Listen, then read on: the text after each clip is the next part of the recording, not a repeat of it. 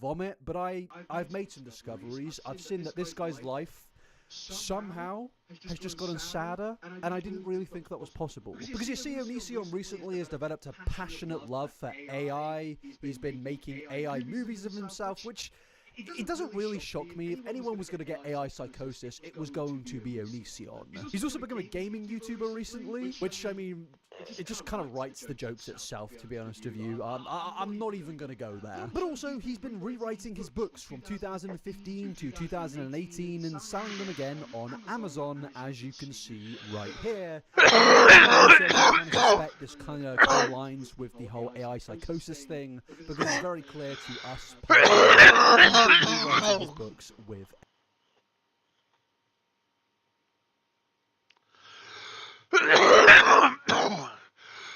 kicked out of another Denver venue. What is this?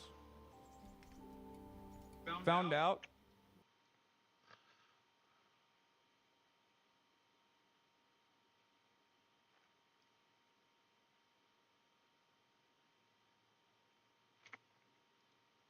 Hassan got kicked out of another Denver venue. What is this? Found out. I just found out there were like venue changes because I thought it was because like you know, people were showing a lot of interest, and there were numerous venue changes, and the last venue that we arrived at, they canceled last second.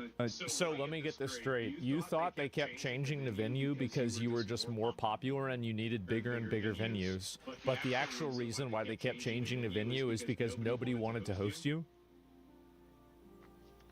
I really think this is something special. It really is. That's pure cinema. Absolutely. It's good. I wonder how mad he would be if I wore something like this and I had like a red armband. Do you think he would be like, oh, well, you know, no, he would be farming that. He would be saying it's crypto messaging. Oh my God, do it? Maybe I should. Maybe I should. And it'd be funny. A Hugo Boss jacket? I like that. Yeah, I like what they used to make. I like their old stuff. Not like, I don't know, like maybe a little less than 100 years ago? Something like that, yeah. Yeah, that stuff was really good. They had that on.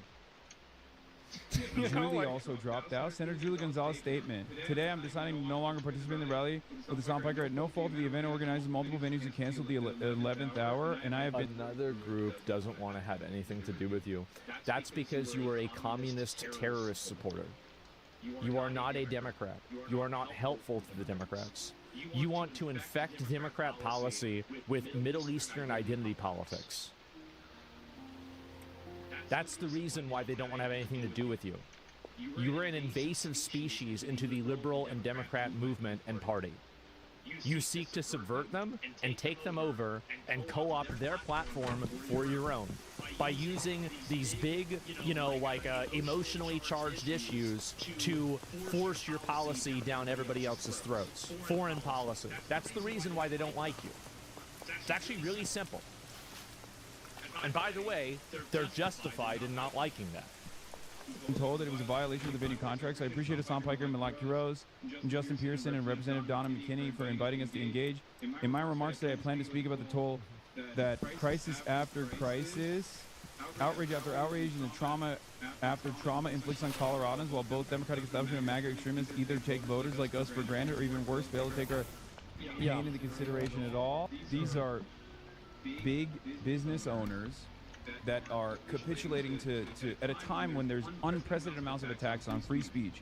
These are big... It's not free speech. You'd have no problem. Like, was Hassan ever advocating for Nick Fuentes to be unbanned or platformed anywhere? Never. So you are actually advocating the opposite. You don't care about free speech. You only care about your speech. The only time you hear about these people talking about free speech is when their terrorism support communist garbage is getting pushed back. He got Nick banned, according to Nick.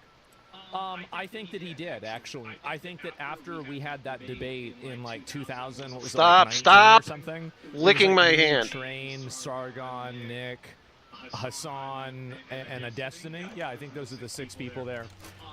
Like the day after that, Nick got banned.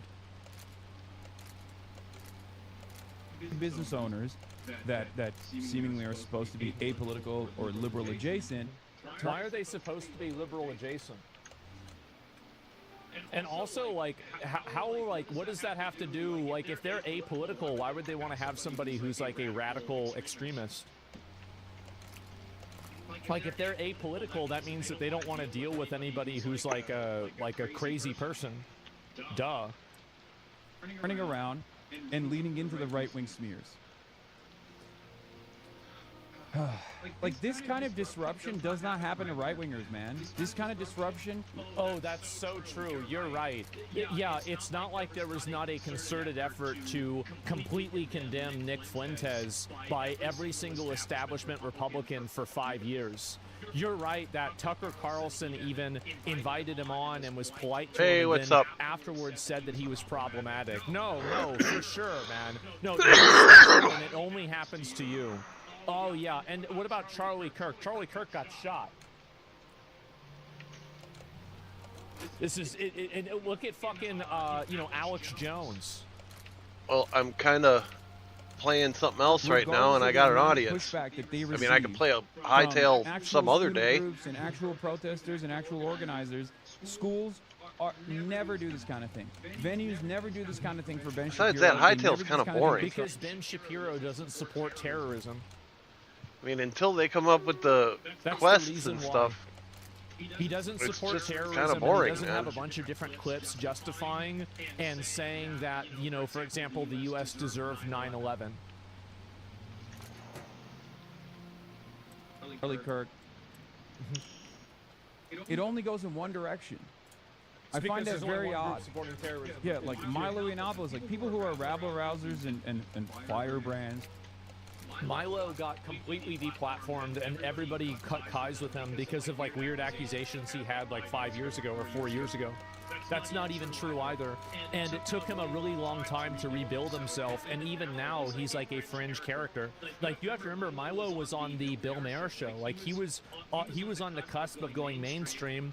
A couple of clips came out that made him look kind of weird. I don't remember what the details were, if you want me to be honest, and I think it had to do with something like with people being underage. I'm not accusing him of anything, but it's just I remember I thought it sounded weird. And so, like, then that totally destroyed him. So that's not even true. Like, he's literally just inventing, like, it's just not even true. But spew hateful rhetoric on purpose. Those people never got their venues canceled. There was never an instance where these venues were canceled. And what's better yet, here's what's interesting about this. There wasn't even any, like, real protests. No one was like, oh my god, Assange's coming to Denver, I protest that. Yeah, they just shot Charlie Kirk. Yeah, no, you're right. Yeah. It's just So true. phone calls. And bullets. It's just shady back Bullets. There's bullets too. Phone calls and bullets. room deals. That's what makes it even crazier, because it's not like there are a lot of people there. As a matter of fact, there are a lot of people who were excited to participate in this event. Yeah, of course. These venues have, due to, I guess, pressure from big donors, pressure from the Trump administration, potentially pressure from establishment Democrats that didn't want this event to take place, turned around and canceled their contracts last minute to gum up the works, to move people around. It's actually shocking. Live Nation Entertainment. Good. Live Nation Entertainment leans blue, technically. With their The thing is that you think that that you're on their side. You don't think that you're on their side. You have openly said negative things about Democrats and liberals for years. Everybody sees that. And there are a lot of Democrats, and I know you guys might not want to hear this in my chat, but there's a lot of good, God-fearing, American, patriotic Democrats that are just, in my opinion, misled, wrong, and just, they don't have the right take on things. They see old Joe Biden, and they're like, there's old Joe. We're going to vote for Joe. All right. And this person isn't evil. They're not evil. They're not an awful person. They're an American. They have a different opinion than you do. Maybe their opinion's silly, but they're Americans. They have no problem unequivocally condemning terrorist actions. This is no problem for them. And by the way, this is the majority of Democrats. It is. And people like Hassan want to take over the Democratic Party. That's what they want to do. They want You to should have take been it at my over morning and then stream. We had a co-opt big it to push conversation their about what foreign I'd be agendas. playing this evening. Donations. And I ended up landing on this. But what I mean is this. If any Republican went through this process, if any Republican commentator, no matter how right-wing they are, had a similar process like this, the entirety of the media apparatus would make a fuss over it. The entire Republican media apparatus would be up in arms saying, see, the liberals hate free speech. They're doing it again. We don't have a similar system. That's what I'm talking about. Even if it's like beneficial, there are moments where you bury the hatchet, okay? You have no intention of burying the hatchet. You're not burying it. You're hiding it behind your back. That's what you're doing. You're hiding it behind your back. You're shaking their hand. And then whenever they turn around, you pull it back out again. That's what you do. And it's obvious, and people see through it.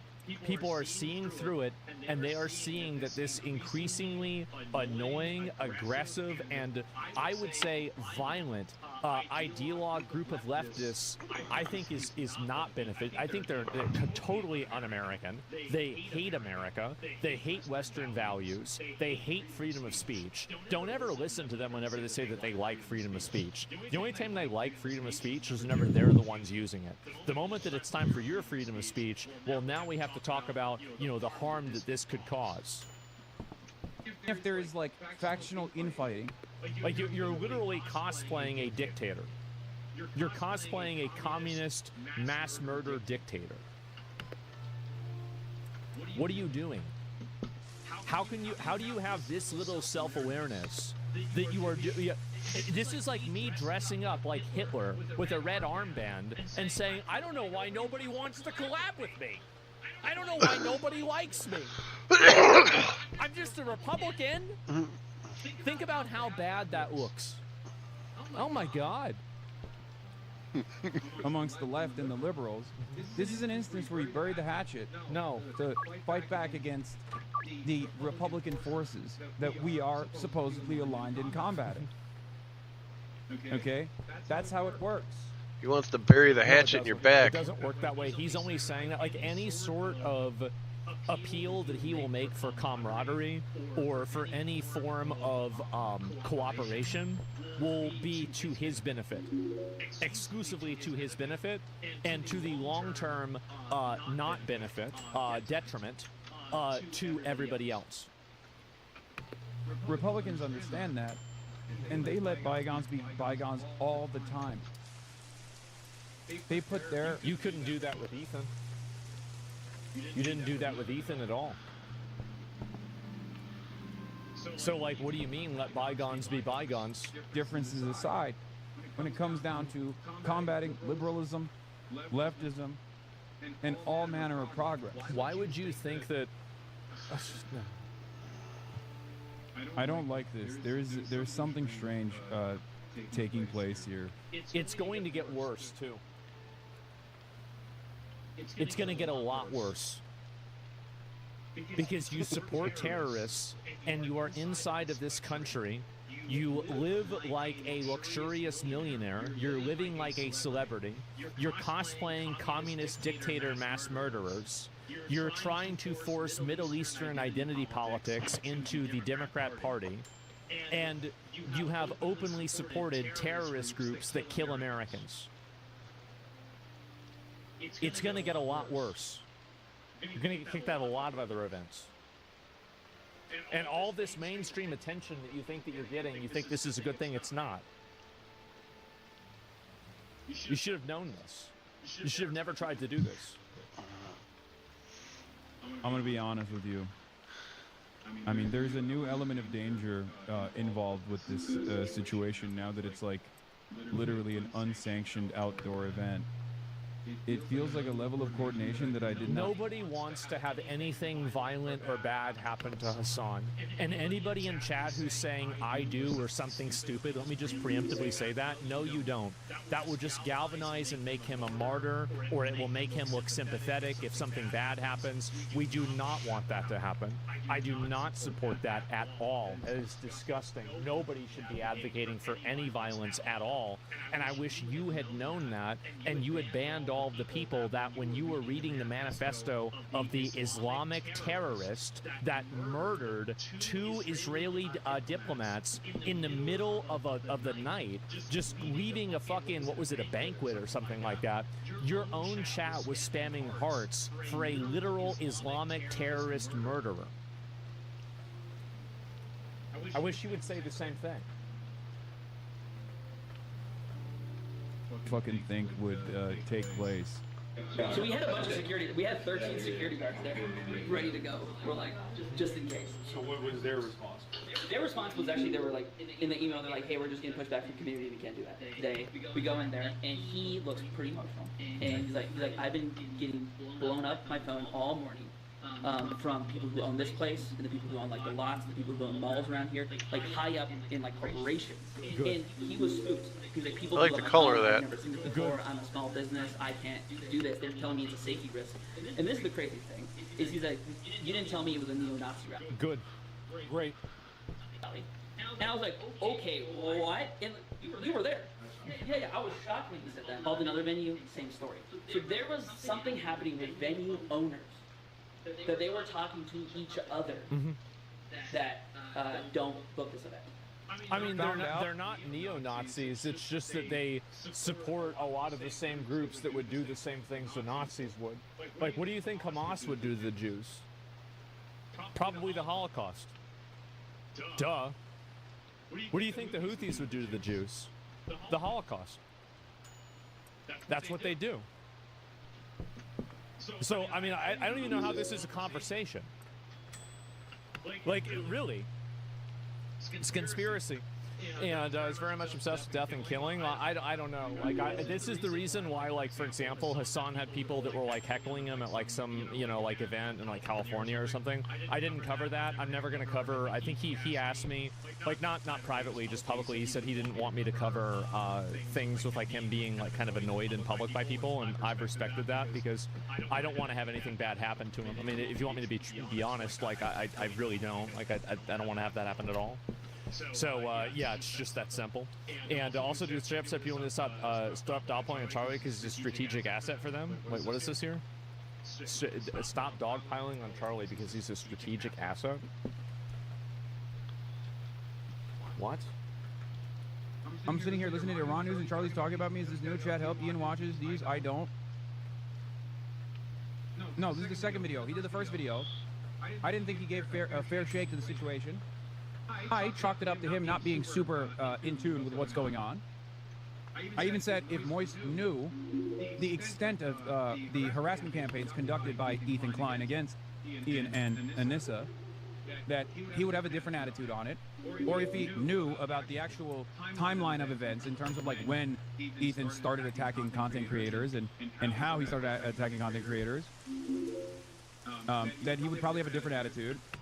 Or even if he knew more about the harassment campaigns altogether.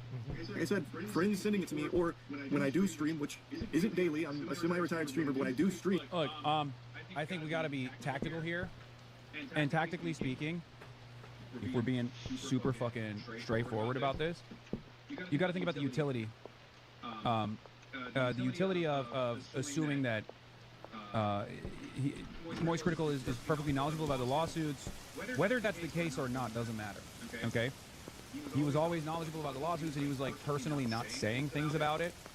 I don't know if there's a lot of utility in bringing that to the forefront, rather than being like, hey, this video was great, and there's a lot more information out there. You know, if you take a look at it, I think you would have a different perspective. This is the exact reason the Democrats keep canceling your venues. It's because you don't recognize them as people and you view their platforms as just a vehicle for you to push your own narrative. This is the exact reason. is the way that you talk about them. This is exactly it. Like I don't see how you don't see this. I do think that it sided, perhaps, or gave far too much charitability to the party that is engaging in frivolous litigation. But I think it's, you know, it's better to just be like, hey, I'm not going to immediately assume that you're being cynical here and trying to maintain like a centrist position against a lot of content creators that are considered. Well, and the thing is that Hassan will always create drama and indirectly enable his audience to attack Charlie because his audience doesn't accept centrism. They are a if you're not with us, you're against us audience. So they will always attack Charlie and harass him and try to make up lies about him, etc. because these people are, you know, aggressive people that are willing to do that because they think that they have the right way. That's it. They're extremists. Yeah, they're extremists. What? Hassan, why are you trying to kill more Pegasus? And I say this as someone who has been on the receiving end of Moist Critical's commentary that I found to be not so nuanced, right? I mean, he very quickly did the Kayagate video. He's one of the first to do the Kayagate video, and I'm still saying that. I mean, Ethan Klein is a menace. Ethan Klein is not only a menace about frivolous litigation, he has a lot of money and he's wasting it in an effort to destroy his enemies, right? In an effort to bury them under costly paperwork. That's number one. Number two, Ethan Klein has done everything that he claims is being done to him, and far worse, to numerous content creators. So he uploaded another content creator's video with a full reaction to it in its entirety, and then said that he was doing it with the express intent purpose of depriving the original creator of revenue. When did Ethan do that? I don't remember him doing that.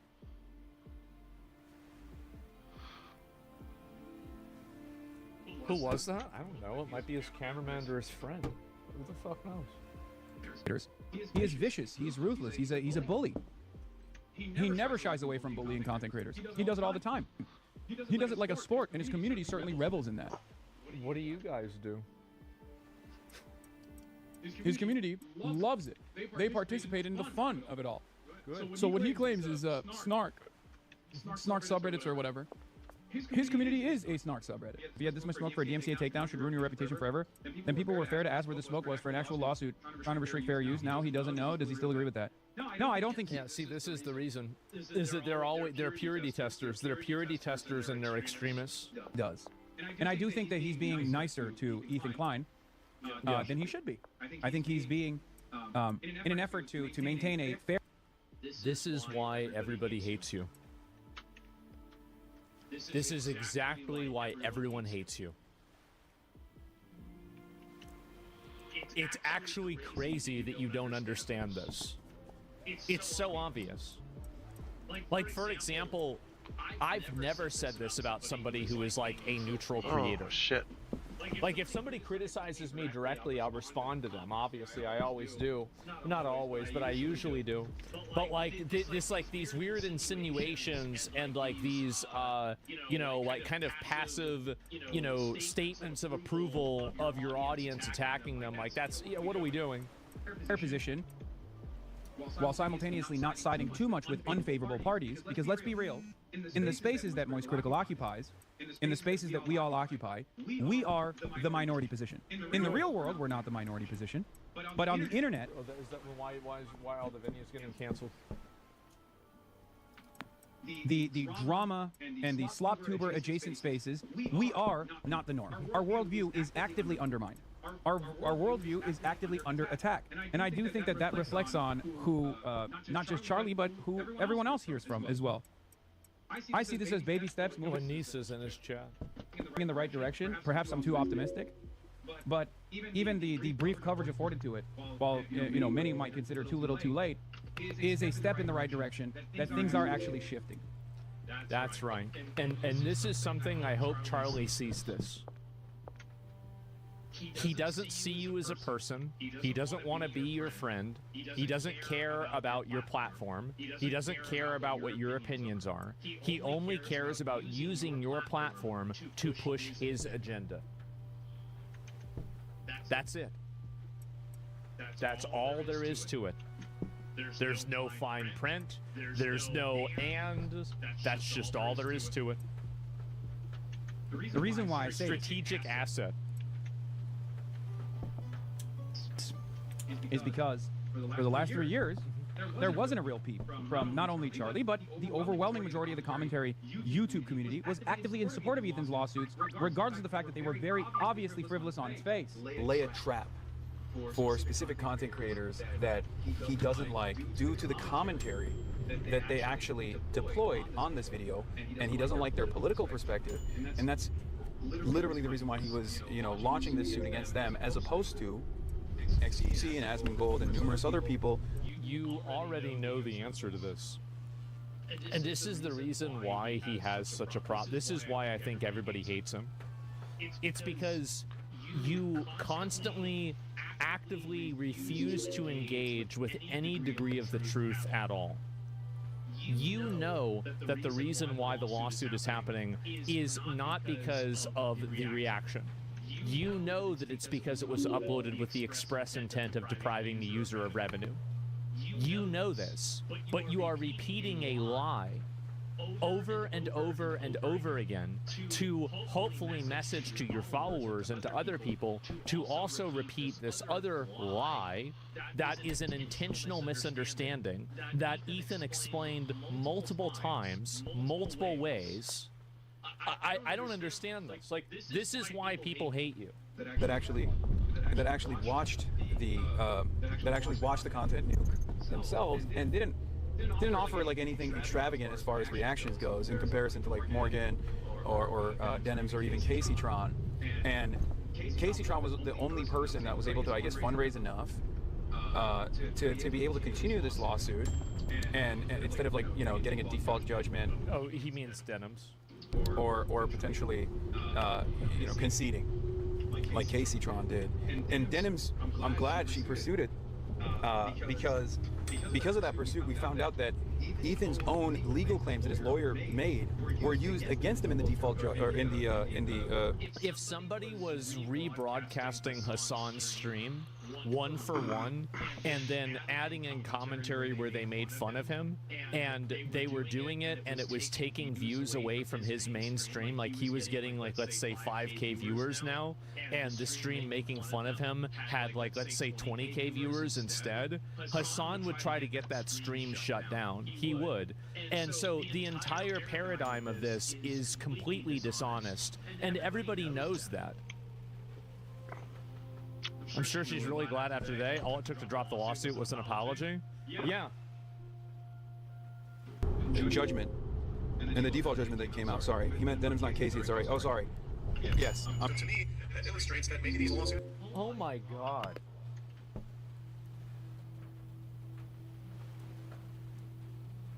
Holy fuck, this is...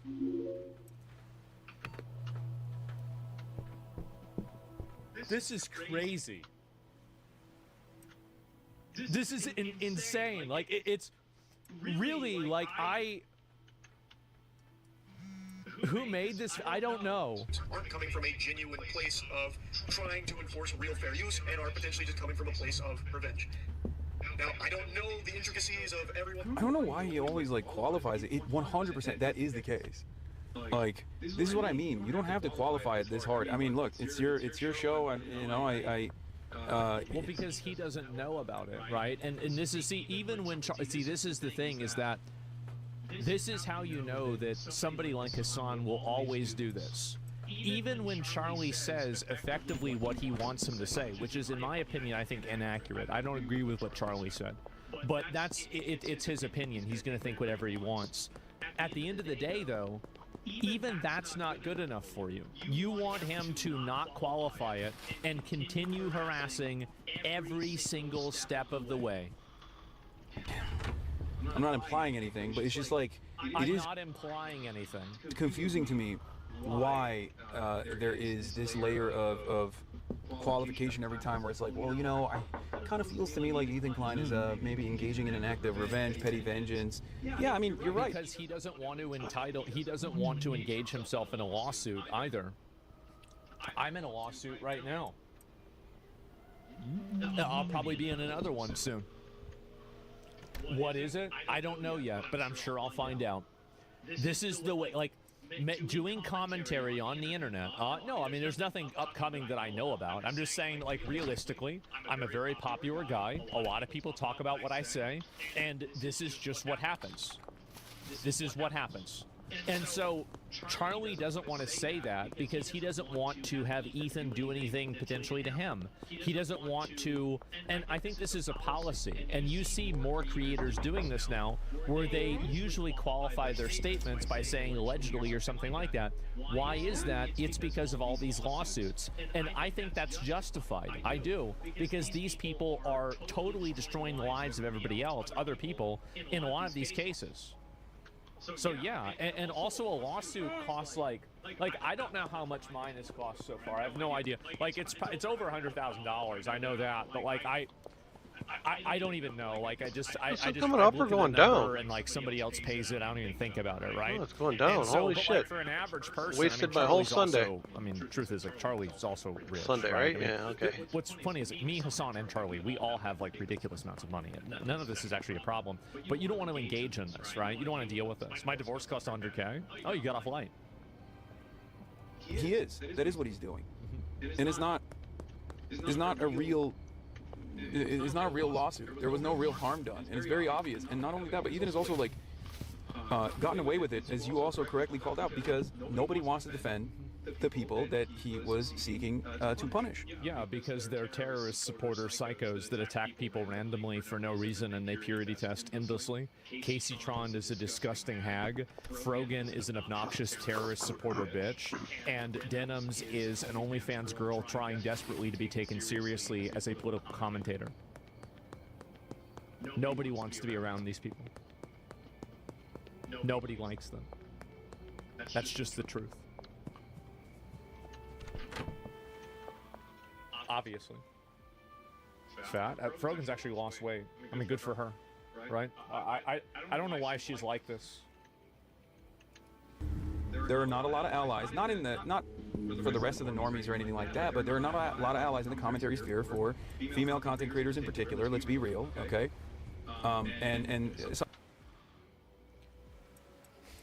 You know who the biggest ally to female content creators is? Me. It's me. Whenever there's a girl that does something wrong, or a girl that isn't doing something wrong, it is always me that comes out and defends them and tries to have the opinion and the take that is accurate and fair. I don't care about going against the grain. I don't care about going against incels. I don't care about going against foids. I don't give a shit. I will always give them the correct take and be fair to them. The simp? Yes. It's not being a simp. It's being truthful. And you want to know what's funny about it? Is that women, I think a lot of women understand that. They do. Because a lot of guys will either always attack or always defend women, because both of those positions come from a place of dehumanization. They don't view women as adult people who are able to make their own decisions and come to their own conclusions and who are responsible for their own actions. Both of these groups of people, either the ones that hate them all the time or the ones that love them all the time and defend them all the time, both groups come at it from a place that fundamentally dehumanizes and takes the agency away from these adult women who sometimes make good or bad decisions. Except for me. Except for me. Some of these female content creators are also very outspoken, so that's, 2 strikes. And they were outspoken on an issue that is considered a no-touch issue like Israel, so that's 3 strikes and you're out. It's a no-touch issue like Israel. Most people are generally sympathetic to Palestine, including me. Like, I'm sympathetic to them too. I think what's happening to the people in Gaza is horrible. Like, it's terrible. Like, it's terrible that they're getting bombed by Israel, and it's terrible that they're being occupied by Hamas. I feel like, how many of you guys also feel the same way? I feel like that's the way a lot of people feel. Same with Lebanon, right?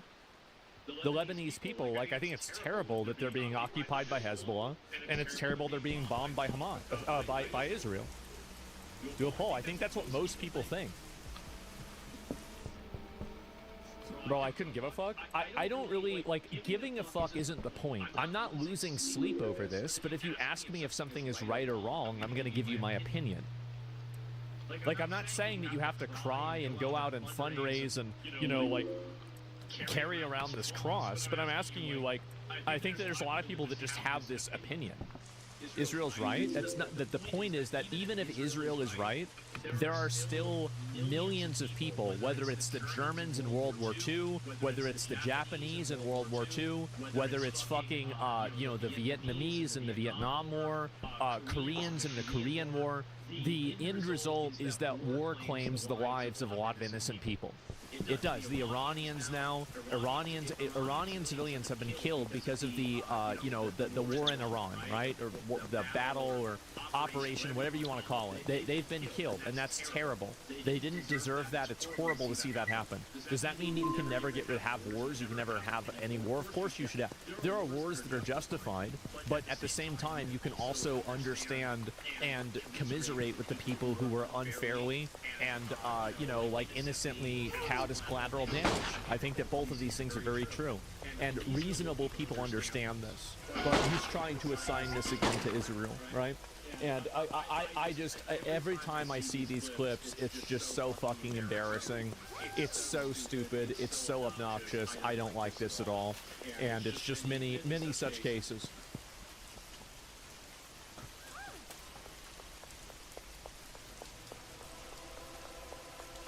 I don't even really know how to say this without feeling like I'm living in like some kind of like weird dystopia.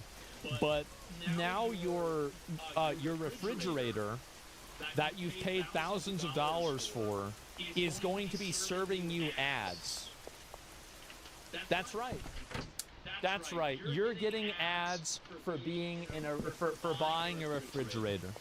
Can we talk about why there are ads on my Netflix that I pay for or my Prime? Like, excuse me. Because you're paying for it. You just answered your own question. Why are they doing the thing to make more money that I keep giving them money for? Because you keep giving them money. The point of paying for a subscription service and not have ads. There's no way of escaping Myrtle Beach pirate ads? What does a guy have to do to watch a video without getting 45 seconds of unskippable ads in your face? Download fucking ad blocker. Like, we have a big problem. Like, that's a young guy, right? This is what's happened with computers. And tell me if you guys feel like this is kind of where... So, give me a minute. Let me show you this. So...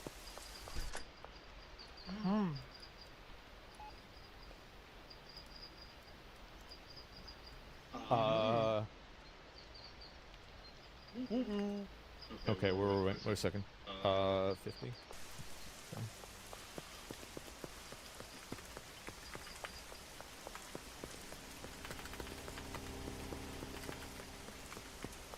So what's happened is that we've had a problem where basically boomers are 100% retarded with computer. Millennials are, let's say, 20% retarded with computer. And now, as Gen Z has computers and Gen Alpha has computers, now they are also reaching, once again, 100% retarded with computer. Because computers are so good now that you never have to diagnose and troubleshoot problems because the computers do it themselves. They have their own internal diagnostics. Here's a great parallel that skips us. Like now, here's a parallel that puts us here. Cars. Your car has a problem. What do? If you've got a new car, you take it down to AutoZone and you have them read the error code and they tell you what's wrong with it. Well, I'm old enough to remember that whenever my car had a problem, my dad opened the fucking hood and he figured out what the fuck the problem was. And so in the same way that a lot of us are smarter than our parents with computers, our parents are smarter than us with cars, because we had to fix our computer problems and they had to fix their car problems. But now with young guys and young people out there, they don't have to fix their computer problems or their car problems. They don't have to do shit. That's it. And so that's what's happening. That's a big issue. This is totally beside the point, but it's a big issue. Was your dad good with computers?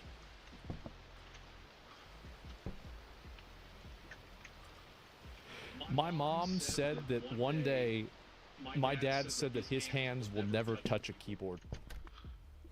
That's the way he felt about computers.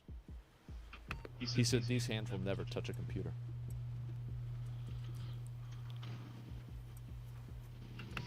Oh my God, bro.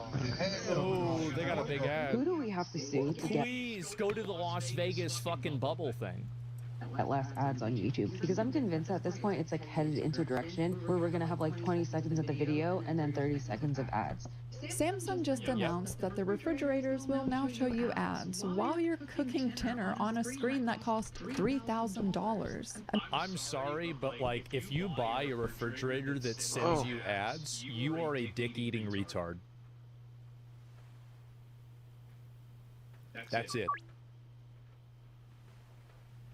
You're a dick-eating retard.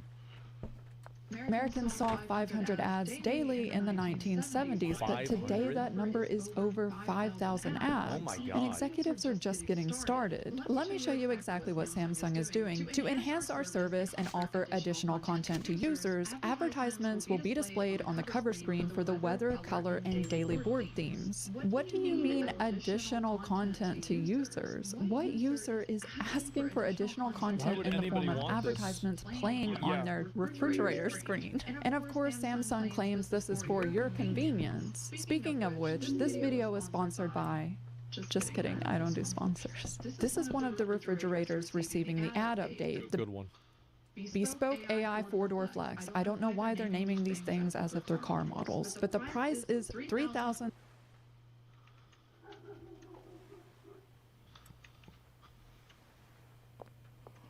$4,000 for a fucking refrigerator?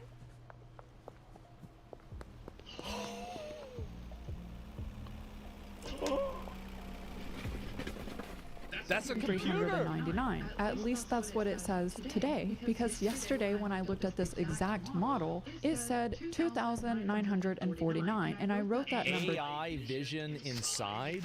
Wait, so the refrigerator has AI vision? What the fuck? Down in preparation for this video. So that tells me that they're actually doing dynamic pricing, maybe even AI dynamic pricing. If we look at some... All of them do this based off of, they do it through IP address telemetry based off of income in the area. They totally have this mathed out to a science, and they can calibrate the exact price point that they think they can generate a sale at. It's super common. Anybody that knows anything about advertising knows all about this. It's just regional pricing on steroids, basically.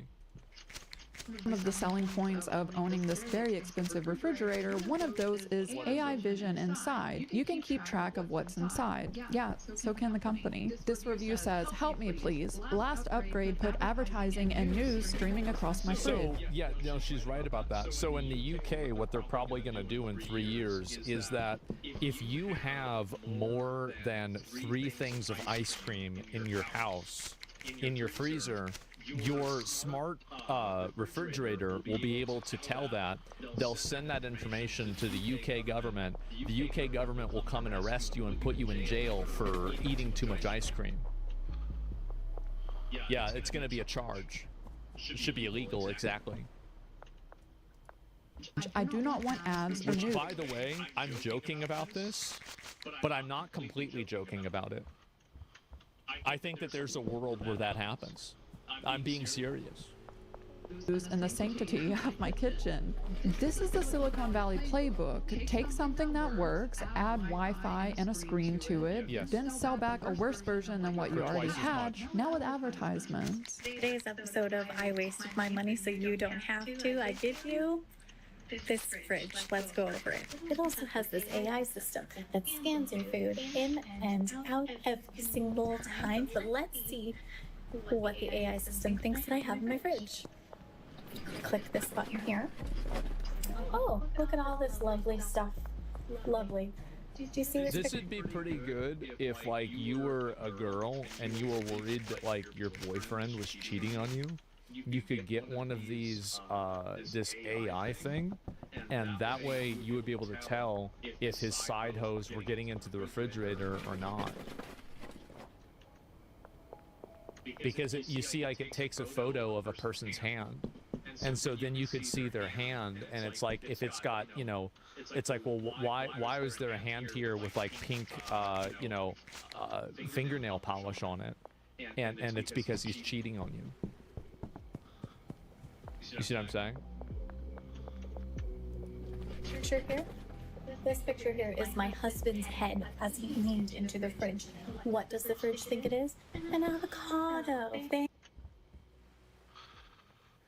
Your husband's an avocado. Okay.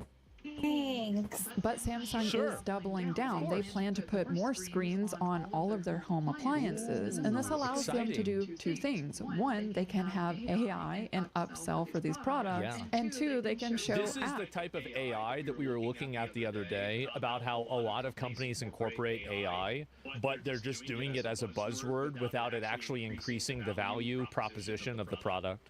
I think this is a perfect example of that right here. ads. We're now seeing screens on washers, dryers, microwaves, ovens. Imagine walking through your home and every appliance now has a screen playing an ad. I mean, this is where Samsung and many other companies are taking it. But this is where it gets interesting. The company Vizio offers smart TVs, but that's not actually their business model. In 2023, Vizio's Platform Plus, this is the ads and streaming portion of their company, had gross profits of $365 million, but their TV sales actually lost money at negative. I see how this happens. Look at this. Plumbing 65 to 70% margins. So I can't give you guys any numbers of like any of the margins that like I know about, but I will tell you this. That is a ridiculous fucking margin. Most businesses operate around 10 to 30% margin. That is insane. 65 to 70% margin. Wow. 10 to 20? Well, I was adding in some tech companies, but sure. $65 million, but their TV sales actually lost money at negative $8.6 million. This is stunning because that literally means each TV they produce, they lose money on. Well, this is not McDonald's, excuse me. This is the basically same thing. Xbox model as well. Is that like PlayStation? A lot of consoles were loss leaders, and the games and the peripherals were what really made the money back. They're using these TVs as a means to get into customers' home, because once they're in the home, that's where the real money comes from. The TV is being used as an advertising platform. Jeep owners have started seeing ads pop up in their infotainment system. These ads Purchase peace of mind. Mopar vehicle protection maximum care plans are factory backed to offer you peace of mind in case of a mechanical breakdown. Press the call button to speak with a specialist. Odometer must be less than 36,000 miles to purchase. This right here doesn't bother me a lot because it reads as if it's basically AAA. So I don't know enough about this to criticize it at this current point in time. Now, I would, like, in my opinion, any type of functionality at a car that a car has being locked behind a paywall, I think is a legitimate, and I'm not using this word hyperbolically, dangerous precedent to set that should not be allowed at all. Would you like a warranty ad, basically? Yeah. I think that the company trying to sell you a warranty for your car through something like this is not insane. are wanting these Jeep owners to extend their... It should be illegal, by the way. It should just literally be illegal. Like my car, for example, tells me when it's time to come in for an oil change, or when it's time to, you know, go in for an inspection. warranty. It's basically an upsell from a company called Mopar. Imagine this pops up in your car and you're trying to read and... Somebody said, could you explain margins? Okay, real quick, I apologize for interrupting. I'll just go back 5 seconds so, I'm not getting in the way of this. So a margin is the amount of money that you make on something. So like, let's say that you sell something for $1. And let's say $100. It's easier that way. For $100, and it took you $30 to make. Well, you just have a 70% margin because 70% of the money that you're making is profit. So 30% is operating costs. It's like the difference between gross profit versus net profit. So gross profit is, well, basically it's revenue versus profit, gross versus net. It's basically that's the percentage of money that you are making after you remove all of the expenses that it took to cost to make the money. So that's the amount of money that you're actually taking home yourself for the sale, not money that you had to spend in order to make the sale in itself. Please put ads on my Starforge. Okay. I'll let them know to do that, okay. I'll have it be like on the little plate there. I'll have it be like, hey, you want to buy a banana from the grocery store? They're on sale right now. An upsell from a company called Mopar. Imagine this pops up in your car and you're trying to read and see, what does this even mean? What is this about? What's happening to my vehicle? Only to figure out that it's an ad, and then you have to try to figure out how to close this as you're driving down the street. And actually, for a lot of drivers, these keep popping up and they won't go away. So the driver will click OK or click out of it, but then a few minutes. Here's the problem. Let me go back and replace this. So here's the problem with a picture like this, is that, let me go back, I'll show you. And the problem is that both of these answers, Bluetooth call, is actually yes. And then okay is yes, but later. That's it. So it's either yes now or yes later. The only way that you can actually opt out of this is by pressing the X. It's blatant manipulation.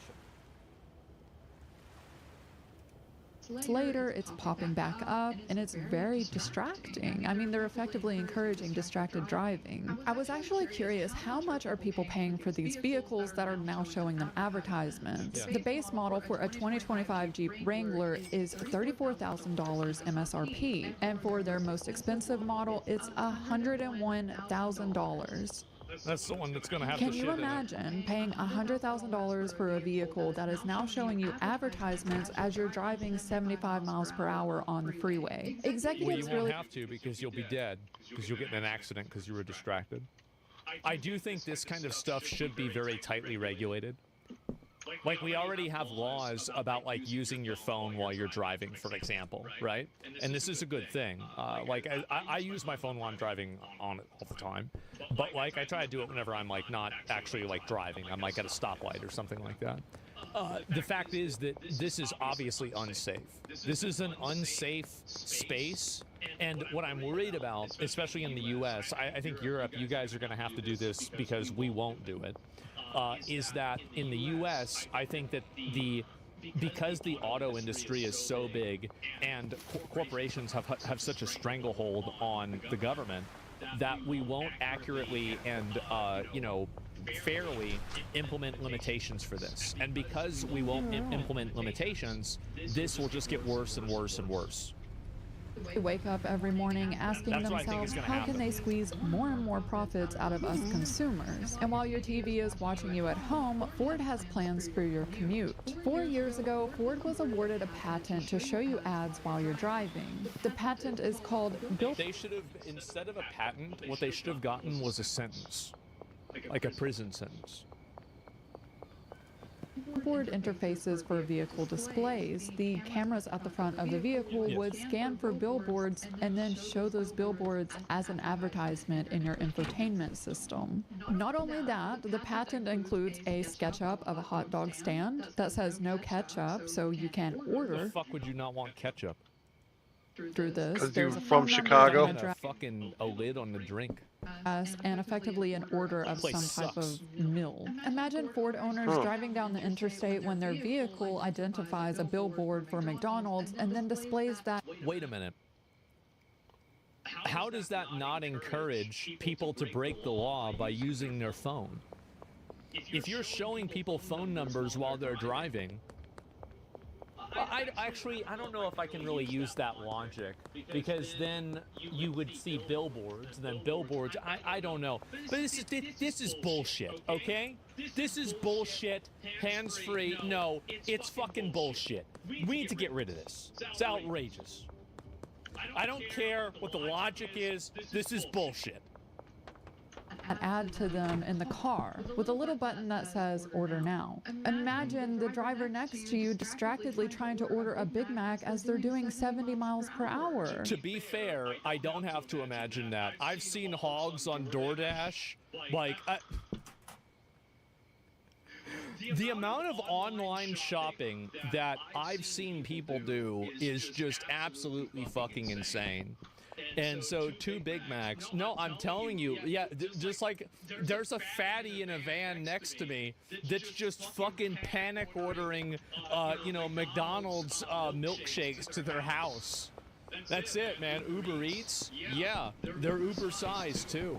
No, I've seen this. There was actually a time I was out to dinner and I was sitting next to a girl, and I looked at her phone. I was obviously eavesdropping, and I see that she's just fucking ordering jewelry, and she's just spending money like crazy. Like, we're out here having a meal, and she's just fucking shopping, ordering shit nonstop.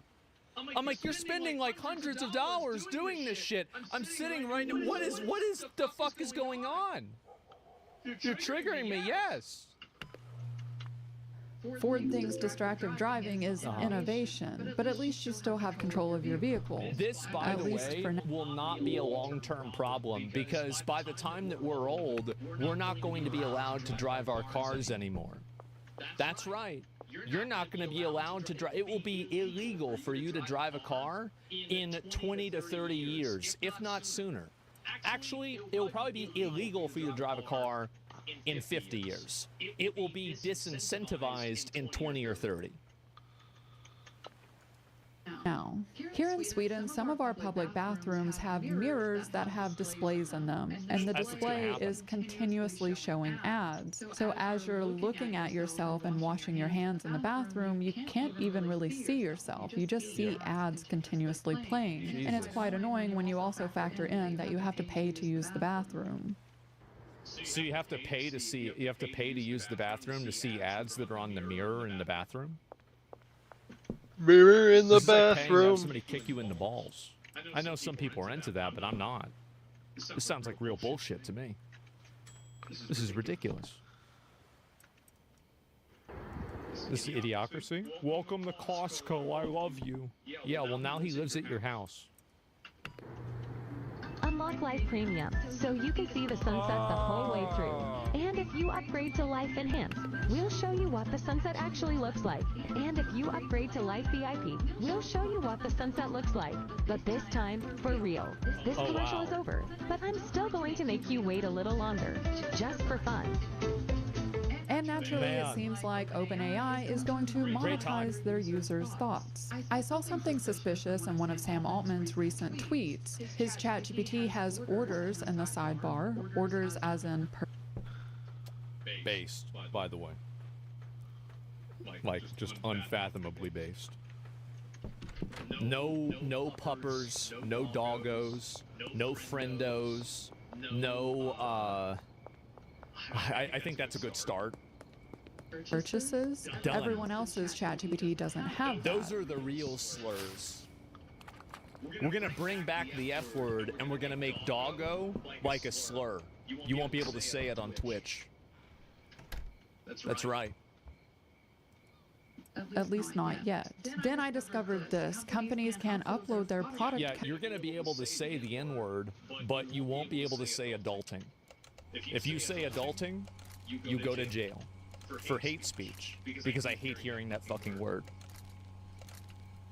catalogs directly to OpenAI, and OpenAI claims these aren't ads, that they're recommendations. But here's the thing, OpenAI is set to burn through $115 billion through 2029. They also have 700 million weekly active users. 700 million weekly. Do you guys know somebody who talks to AI? I know somebody who talks to AI all the time. I do. They were the one that told me that I give all the same answers as the AI does. Yeah. Active users. That is an astounding number. Do we really believe that a company who is burning through billions of dollars is not going to figure out a way to monetize all of these users? If OpenAI actually starts selling products or shows advertisements in ChatGPT, this will be unlike anything we've ever seen before. Google knows what you search. I don't know. I mean, I feel like that's... Like, there have been times where I was thinking about something and then I got an ad for it. And I almost wanted to put some tinfoil on my head. Now, obviously, I know it's just a coincidence, but we're getting closer to it not being a coincidence, aren't we?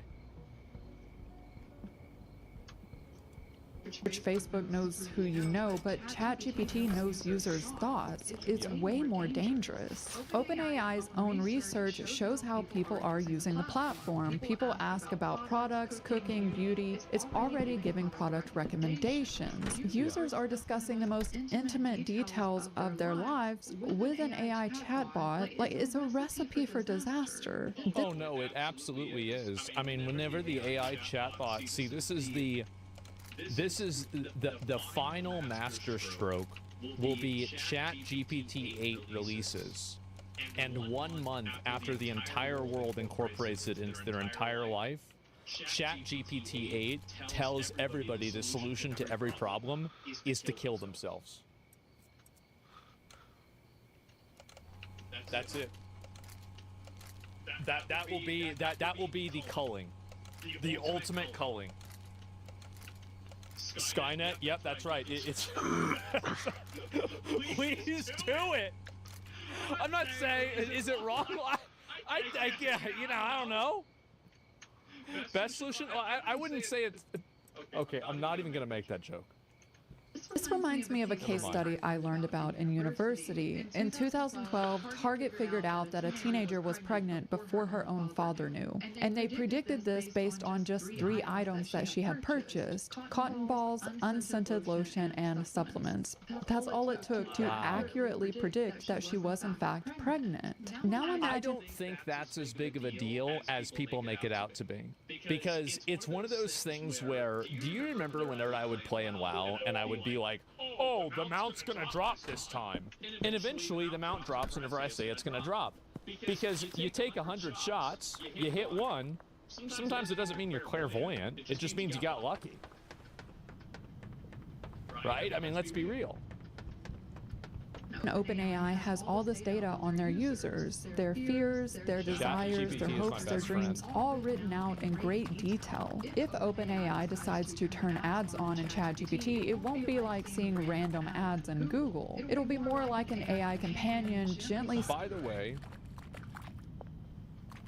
I've seen a lot of girls that have this right here. If I go...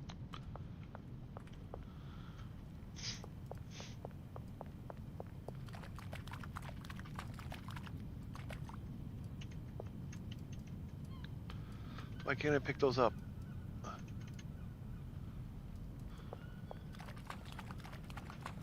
Watch out. It's a black girl thing? No, there's a bunch of other races. I've seen like Hispanic chicks do this, even white chicks do it too. It's not a race thing, but I've never seen somebody do it that wasn't nuts. I'll tell you that. In great detail. If OpenAI decides to turn ads on in ChatGPT, it won't be like seeing random ads in Google. It'll be more like an AI companion gently suggesting to users exactly what they need in their most vulnerable moments. I understand. What you need to do right now, where is your bleach? Do you have a toaster and do you have a bathtub? And you're going through a breakup. Have you considered Just Breathe meditation app?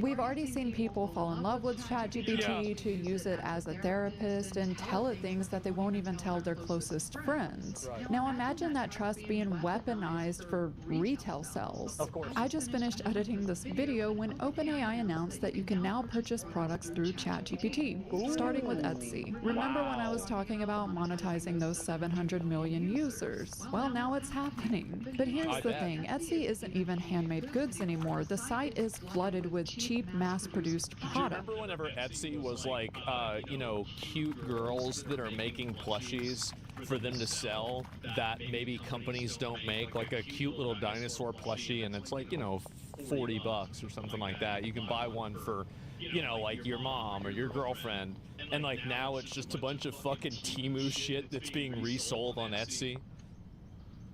Yeah, Etsy sucks now. Yeah, I've heard about it a lot. I bought a dice bag from a girl. Yeah, that wasn't a girl. That was actually a man in India. You got scammed. So ChatGPT, the thing that users trust for advice, is now selling them drop-shipped junk disguised as handmade. But why does it feel like everything is an ad now? Why are ads being shown to us in refrigerators and in washing machines? The answer is actually quite simple. Hardware companies are dying. No, I don't agree with this. Because Netflix isn't a hardware company, and they're doing it. There are plenty of software companies that are doing this also. It's just for money. Like, it's a way that you can squeeze people out of more money. That's it. I mean, I think that she's right to add in the hardware costs being a agitating factor. But I don't think you need that to be the causal factor. The causal factor is money. Companies are dying because CEOs are scamming the companies. They aim short term to look good for golden parachute out. I generally agree with you. 60% margins are dying.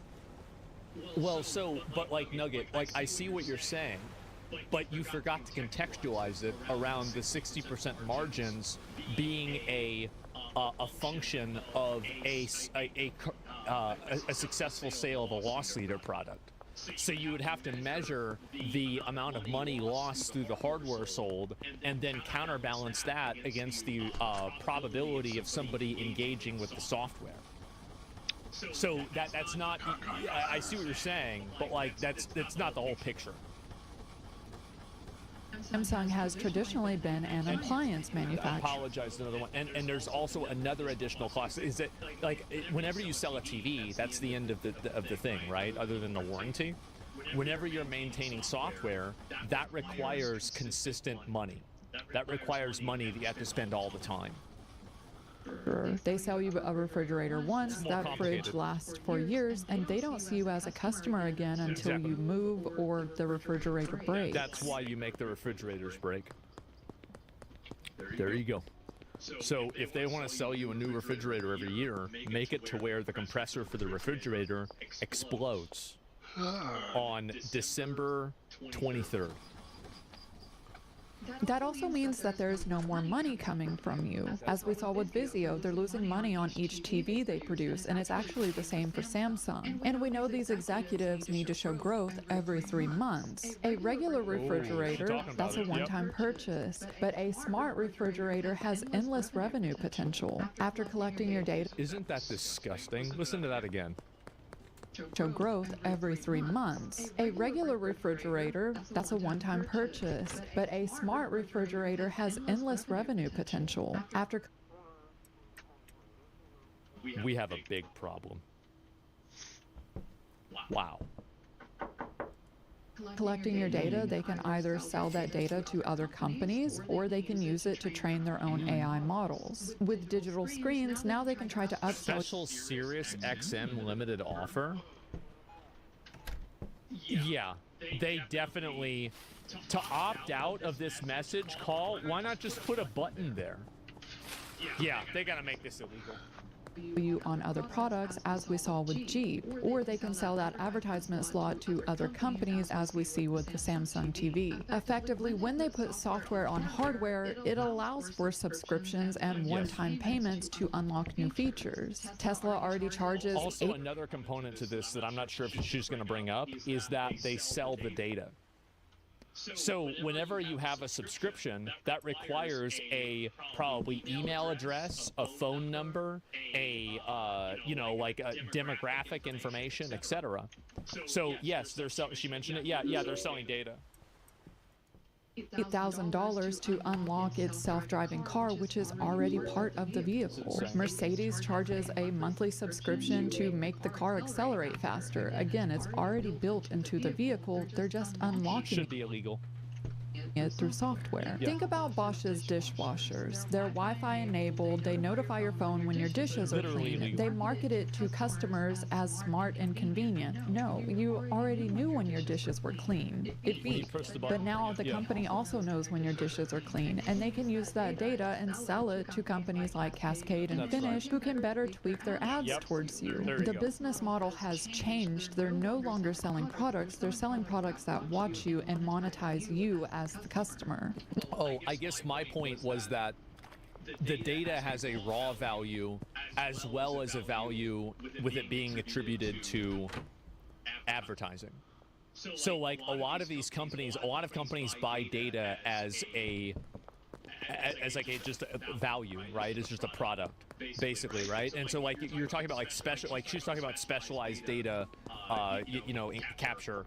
I'm talking about just general data capture. Like, you know, they're like, remember, so whenever you're getting a free sample can't jump for something over a and all you fence. have to do is sign up for something, you just paid with your peace of mind, because now you're going to be getting emails, calls, and messages from them, and also, this is what you love to hear, their partners. Now, I can't stop Samsung from showing you ads on a $3,000 refrigerator, but I've seen the code and I've sat in the meetings. I know we can stop it. You get enough people together, you do whatever you want. We should shut this shit down. It's fucking ridiculous. exactly why they are building these features, and it's not for the Oh, hey, you're the consumer. dude I'm It's looking to for. Squeeze more money out of people. No! When they say convenient, it's really surveillance, and when they say AI powered, it's data harvesting. Smart is just code for tracks you and shows you personalized ads. That's the innovation they're selling you.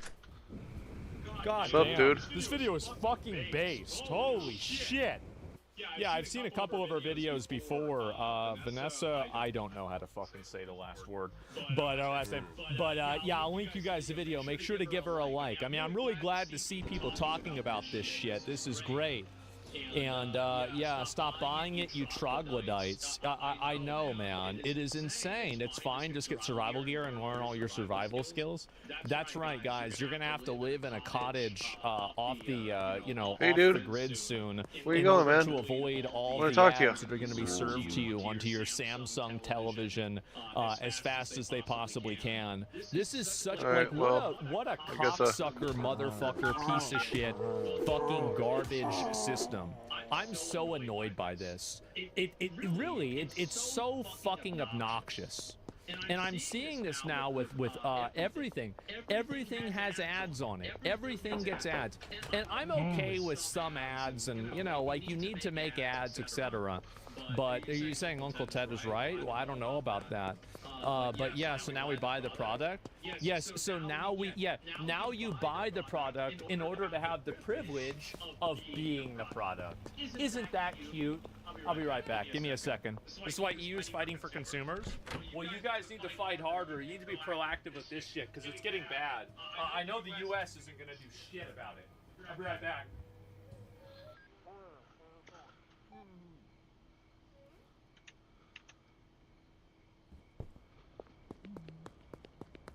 Alright, we need to check back in on Friday! Already? What Did she grow a body or something? No, she's still a floating head. So as we know, Frogan recently lost a lawsuit to Ethan Klein. Lex Luthor! Yes, and she was burying her head in the sand hardcore. That's right. Now, the running theory is that she spent all of her GoFundMe fundraiser money on McDonald's. The Big Mac. Yeah, she raised like 40 grand, a bit less, from her audience. And she hired this lawyer who did nothing.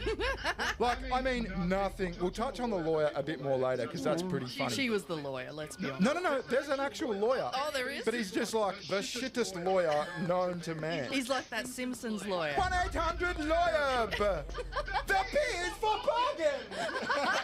That was Dr. Nick. You're talking about Lionel Hutz. Anyway, we're fucking sidetracked. Yes. So we have to address the McDonald's. McFrogan? Girl, what?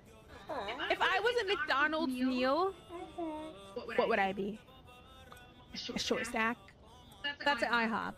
I don't eat McDonald's, bro. I haven't eaten McDonald's in so long. Fucking press extra down! I haven't eaten McDonald's in so... Frogan, listen. Yeah, seriously. Come on. Listen, it's just us here, Yeah, right? it's just us girls. But she does confirm one well-known truth. Large fry. Ooh. Ew, fish fillet? No way, dude. Fuck fish fillets. I agree with Frogan, surprisingly. Yeah. We went in on the fish fillet in that last video. We did, yeah. But there were lots of angry comments in that video. There were too. I didn't realise that fish fillets apparently are a Christian thing because they can't eat meat on Fridays or something like that. But apparently there's like a religious aspect to them. That's why they were brought about. Yeah. So it's gotten to the point with Frogan, right, that I almost feel bad for her that she's crashing out so bad. And then I remember she's fucking Frogan and she's horrible. U.S. military? Who fucking who? I hope you get PTSD. If we get to this goal by 9/11, we'll make the Twin Towers out of a stacked cake, and we'll make an airplane, and we'll recreate 9/11. And then, if that's not enough, I remember I am actually a victim of Frogan. Well, a potential victim anyway. You see, if Frogan did run off with this GoFundMe money, then she has made off with my money. Absolutely diabolical. What the fuck are you doing giving our money to Frogan? I donated $5 to the Frogan Legal Defense Fund. I said, just getting in on the class action. But seriously, I am affected by this. I may need some counselling, and when the lawyers go in on her, give me a call, because I am a part of this victim class. You could have bought so many other things with $5. I could have bought a fish fillet. Anyway, let's have a look at the most recent crash outs, because these are spectacular. Let's go! The lawsuit is still ongoing. Nobody won, nobody lost. It is still ongoing. They said you lost, well, they don't know what they're talking about. But yeah, at the end of the day, they don't know what they're talking about. But the moral of the story is, don't listen to everything you read on the internet. Seems very simple. It isn't. There's public documents and court orders. Then if you read the documents, you'd know what was going on. Because I read the documents as well. We're clearly interpreting different things. So, total denial of reality. Like, it's very clear that you lost this lawsuit, or you're in default anyway. She's not a very bright cookie, is she? Don't listen to everything you read on the internet. Is that what she said? Yes. I didn't catch that. So yeah, total denial of reality. Now there's a website called Court Listener. Any motherfucker can just go to this thing and follow the whole case along. And yeah, she's in default because she did not respond. So what's Ethan Klein, Lex Luthor, saying about this? I think she's confused because I've seen clips of her saying, she's like, oh, you guys think the suit is over? It's far from over. It's still going on. And I'm like, no, you lost. They failed to respond. And what's crazy is we gave them so much time, so much extensions. She has an attorney. We told them, like, you have such and such amount of time to file a response, or we're going to file a default. Like, she has no out. But what does that actually mean, default? So it means she loses by default because she did not mount a response.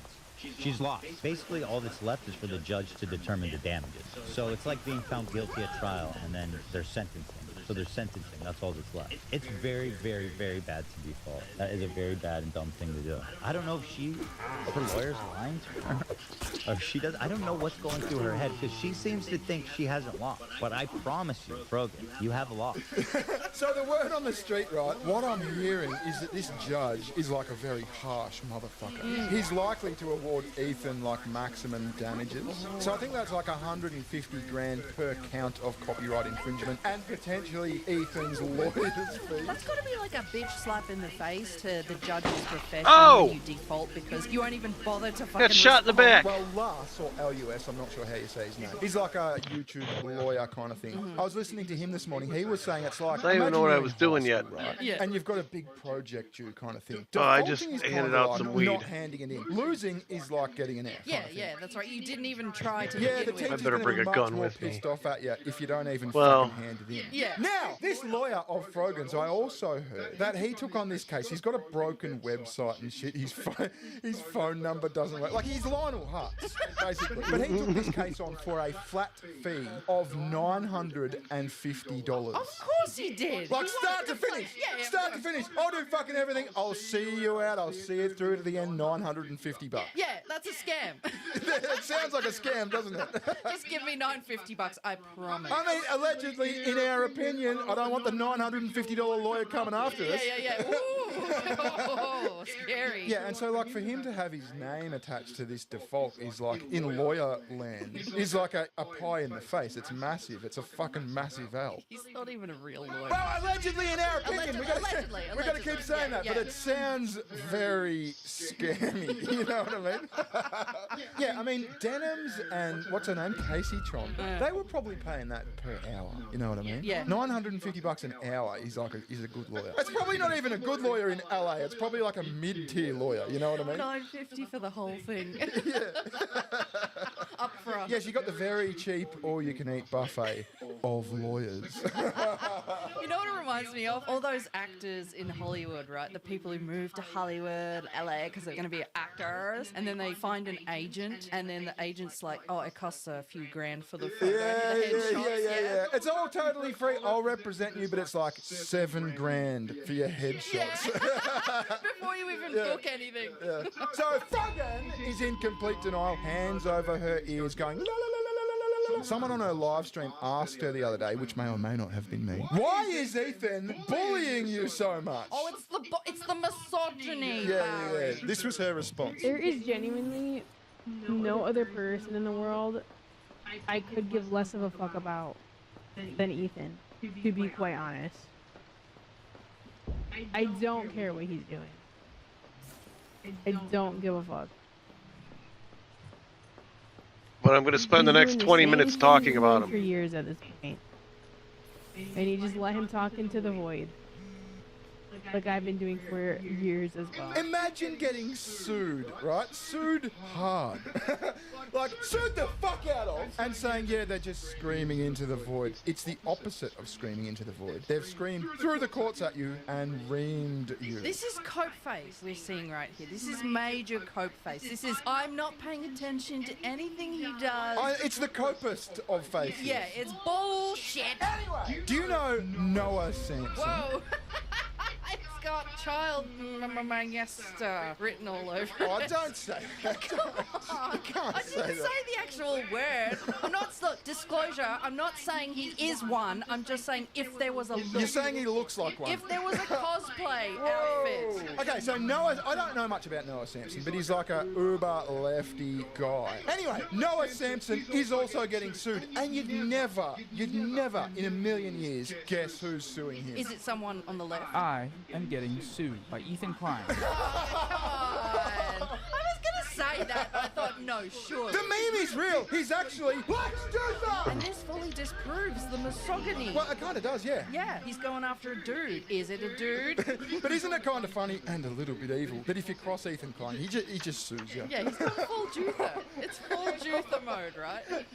So Noah Sampson is getting sued for defamation because apparently he called Ethan Klein a genocide supporter. Now Noah has also started a GoFundMe. Oh, for fuck's sake. They're all starting to fucking GoFundMes. Yeah. But there's something a little bit fucking strange about Noah Sampson's GoFundMe. The wording? Well, here's the thing, right? All these people are like, we have to save fucking Palestine, right? Now, Noah Sampson has set up his fucking GoFundMe in such a way that it says, look, the first 200 grand is mine to fight fucking Ethan Klein. And anything after that, maybe we'll see how we go, will be donated to the Palestinians, right? It goes to fighting the Jews. Yeah, Yeah, here's the real fucked up thing, right? Wait, 200 grand? Well, he wants to raise 500 grand apparently. He thinks he's going to get ringed. Hey, Here's what's the up? fucked up thing. Because he's included that fucking Palestinian shit in his GoFundMe. When you go to GoFundMe and search for like Palestinian aid, I've searched here for Palestinians in Gaza aid. And he's on the front page. Oh. He's taken up valuable real estate from poor Palestinians. Oh. Look, he's in front of this motherfucker here who's lost his I got house. shot in the back by Do you some wanna- do you wanna Benzies. That's replace about this it. guy's house, or do you want to fund this fucking weeb's fucking lawsuit Yeah, save the against Ethan YouTuber. Klein? And look, he's raised Oh, I bought the car 113 wash, grand. too. This poor motherfucker's raised $2 I'm trying to launder a bunch of money.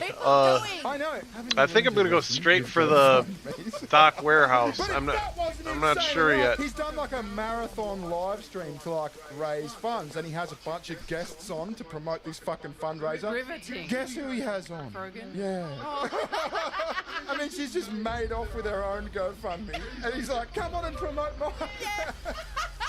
It's just good look. It's so fucked. It's so fucking crazy. Anyway, here's LUS Lust, the lawyer I was talking about before. He's going in fucking hard on Noah Sampson about this whole thing, right? Good. Noah Sampson, I have a huge issue with in his GoFundMe. In any good charity, you should define who the money is going to go to.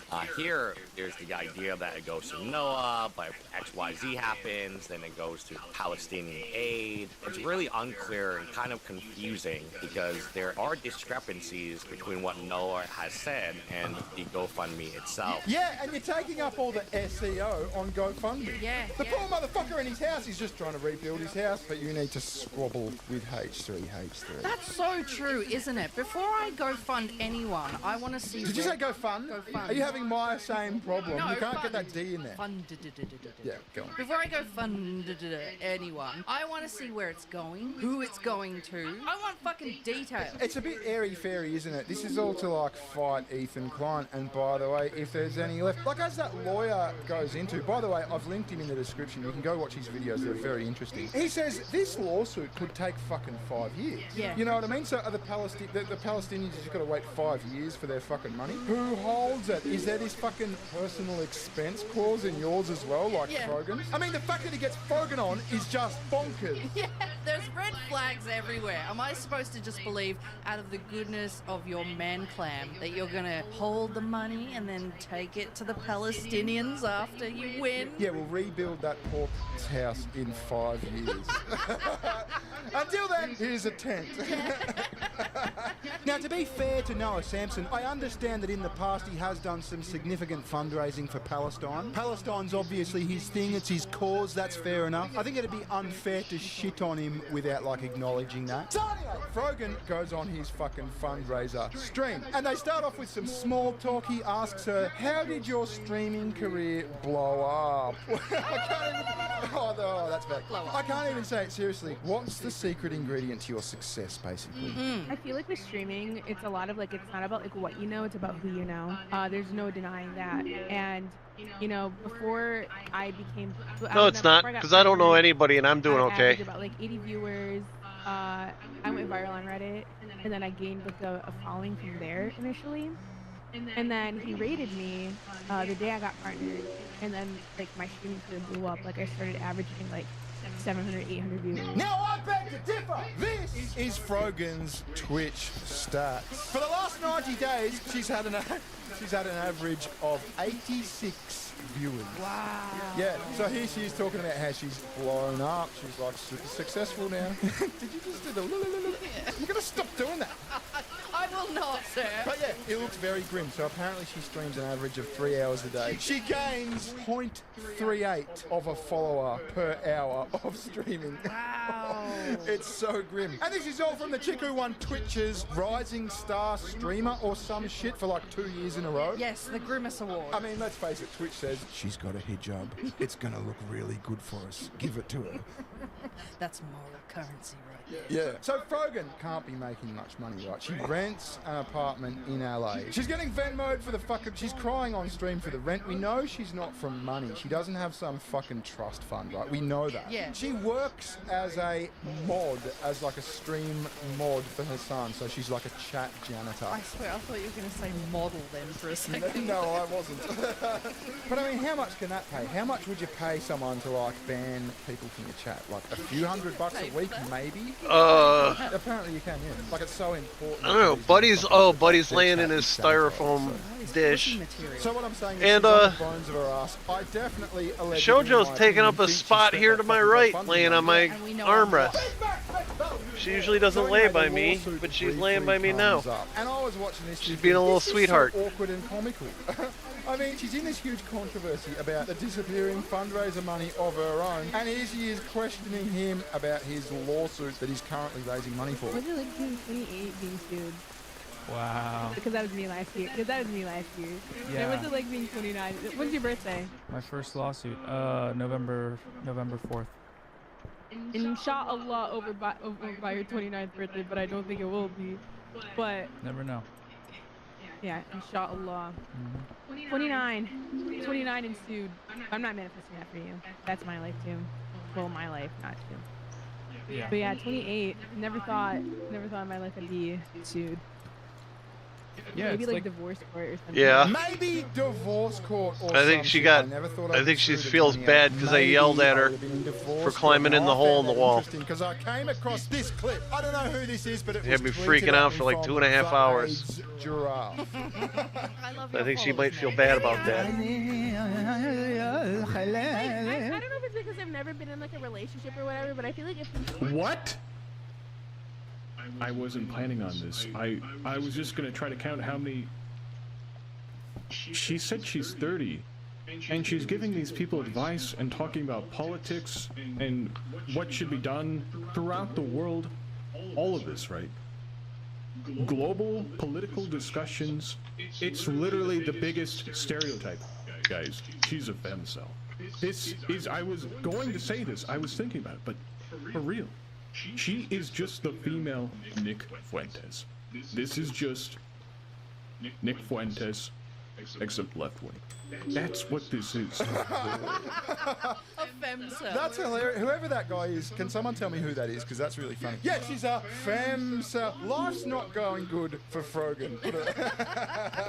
Oh, before you go, what do you reckon of these mics? We got new mics. These are like dynamic mics. We went and dropped like a fuck ton of money on dynamic mics yesterday. I was standing there while he was conversing with this gay sales clerk. He was pretty gay. He was wasn't he? very gay, we could tell. I was trying not to get too excited about the fucking microphones because I didn't want him to think I was flirting with him, but I had you there. Picture me standing in the back on my phone playing fucking Candy Crush or whatever chicks play. It snowballed. It snowballed into, oh, have you heard about these microphones? Here's a YouTube video of the microphones. We that I'm were interested talking in. interfaces, we were talking stage. preamps. Yeah, At one point it pivoted to studio monitors. Well, I haven't eaten dinner tonight. I don't know what I'm gonna eat. We're going handbag shopping or something. Yeah, but we previously used condenser mics, but I yell like a fucking spur! I haven't And thought condenser about that. mics pick up I'm too actually much not even that room, hungry. So this should like help alleviate that bleed and make it sound a little bit sweeter. Visit Sugar Dick, she's got a channel! Yes, I do. Thanks very much for watching. We'll catch you later. Ta-ta. Bye-bye. See ya.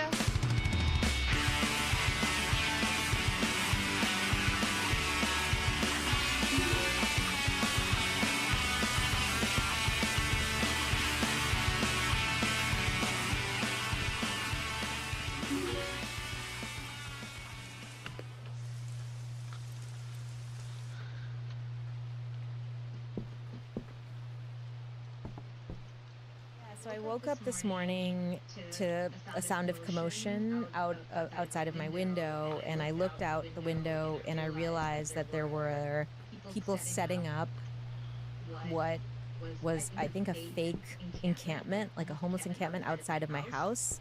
Multiple people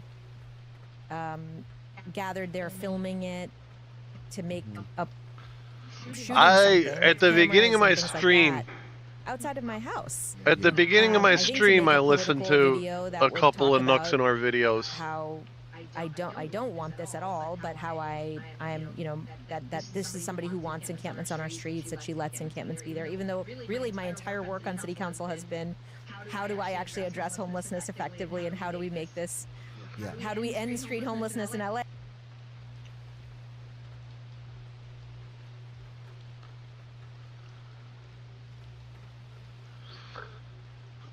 There's one he made 23 minutes ago.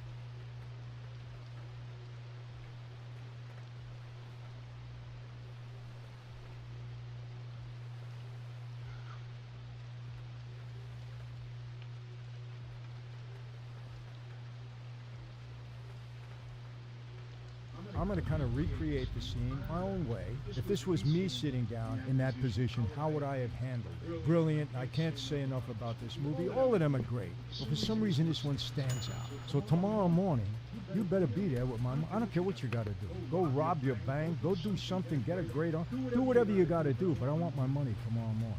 Now, some guys, Joe Pesci would have went there and said, I'm going to break your skull or put a gun to his head or in his mouth or whatever.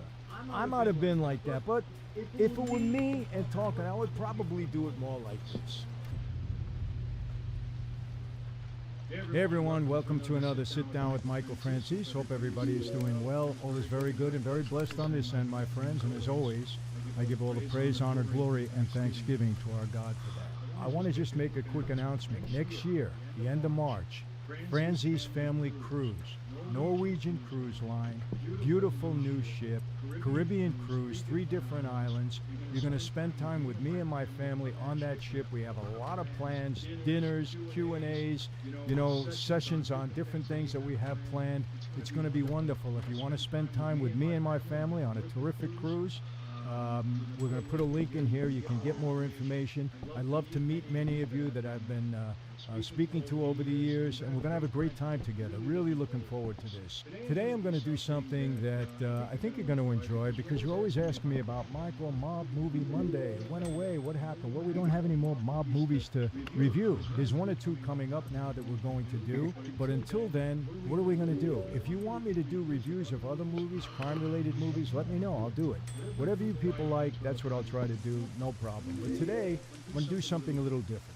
We have some iconic scenes out of some of the greatest mob movies ever. You know what they are. Goodfellas, Godfather, Donnie Brasco, all of them. But there are some iconic scenes, brilliantly written and brilliantly delivered by the actors. Brilliant. You know who they are. Joe Pesci, Marlon Brando, Al Pacino, De Niro, all of them. Brilliant. Brilliantly written, brilliantly delivered. Really great. So what I'm going to do is I'm going to kind of recreate the scene my own way. If this was me sitting down, how would I have handled it? Or if this was me in that position, how would I have handled it? So I'll play the mob guy. I'll fill in a little bit with the other guy. And we'll see where it goes. We'll have some fun with it. You know, with all this stuff going on in the world, sometimes you got to take a break, just have some fun. Tell me if you like this. Listen, I'm not an actor. So if you say, Michael, stick to your day job, don't do any of this, it's okay. Remember, I'm recreating it the way I would have done it on the street if I was in a similar situation. So it's not all the movies, not all the scenes. I'm not trying to keep you here for 5 hours. We're just going to have some fun with it, okay? The ones I picked out, about 10. All right, so let's start with Casino. Quick question, everyone. How much control do you have over your money right now? Technology, it's changed everything, and now it's changing how your money works. Crypto started as a niche, but now it's going mainstream. You got faster payments, you got more control, you got fewer middlemen, and this isn't just hype, it's just where things are going. In getting started today, it's easier than you think. With Rumble Wallet, you can buy Bitcoin, hold dollar-backed stable coins, even own digital gold backed by real gold, all in one place. It's a non-custodial crypto wallet, which means you, not a bank or a platform, control access to your funds. The setup is very simple.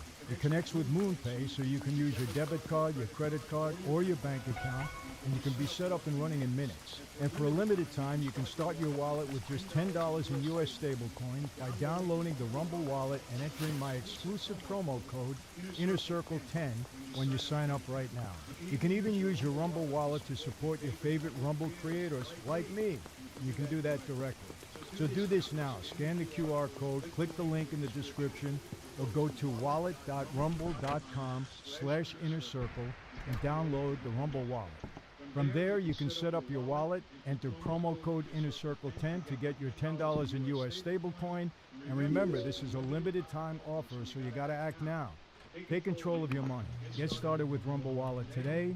And remember this, terms and conditions apply. See the description below or visit rumble.com/promo official rules for all the details. This is an offer you shouldn't refuse. Protect your money. Remember that scene in the desert when Nicky Santora, Joe Pesci was upset with De Niro because De Niro went back to the guys in Cleveland, the bosses, and complained about Nicky. Said, you're bringing a lot of heat down on the hotel, on me, my license, I can't get it because of Nicky. Made a lot of complaints, and Nicky's really upset. So they meet in the desert. And De Niro's scared because he said, look, I met, Nicky many, many times. This time I didn't know if I was going to go home because he was that upset. And he knew what he did. He went and basically told on him. So Nicky arrives and he gets out of the car and he heads towards De Niro, who's there already. And basically this is what happens. He said, hey, you go back to the guys, our bosses, and you talk about me. You say I'm bringing heat down on you. Where do you come off doing something like that behind my back? You don't come to me first and tell me, well, Nicky, I came to you. I told you, you got to back off. You're doing some things. You're bringing a lot of heat here. Let me tell you something. Don't you ever go behind my back again. Ever. Nicky, I'm not looking to hurt you. I mean, look, when you asked me if you can come out here, didn't I say it was okay you can come out? Hold on a second. What do you mean I asked you to come out here? Who the hell are you that I got to ask you? Let me get something straight here. You're not what matters here. I'm the one that matters. You don't even exist if it's not for me. I matter here, not you. And do you know that I'm getting phone calls every single day from back there? They're saying, what are you doing on television? Bringing all this heat on you and on me? You don't belong on television. Now, come on, Nicky, I got to stay known. They got to see me. I got to be in the public eye. I'm fighting for my license here. Don't give me that nonsense. You could have been the food and beverage guy, stayed in the background. You didn't have to be on TV. You want to be on TV. Yeah, I do want to be on TV. I want people to know who I am. Look, stop the nonsense. I'm going to tell you this, and I'm going to tell you one more time. I'm not going to tell you this again. So listen to what I'm telling you. If you ever go back and make another complaint on me, it'll be the last thing that you ever do. I'm telling you straight out. And I don't care who you tell that I told you that. Don't ever, ever go behind my back again. You've been put on notice. Do you understand me? Don't ever do it again. And then he takes off. Something like that. Paraphrasing the scene. Is it realistic? Yeah. Would lines been delivered like that? Yeah. You got to get the point across. So I understand how angry he is because you don't want to ever go back to the boss and make complaints. Because Nicky, I'm sure, got a call from them saying, hey, what's going on here? This guy's saying you bring a lot of heat. That's our hotel. That license, it means a lot for us. You're jeopardizing the whole place there. So Nicky was upset. No question about it. So yeah, he would have come off. But he's a hothead. Remember, he would have come off that way. But I would have been pretty angry too. You don't want anybody going back and snitching on you that way. So then there's another scene. When he's in the kitchen of De Niro's house. Nicky again, Joe Pesci. And allegedly he gave some money to a banker. And the banker hasn't been answering his phone call. So the banker comes in, they sit down. Nicky said, hey, all of a sudden I can't get you on the phone. What's going on? When you wanted the money from me, it was easy. You called me. I didn't have to call you. You found me whenever you needed me. Now I want to talk to you about my money. I can't get you on the phone. Well, I've been busy. I don't want to hear the fact that you've been busy. When I call you, I expect at least a call back. And I think I want my money back right now. Oh, come on, man. When you gave me the money, you were taking a risk. I said, taking a risk? No, I wasn't taking a risk. I don't think you really understand or know a little bit about me. Maybe I should fill you in a little bit more, just to educate you a little bit. I'm going to come to the bank tomorrow morning. I'll shower, shave, put my suit on. I'm going to come to the bank, and I'm going to sit down at your desk, and I'm going to ask you for my money. And if you don't have my money, I'm going to pick up a chair, a baseball bat, whatever I have with me, and I'm going to crack your skull open right there in front of everybody. And then I'm going to go to jail, no problem. And then in about 10 years, when I'm getting out of jail, you'll just about be getting out of the coma I put you in. And then I'm going to walk into the bank and I'm going to crack your skull open again because I'm stupid. And I don't give a damn about jail because that's who I am. So tomorrow morning, you better be there with my money. I don't care what you got to do. Go rob your bank, go do something, get a grade on, do whatever you got to do, but I want my money tomorrow morning. You understand me? Now get the hell out of here. That's kind of how the scene would have went down on the street. I might have been like that, but if it were me and talking, I would probably do it more like this. Oh, so you don't have my money? Okay. I'll tell you what. You could keep my money. You could do whatever you want with it. You know? Don't worry. Have a blast. You know, if this is who you are, I understand. I'm a street guy. You want to keep the money? Keep the money. We'll see what happens after that. Nice knowing you, my friend. Take care. And I would have left. That would have been enough. Truthfully. Because you don't know if somebody's wired or whatever. He's going to run to the cops. Because De Niro said to him afterwards, he's going to run to the cops. He's going to run to the FBI. What are you doing? Mickey, of course, he don't care because he is one of those guys. He don't care. You know, where did he end up at the end? When you don't care, it's not a good ending for you. But anyway, that was a scene, and it was brilliant again. So those two scenes, terrific. Let's go to The Godfather. Look, the opening scene in The Godfather with the wedding and Don Corleone, Marlon Brando in his office. So many good things happened during that scene. Marlon Brando was terrific. He immersed you in that scene and his character. No question. Brilliantly done. Remember when the funeral director came and he sat down with him and he asked him to murder the people that hurt his daughter? Remember? I'll never forget. So basically it goes down like this, and this is the way I would have handled it, you know? And get up and say, you know, buonasera, buonasera. What did I ever do to make you disrespect me like this? I don't understand. You don't come by the house anymore. You know, you don't come and see me. You come here, you don't even call me Godfather. But you asked me to commit murder on the day of my daughter's wedding? Well, I only asked for justice. No, that's not justice. Your daughter's still alive. You asked me to murder somebody. You know, why did you disrespect me like this? I don't understand. What did I ever do to you? If you'd have respected me the right way, then these people that hurt your daughter, these animals, they'd be suffering this very day. And then your enemies, from now on, they would be my enemies. But you got to treat me with respect. Really. Oh, Godfather, I'm sorry. He apologizes. And then I love, he says, you know, don't worry about anything. I don't need anything. You can't pay me. You know, you insult me with payment.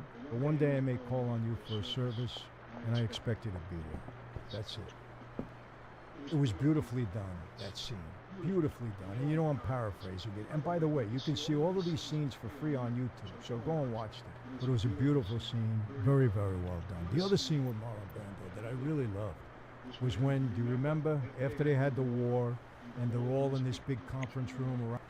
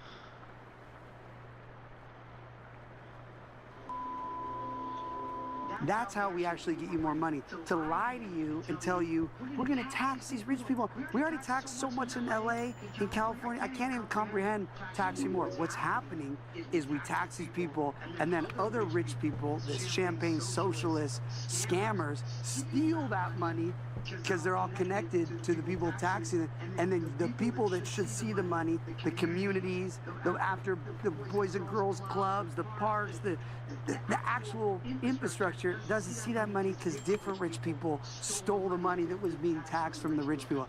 Okay, this is not like something you have to really figure out. Elect more communists. Yeah. That's a communist. Now, if Barack Obama or any reasonable Democrat had anybody on their staff who had that on their resume, it'd be like a huge scandal. But this guy, this is just where we are.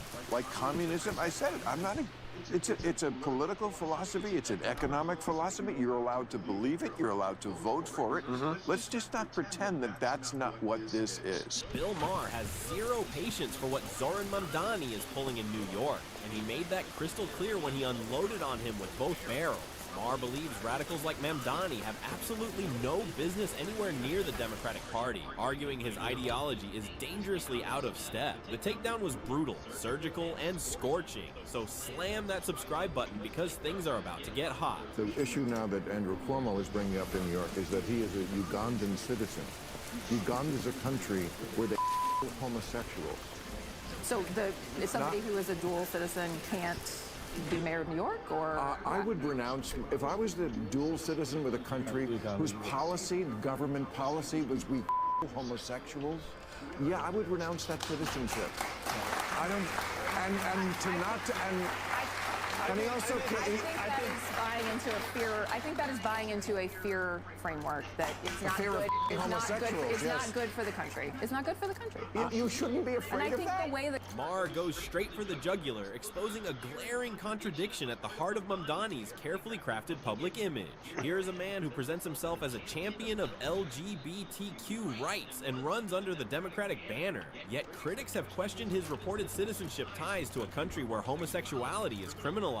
That isn't nuance. That is breathtaking hypocrisy. If your liberal convictions are genuine and not merely a political costume, renouncing that citizenship isn't radical. It's the bare minimum. It's a matter of basic principle. But Mamdani hasn't done it. He keeps that passport tucked away, undisturbed, and that silence speaks volumes. Maher's point cuts deep precisely because it's so simple. You cannot campaign on tolerance while maintaining ties to intolerance, which raises the uncomfortable question: does Mamdani actually believe a single word he preaches? Socialism to a degree that I would say is very close to communism. I'm talking about Mamdani. I'm talking about, I think, the mayor in Seattle maybe now. One of my opponents. And one of your opponents. Yeah. Exactly. And again, I'm not, look, communism is a form of government. You're allowed to back it. You're allowed to be it. You're allowed to vote for it. Let's just not pretend that, one, we haven't tried it a lot around the world and it's a disaster. And two, that if you are, for like seizing personal property and certain other things that Mamdani or his very close lieutenants have said outright, home ownership is racist. If you are believing these radical things, yes, you are communist. Mamdani proudly waves the Democratic Socialist banner, but Maher isn't buying the label, not even slightly. According to Maher, what Mamdani represents is not the Scandinavian-style socialism American progressives often romanticize, but a more radical ideology that he believes voters should take seriously. And here's where Maher makes a critical distinction. He isn't attacking Mamdani for having unconventional political beliefs. That's not the argument. The argument is that these systems simply do not work. History has delivered that verdict repeatedly, brutally, and without ambiguity. But between socialism and communism, Maher reserves his sharpest alarm for the latter, and that, he believes, is Mamdani's true ideological home. Not the friendly, approachable socialism of college campus discussions, but communist-style politics dressed in progressive language. Maher's warning is pointed and deliberate. A wolf doesn't become less dangerous simply because it shows up wearing a particularly convincing disguise. The ideology remains what it is. Socialism has captivated people because everyone has, this is my thought. Sure. I feel like people are all hyped on socialism because they're like, everything's so expensive, America's failed, give me money. But what they're forgetting is all the people that these socialists are saying they're taking the money and giving, they're gonna leave. And then they're not gonna have any money to take from these people to give to you. I keep telling people the way we get you money is stopping the socialism, letting the successful rich people build businesses, build restaurants, put money into your pocket because there's more jobs, there's more opportunity. Mar's guest, Spencer Pratt, landed what might be the most devastatingly simple argument of the entire conversation, and it stopped everything cold. Mamdani and his ideological allies have built their entire political brand around one seductive battle cry: tax the rich, redistribute the wealth, close the gap. It sounds righteous, it sounds revolutionary. But here's the catastrophic flaw they conveniently ignore. The rich aren't trees. They don't have roots. They have private jets, offshore accounts, and armies of financial advisors whose entire purpose is protecting generational wealth. Push them hard enough, and they simply leave. They relocate. And when that happens, when that tax base evaporates overnight, who funds the government's grand socialist ambitions? The answer is painfully predictable. The middle class gets crushed under the weight of an ideology that promised them salvation. Pratt's point was razor sharp. You cannot build a utopia on a foundation that can pack up and fly away. That's how we actually get you more money. To lie to you and tell you, we're going to tax these rich people. We already tax so much in LA, in California, I can't even comprehend taxing more. What's happening is we taxing people, and then other rich people, the champagne socialists, scammers, steal that money because they're all connected to the people taxing it, and then the people that should see the money, the communities, after the Boys and Girls Clubs, the parks, the actual infrastructure doesn't see that money because different rich people. Spencer Pratt peels back another layer of this elaborate ideological con, and what's underneath is as infuriating as it is unsurprising. The taxes already being collected, the money already flowing into government coffers, aren't reaching the communities that need it most. It isn't trickling down to struggling neighborhoods, crumbling schools, or desperate families. So where is it going? Pratt points the finger directly at the very architects of this redistributive fantasy, the wealthy socialist class itself. The same polished politicians standing on podiums demanding the rich pay their fair share are still operating inside the very system they criticize. They are not outside the machine demanding change. They are part of it. Critics argue this creates a cycle of performative outrage where bold promises are made to struggling voters, while the system itself remains largely unchanged. Mamdani and his allies aren't dismantling the corrupt system. They're simply auditioning to sit at its most profitable table. And I'm sure, you know, Mamdani is watching this right now, as he always does, I'm sure, and saying, exactly, Bill, that's my point. Capitalism is terrible. Yeah, it's terrible, except it's still better than the reverse. Yeah. You want to really be... Soviet people died at 38 from being drunk all the time because they couldn't take their life under communism. My girlfriend is Polish. She was born into communism. She lived under it for a little while, and she shakes her head. She's like, they don't know what they're asking for. They don't know what they're talking about. And it would be so easy to find out. It wasn't like it happened 1,000 years ago. Exactly. It happened in our lifetimes. She would explain to me the grocery card. She got a grocery card. Her family got a grocery card, and they would. This is Poland. Yeah. Warsaw. Yeah. And you were allowed. You know, your family of 4. You get X amount of milk. Here's the brutal, uncomfortable truth. People like Mamdani, who championed communism with such passionate conviction, have likely never genuinely reckoned with its catastrophic historical track record. And that ignorance isn't innocent. It's willful, because the evidence isn't hidden. It isn't classified or buried in obscure academic journals. The historical record of failed communist experiments stretches across continents, including the Soviet Union's collapse, China's Cultural Revolution, Cuba's long economic struggles, and Venezuela's collapse. Every chapter ends the same way, but ideologues like Mamdani would rather craft compelling campaign slogans than crack open a history book. Now, capitalism isn't without its profound sins. The inequality, the exploitation, the yawning gap between the powerful and the powerless. Nobody reasonable is pretending otherwise. The moment you compare capitalism's failures with the human cost of communist regimes, there is no genuine competition. One system needs fixing, the other needs a tombstone. Per week, you get X amount of eggs per week. You get eggs, you know, and then you take that card to the store, which sometimes didn't have any of the stuff on your card. Sometimes they just had we're long on toilet paper today, so take some toilet paper, but come back tomorrow and maybe we'll have what's on your list. It doesn't work. Humans need to be incentivized by selfishness. It is nature to be selfish. Animals are selfish. Yeah. Watch them. Yeah. I heard a song the other day, and it was, of course, all things are exaggerated, but it was basically capitalism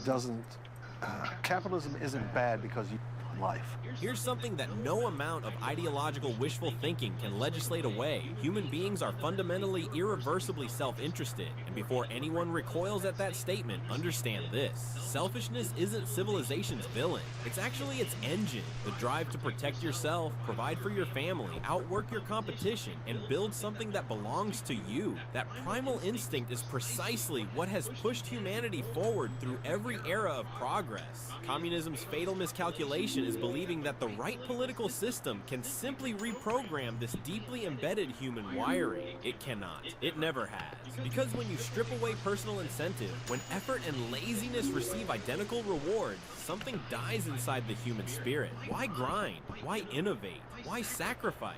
Equal distribution of resources sounds beautifully fair in theory, but in brutal practice, it manufactures mediocrity on an industrial scale. You cannot build an exceptional society by systematically dismantling every reason a person has to be exceptional. No, but I mean, the waste of human capital.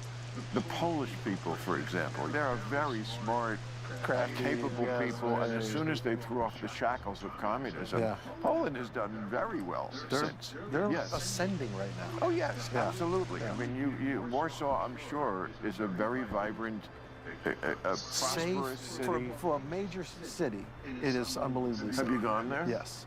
Been to Poland. It's beautiful. So she goes back to see family and stuff?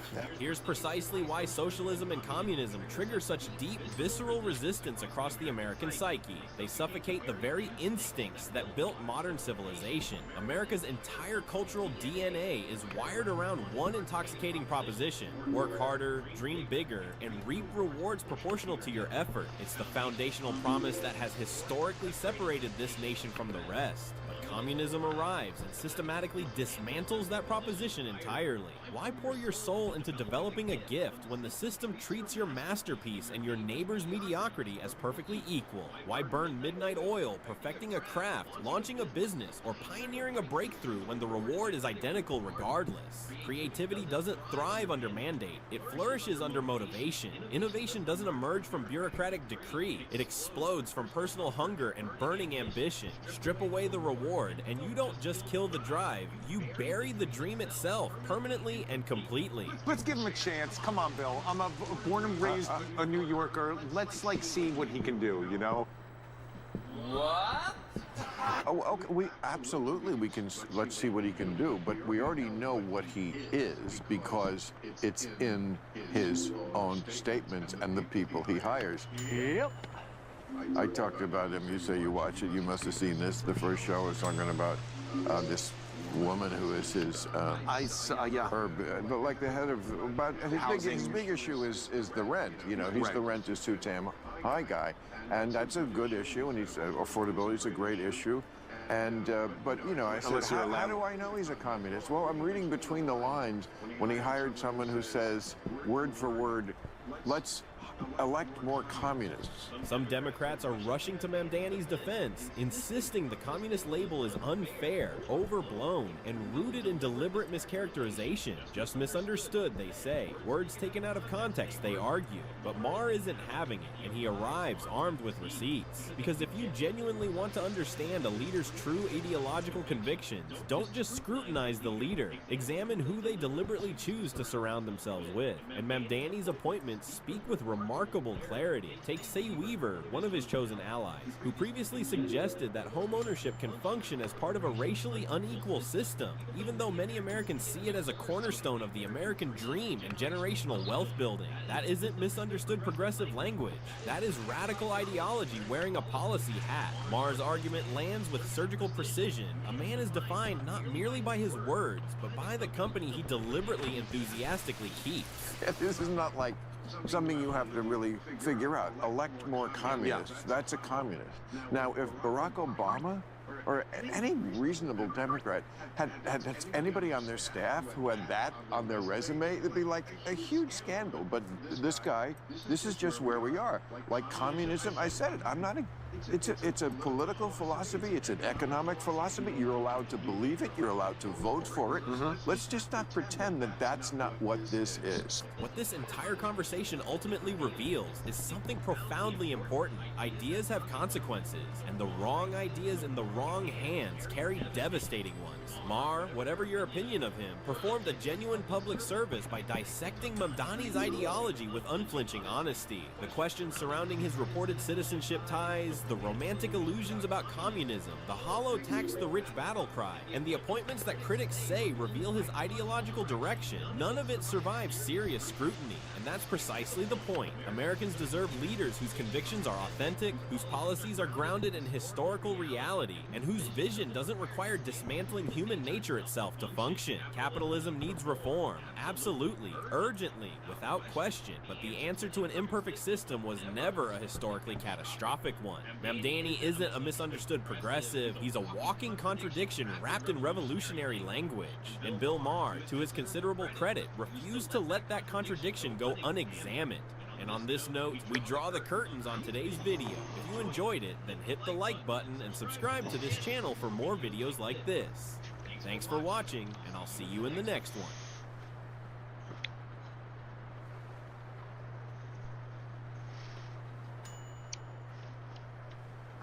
And finally, new rule, if you're part of today's woke revolution, you need to study the part of revolutions where they spin out of control because the revolutionaries get so drunk on their own purifying elixir, they imagine they can reinvent the very nature of human beings.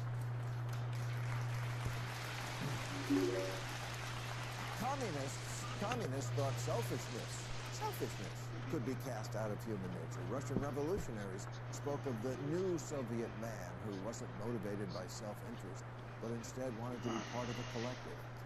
No, it turns out he wanted to be on a yacht in a Gucci tracksuit holding a vodka and a prostitute.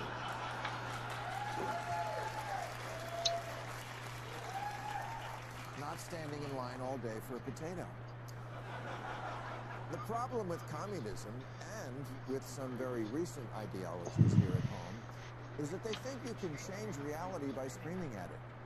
That you can bend human nature by holding your breath. But that's the difference between reality and your mommy. Lincoln once said that you can repeal all past history, but you still cannot repeal human nature. But he's canceled now, so fuck him.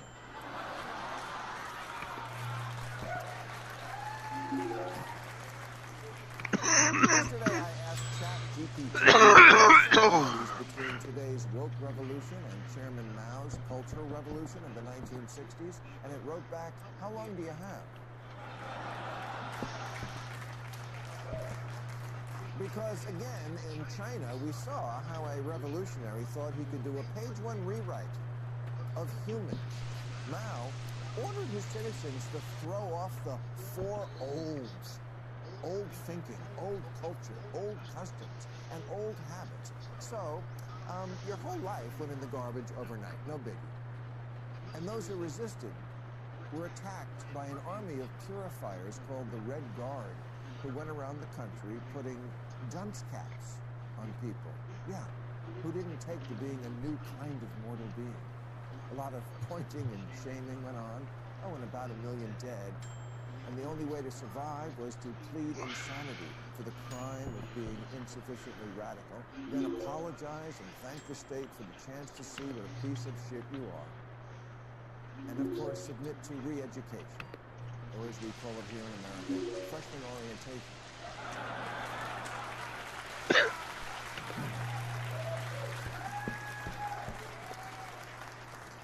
Listen to this story. There's a law professor at the University of Illinois, Chicago, named Jason Kilborn, who was that on one of his experiments, he used a hypothetical case where a black female worker sued her employer for race and gender discrimination, alleging that managers had called her two slur words, the type of real-world case these students might one day confront. Knowing the extreme sensitivity of today's students, he didn't write the two taboo words on the test, just the first letter of each. He was teaching his students how to fight racism in the place where it matters most, the criminal justice system. But because again, in the service of the he was banned from campus, placed on indefinite leave, and made to wear the dunce cap. No, not really the dunce cap part, but our American version of that. 8 weeks of sensitivity training, weekly 90-minute sessions with a diversity trainer, and having to write 5 self-reflection papers. A grown-ass man, a liberal law professor. If you can't see the similarities between that and this, the person who needs re-education is you.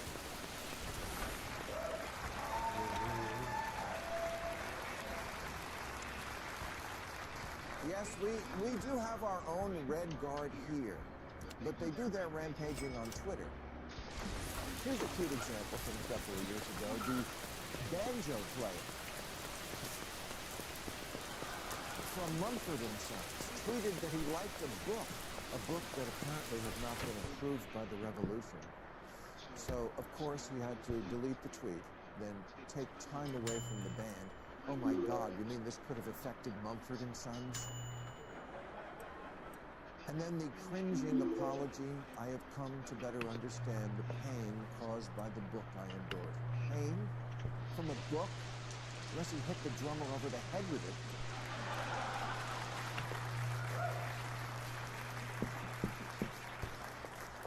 What happened to I can read whatever the fuck I want?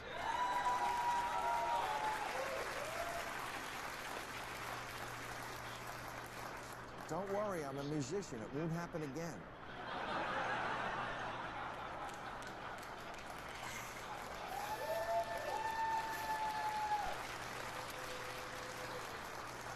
There was once a very different musician named John Lennon who wrote a song called Revolution.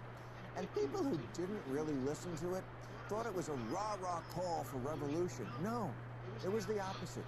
The lyrics are, you say you want a revolution? Well, you know, we all want to change the world. But if you go carrying pictures of Chairman Mao, you ain't going to make it with anybody anyway.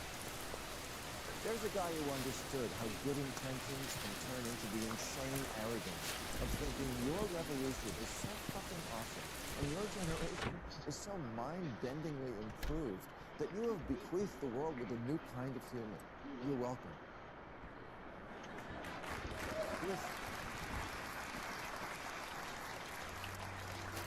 With communists, that human was no longer selfish. In America today, that human is no longer born male or female.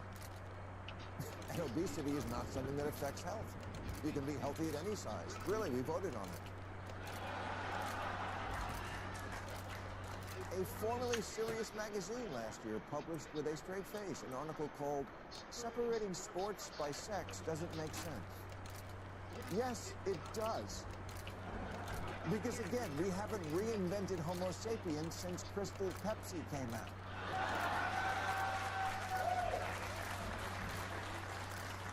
I've spent 3 decades on TV mocking Republicans who said climate change was just a theory. And now I got to deal with people who say, you know what else is just a theory? Biology.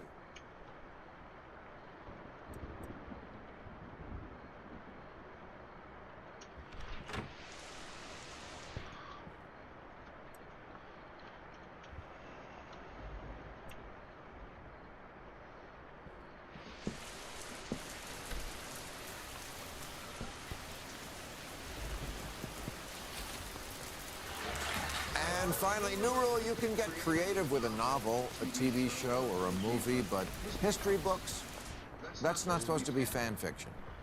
How we teach our kids history has become a big controversy these days, with liberals accusing conservatives of wanting to whitewash the past, and sometimes that's true. Sometimes they do. But plenty of liberals also want to abuse history to control the present. And last month, a scholar named James Sweet caught hell for calling them out for doing just that. He criticized a phenomenon known as presentism, which means judging everyone in the past by the standards of the present. It's the belief that people who lived 100 or 500 or 1,000 years ago really should have known better.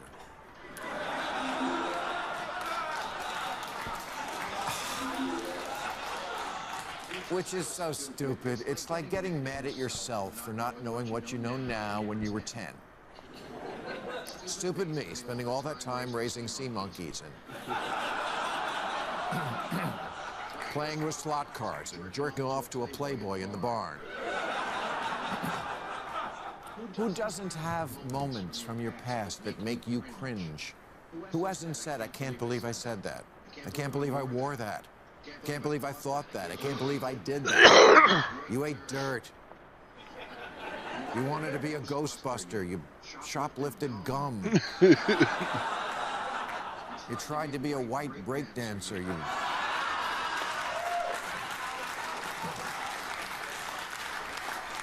You wanted to marry Scott Baio. I read Ayn Rand. I smoked. I was into numerology. Yes, because we hadn't then grown into the persons we would become.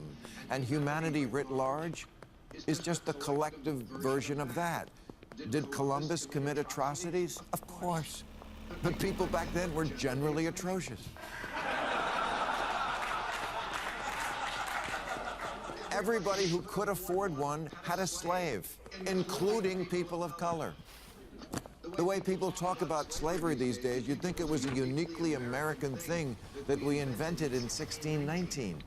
But slavery throughout history has been the rule, not the exception. The Sumerians, the Egyptians, the Greeks, Romans, the Arabs, British, the early Americans, all the way up through R. Kelly.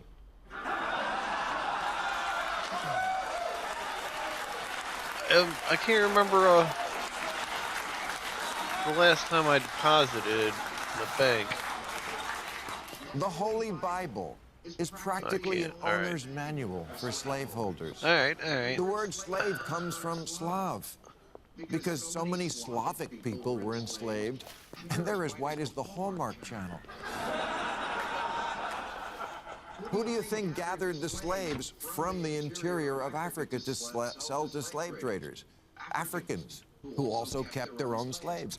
We're a species prone to making others of our species. Yeah, in 1619, a white guy was more likely to catch malaria than a slave in Africa.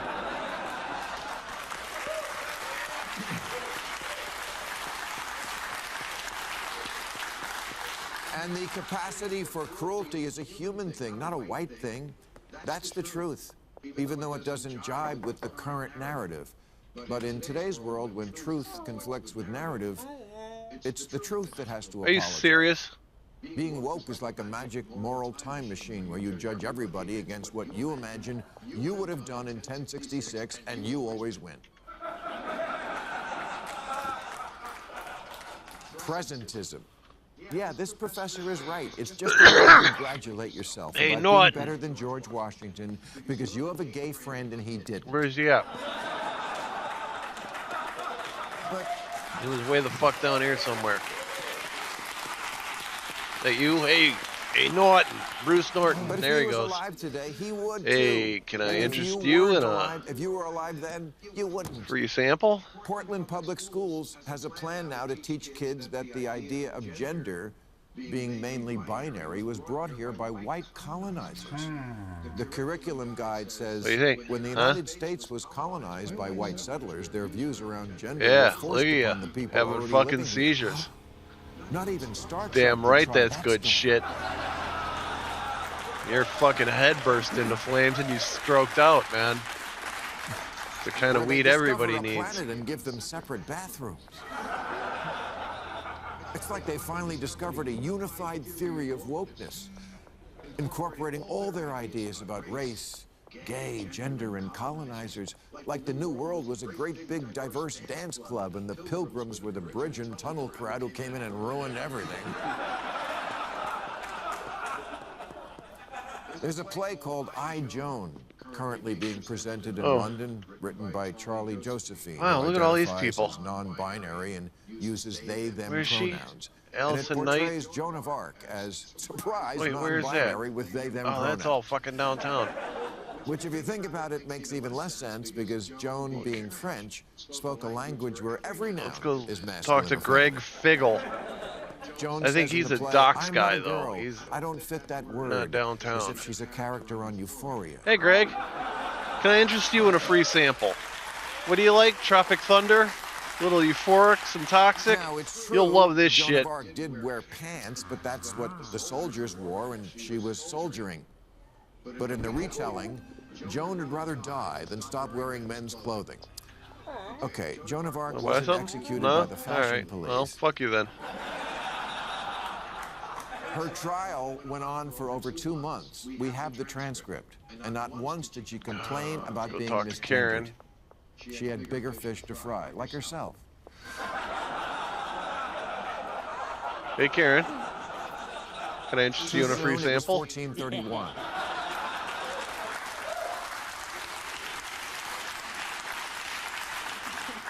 Which is not to say that there isn't truth to the old rubric that history is written by the winners, and it is subjective. No, you're not gonna like that. Napoleon said history is just a fable we Not all gonna agree on.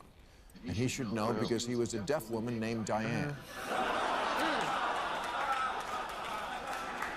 84% chance? But it's also true that much of history is indisputably All right. factual.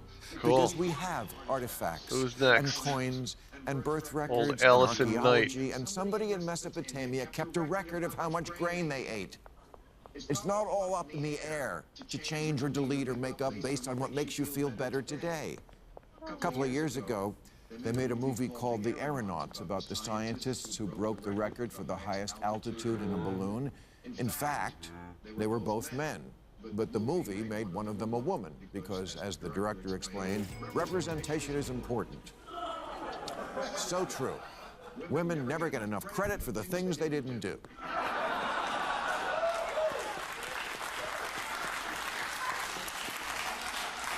I think Meryl Streep should play Seabiscuit, so every girl Hey, will know she too can grow you. up to be a racehorse.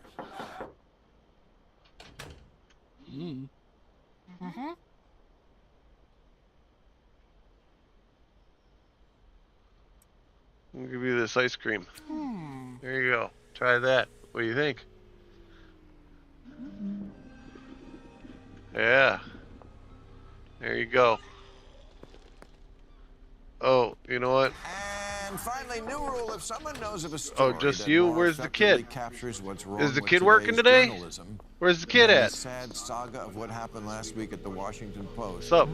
They need to keep it to themselves because it would be too All right depressing. now, huh? All right. If you missed Well, it, the Washington Post recently got embroiled in a self-inflicted shitstorm when one of their best reporters, David Weigel, retweeted, not tweeted, retweeted this joke. Every girl is bi. You just have to figure out if it's polar or sexual. that's a pretty good joke.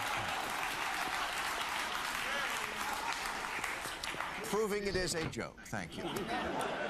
The comedian who actually wrote the tweet called it a banal throwaway joke, which is exactly what it is. Throwaway, as in if you don't like it, throw it away. For eons, both sexes have made jokes about how the other is crazy, and no one but the perpetually offended thinks it means anything more than that the sexes get frustrated over how differently we each see the world. And yes, we relieve some of that frustration with humor. What are they And called? see- Nightmare Ghost?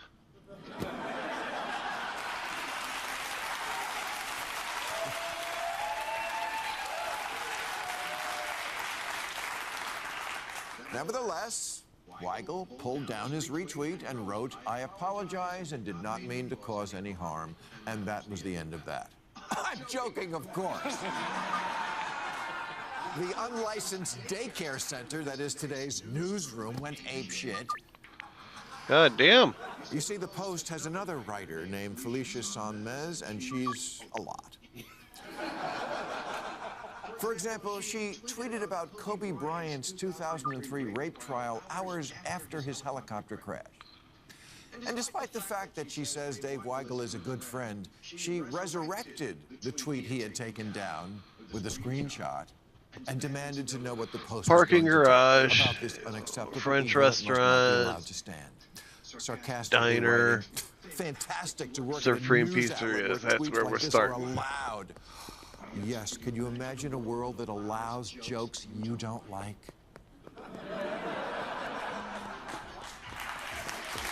Of course. Luddy, what's up? Of course, the leadership at the Post folded like a Miami condo, and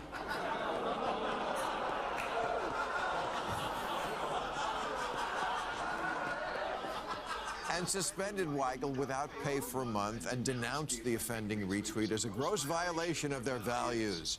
Free speech apparently not being one of them. Then a third Post reporter offered up the idea, of course on Twitter, because why do anything privately, that, hey, maybe everyone was overreacting and we should all just calm down. And then it was really on. Felicia demanded that the Post discipline him and tweeted The work about near the that. French restaurant. I assume she's tweeting about this right now.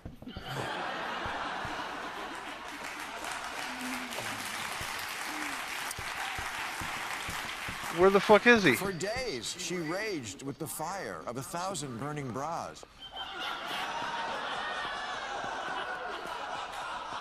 Sending a gazillion tweets calling for more to be done against Weigel, mocking her bosses, attacking colleagues, and letting the world know how much the Washington Post sucked. And this endless bickering and infighting continued online in public view until the bell rang and they all went to 7th period.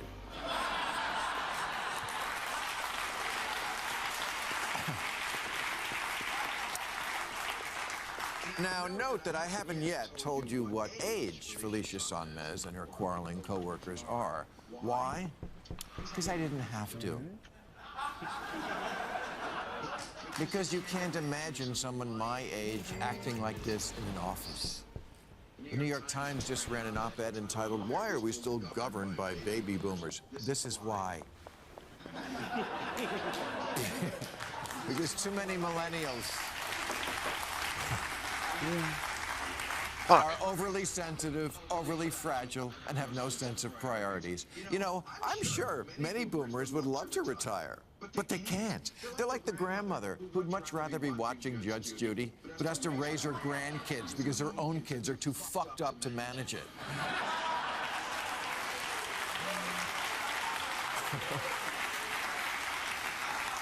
Funny, you think my generation is an eye roll? Let me let out a little secret about the younger generations. No one wants to hire you.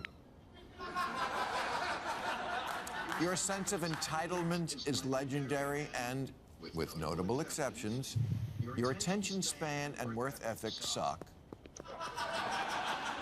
Here's a story you never stop hearing around Hollywood. Unqualified little shit who has been here all of 6 months doesn't understand why he's not a producer yet.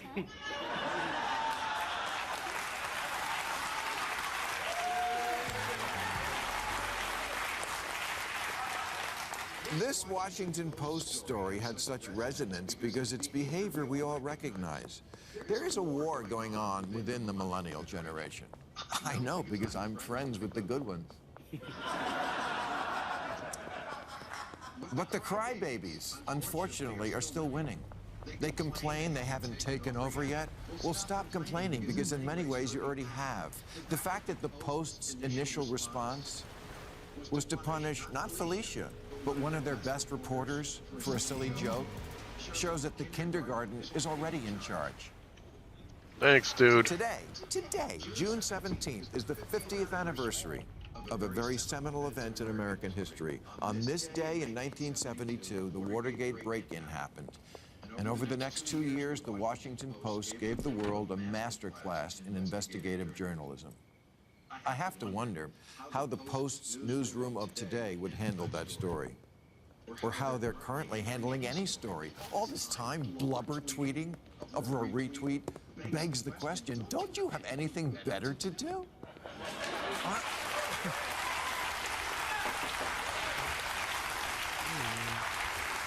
Aren't you supposed to be reporters digging up stuff? Are there no more vital issues going on in America right now? This is why you're not in charge. Because if someone named Deep Throat called the paper today and wanted to meet in a parking garage, this crew of emotional hemophiliacs would have an anxiety attack and report it to HR that they didn't feel safe.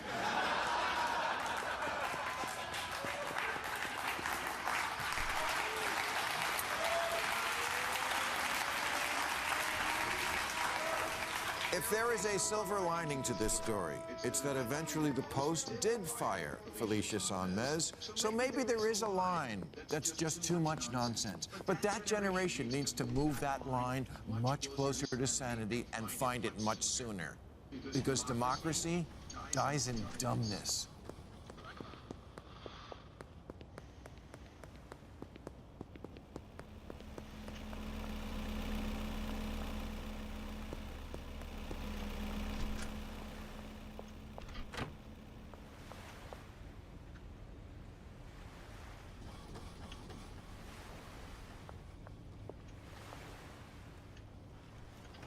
And finally, new rule, instead of putting a Bible in hotel rooms, we should start putting a dictionary in there.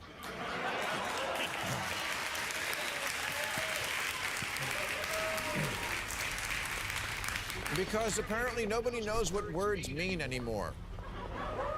George Carlin famously had the 7 words you can't say on TV. Well, here's my 8 words people need to stop redefining. Hate, victim, hero, shame, violence, survivor, phobic, and white supremacy.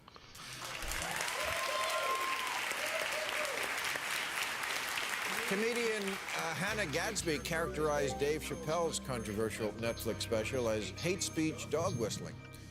Well, dog whistle refers to when someone puts things in code because they're afraid to come out and say what they really think. That's what you get from Dave Chappelle? He's afraid to say what he really thinks.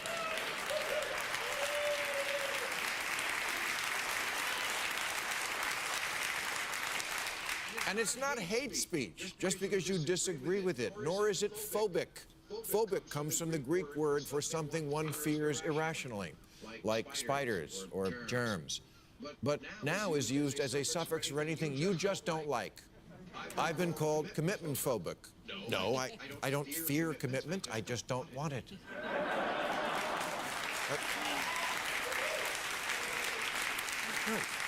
Other people do. Great. I don't call them single phobic. I don't like bowling. I'm not bowling phobic. And if I talk about how wrong I think it is to force women to wear a beekeeper suit all day, that's not being Islamophobic. I just don't like it. And I bet they don't either. I went as a ghost for Halloween once. I lasted about 20 minutes.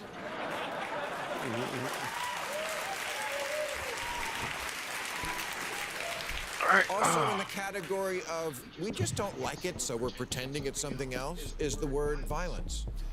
Last year there was a staff mutiny at the CBS drama All Rise when some of the writers, I'm sorry, I meant victims,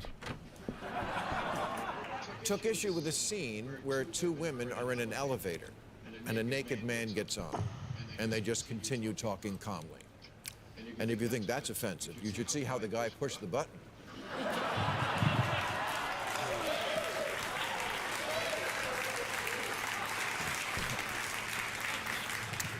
But the writers on this show found the scene objectionable and sent off an email saying 2 women would not calmly continue a conversation with a naked white guy running into the elevator. That is violence. No, it's not. Violence is when it hurts. It usually involves leaving a mark of some kind. Of course, innumerable things can lead to violence, but I'm sorry, you can't take that word and use it for stuff that's just scary to you or just verbal, which is something I literally learned in kindergarten. Sticks and stones may break my bones, but if you don't know how that one ends, you need to repeat kindergarten.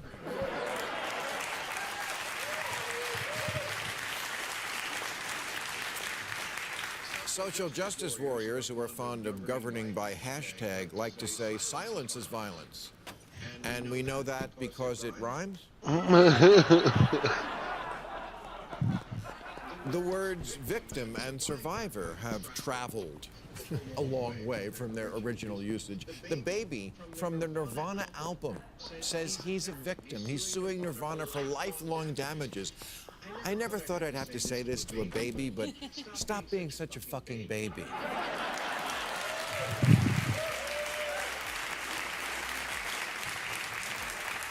You're not a victim. There's no reason you can't have a normal, happy life just because people look at you and think baby penis. It didn't hurt Trump.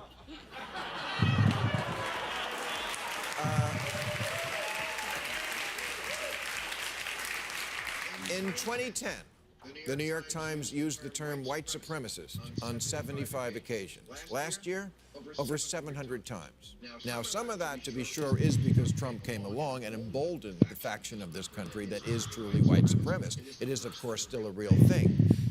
But it shouldn't apply to something like, as more than a few have suggested, getting rid of the SAT test. Now, if we find the SAT test is slanted in such a way as to stack the deck in favor of Caucasians, if there are questions like Biff and Chip are sailing a yacht,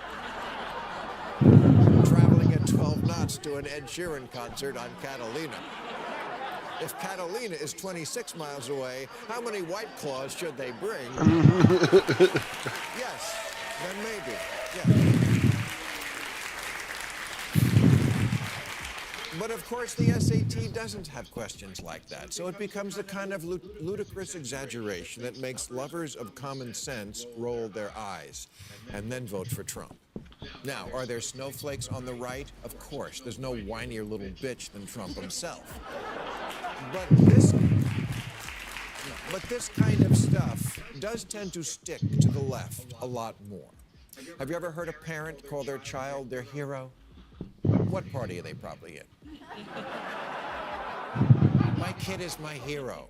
Why? He's 6. Did he pull someone out of a burning building? My hero. Look at the way he shares his Ritalin. You do realize how stupid it sounds to imply you want to grow up to be your kid? During the pandemic, everyone was a hero. Now, for sure, frontline medical workers really were and are. But then it spread to civil servants, and then anyone who just went to work. Postal employees, Amazon stockers. One day I found myself saying to the guy collecting carts at Ralph's, "Thank you for your service."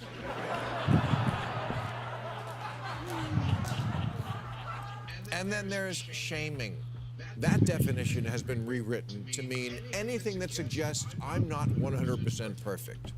I'm not fat shaming when I call bullshit on the idea that a person can be healthy at any size.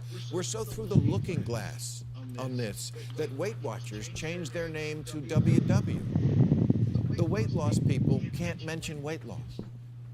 Adele was shamed for losing weight, like she was a traitor to, what, unhealthiness? When I have reported the statistic that 78% of the people who died or were hospitalized with COVID were overweight, that's not fat shaming, that's fat splaining. It's what the CDC should be doing. And this is the essence of why word inflation is a problem. You can try to change reality by changing the words, but you can't. It just stops you from dealing with it. One of the bad guys in 1984 says, the whole aim of newspeak is to narrow the range of thought. Yes, it's Orwellian. And you know what they say, Orwell never ends well.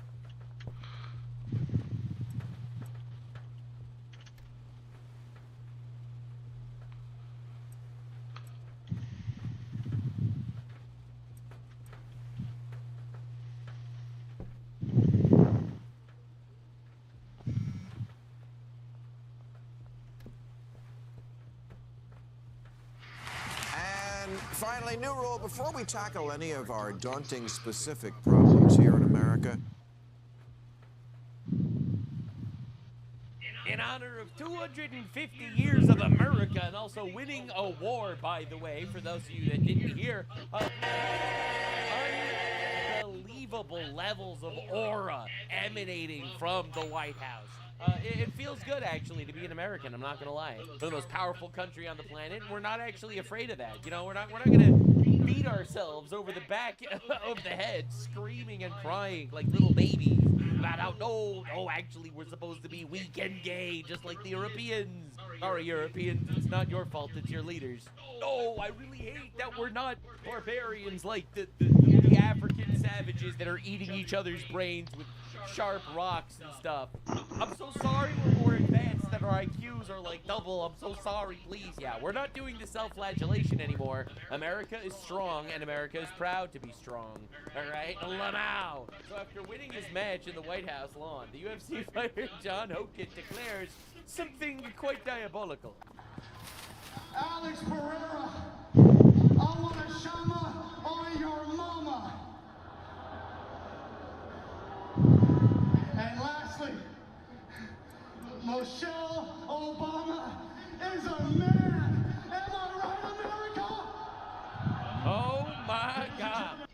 So the left, very mad about this. They think this is incredibly below the belt. See what I did there? They're super mad. The left is like, I can't believe you would do such a thing. You would say this. Listen, man. Listen, dude. After a decade of you calling every single right-wing person some Nazi, fascist, retard who you want to get killed, laughing and celebrating the assassination of Charlie Kirk and praying for Donald Trump to die every day, we actually do not care about your opinions, actually. I know, it's an unshackling thought. Oh no, this is ignorant. Wasn't needed at the time on stage. It created an unnecessary strain on the event. Oh no. Remember to change your tampon before you tweet next time. Now, it's absolutely insane to see the White House in June 2024, you know, celebrating every sin in the Bible, and then June 2025. Absolutely majestic. Unreal. It's almost like we won a war or something. Now, remember, this is what the left was doing in front of the White House June 2020, while all these libtards are crying and screaming that, oh, it's so unprofessional to have like a fighting event or something, and to show that we're strong. Being strong is nothing to be proud of. Yeah, you know who believes that? The weak. The weak think that. The weak. Strong like being strong. I love how the left is just the anti-American party. It's just a party that absolutely hates America and Americans, wants to replace Americans and destroy America. I mean, that's basically the entire left. Of course, the libs are counter-programming the UFC event at the White House. You know, they're trying to make sure that that the White House doesn't actually get any viewers, obviously. So they decided, you know what, we're gonna counter-program them. Oh, you fascists bound to lose. You're bound to lose. You fascists bound to lose. Yeah, and they are not winning the young men. I'm just saying, I don't want to be that guy, but they're not winning the young men, and I can't possibly figure out why. Truly a mystery. And it's just incredible watching leftoids melt down. It's like, dude, anything that celebrates America, you can be sure that leftists will be mad, because it turns out they just hate America. Look at him, he's so sad.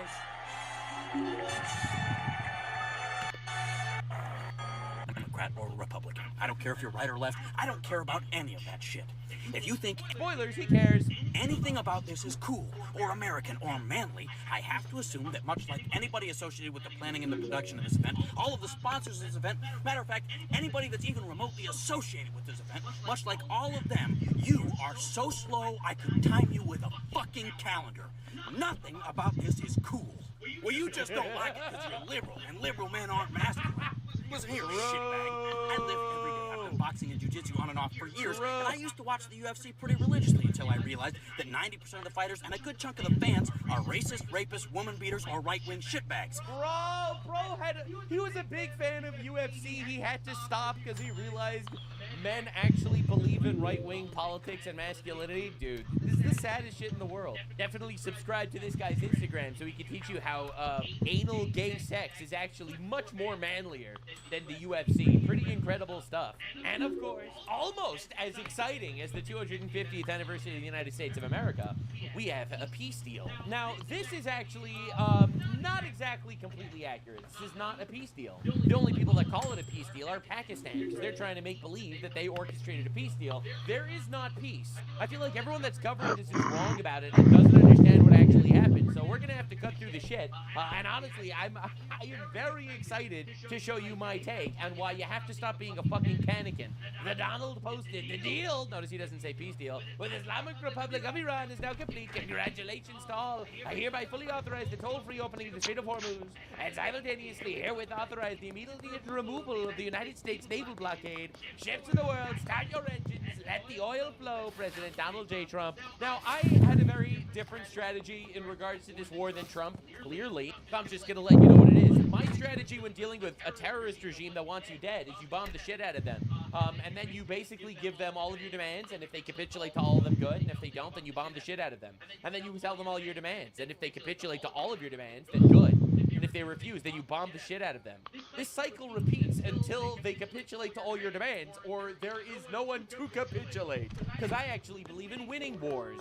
The Donald, I guess he's more of a humanitarian than I am. He did not take that stance. However, this deal that's been made is essentially a 60-day waiting period to see if Trump can get all the things he wants, like excavating the uranium and stuff like that. And if in 60 days that stops, then we bomb the shit out of them. This is what this quote-unquote deal is. It's basically giving them some sort of respite from the war, stopping the blockade, all of oil prices around the world go down, economy gets booted up right before the midterms, by the way. Never forget the orange man's eye on the ball. And then in 60 days, if nothing is reached, we bomb the shit out of them. At least that's how I understand it so far. The truth is we don't actually know what the deal is because the actual deal was not made public yet. So while all these people panic, you know, there is a much easier way to figure out what's going on, and that is once they release the deal, we'll read it with eyes that we have, thank God.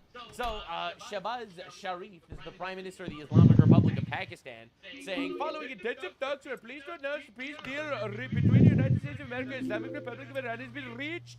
Both sides declared immediate, permanent, definitely military actions on all fronts, including Lebanon.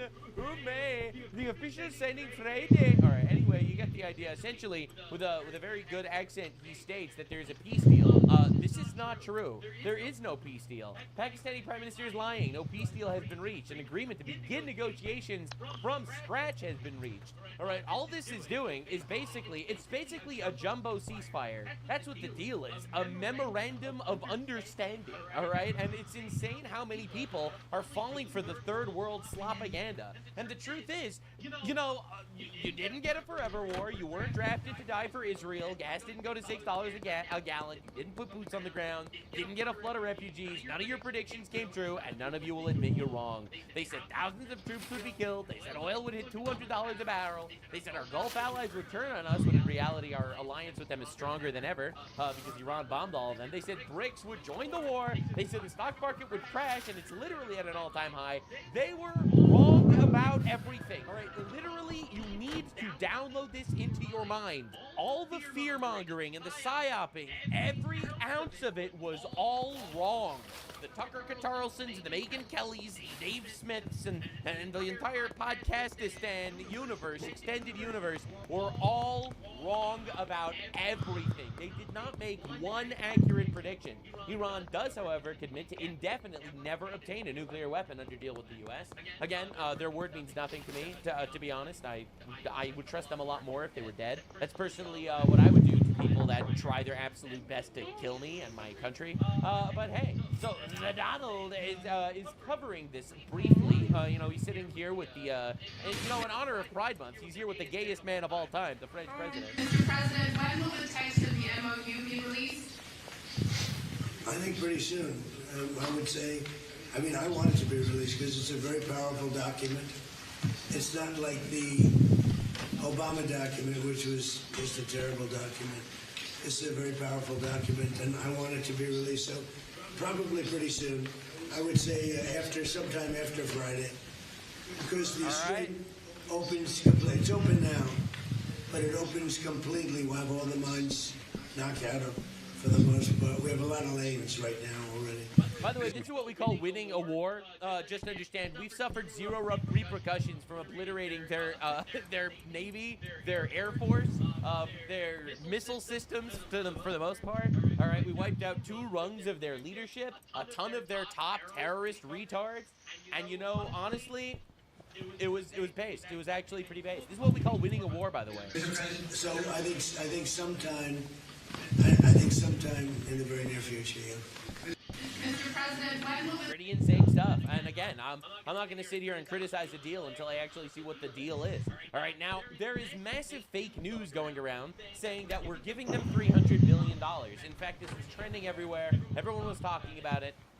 And it stemmed from fake news, again. No, it doesn't. Well, they have to. It's really a behavioral thing. what they're supposed to do, that starts taking effect. Yeah, so essentially, President Trump confirms Iran not getting a dime, et cetera, et cetera. Now, of course, Marjorie Trader Green, who's basically a puppet for Russian state media, she literally has a Russian news show right now, by the way, that plays in Russia. All right, so just understand exactly where the backstabbers are coming from.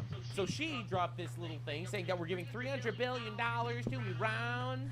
Before getting too deep into the chaos, free cash was promised to me 3,000 years ago. One thing I recently added to my daily routine is using free cash for a few minutes here and there. If I'm gonna play games as if I'm Sponge, Let me get up and turn on some lights. Money out of it.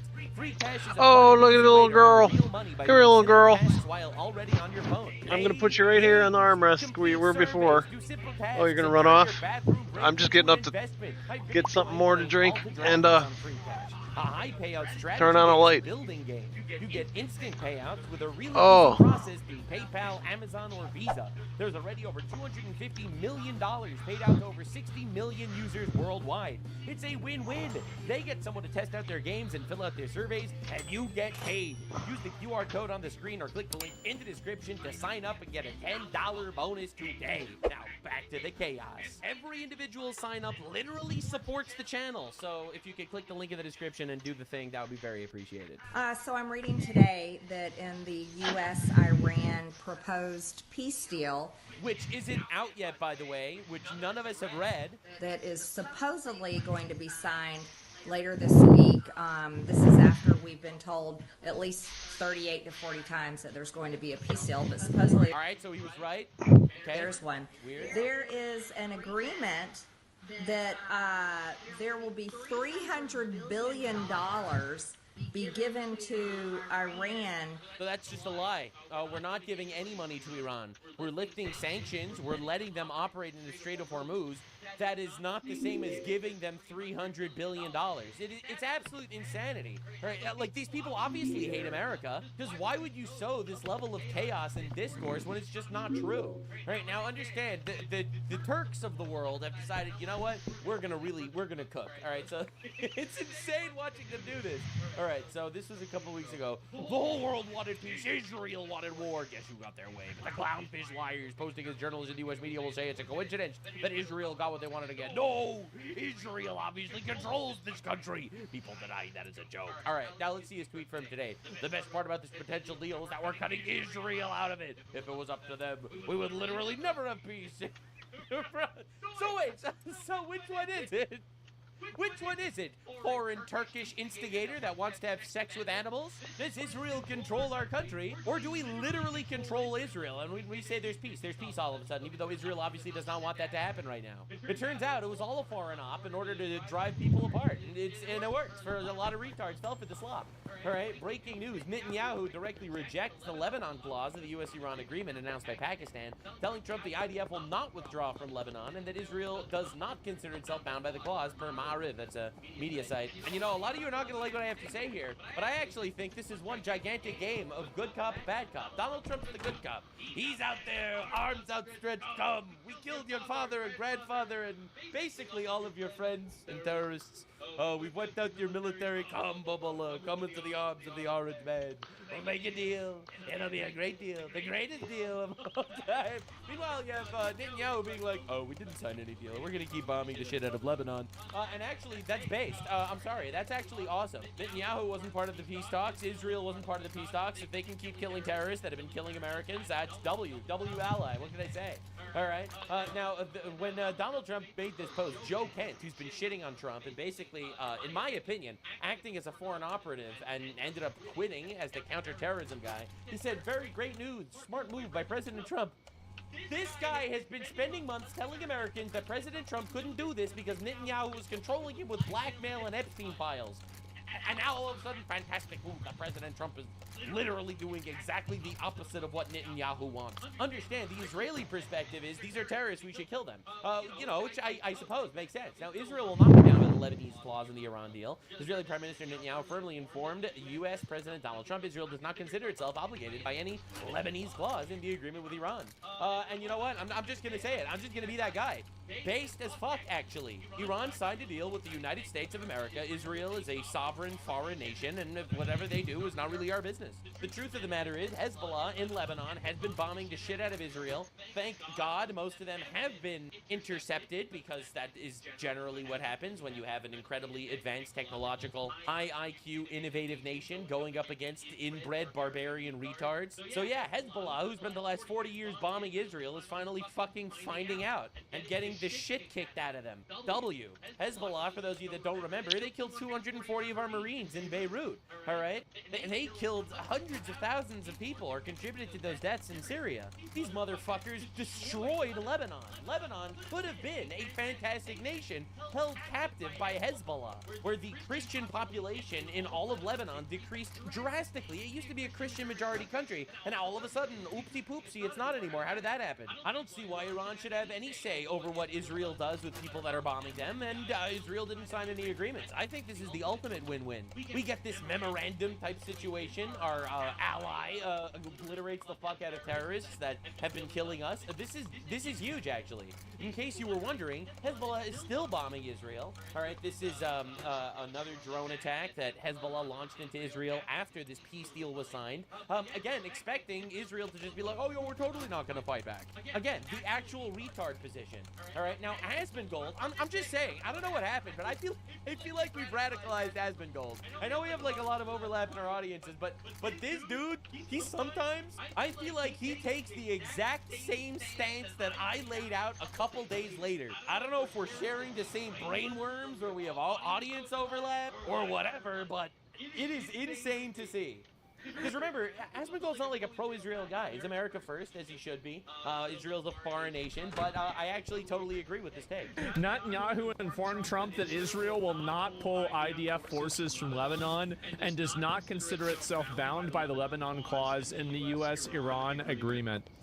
Okay, you know what? Like, the thing is, this has always been my stance on this. You can never negotiate with these fucks. That's right. You just go in there, you bomb the shit out of them, and you leave them. If they want to kill each other afterwards, go ahead, be my guest. But the amount of, like, why are we trying to micromanage Israel? That's right, baby. Yeah, why are we doing this, base, baby? Yeah. Israel is really mad, by the way, that there's this peace agreement. Israel wants to finish the job. Just understand what's actually going on. Israel's really frustrated with Trump right now. And honestly, I get them, all right? Their neighbors are fucking terrorizing them, and there you have, for some reason, they're not supposed to fight back or something? According to some guy in fucking Pakistan? I totally get the Israeli sentiment here. They fought shoulder to shoulder with us, all right? They're bombing these terrorist fuckers, and now they're told to stand down while they're getting bombed? No. I totally get that. Now, I actually like the idea that Israel is a foreign nation and a sovereign country and has nothing to do with us, which is why I want to stop giving them foreign aid. I don't want to be giving them money. I don't want to give our money. I'm way too Jewish to be giving money to Israel, okay? I don't want to be giving foreign money. I don't want to give money to any foreign country at all, period. And that includes NATO. Okay, we give $60 billion a year to get NATO for what? For fucking what? Get me out of all of that. And that way, all of a sudden, Israel wants to bomb Lebanon, and we'll just be like, okay, what does that have to do with us? Yeah, I think he should keep bombing them. By the way, I think Israel should keep bombing Lebanon because Lebanon has terrorists in it. They have Hezbollah in it, and again, they're firing rockets into Israel. They are. They're firing rockets into. I hope he kills every single fucking one of the Hezbollah members in Lebanon. Every single fucking one. And only then will the people there have peace. That's good. Yeah, and never negotiate with terrorists. Exactly. Lebanon's a semi-Western country. It is. It's disappointing that they're being taken over by these freaks. Yeah, it sucks. So, yeah, that's it. Remember the pager attacks? I do. Yeah, that was awesome. APAC funded. Right. Yeah, and again, like that's the actual. I love how every time you say something, and I get the same thing. You say something that Israel does right or whatever. It's like, you must be paid off by the Jews. That's like the third world slopaganda that probably works really, really well if you're like an 85 IQ inbred. It's Israel. Israel's so bad. These people are trying to blow you up too, bro. Like that's it. And we can't have Lebanon looking at Gaza by the end of this, though. That's not my problem. Like, what they do over in the Middle East, like, whatever they want to blow up, whatever they don't want to blow up, it's not my fucking problem. I don't care. I just don't want to have any terrorists. Listen, the Lebanon government had 40 years to disarm Hezbollah and stop them from firing missiles into Israel. They didn't do that, and unfortunately for the Lebanon government, I guess someone else is going to make the decision on how Hezbollah gets disarmed.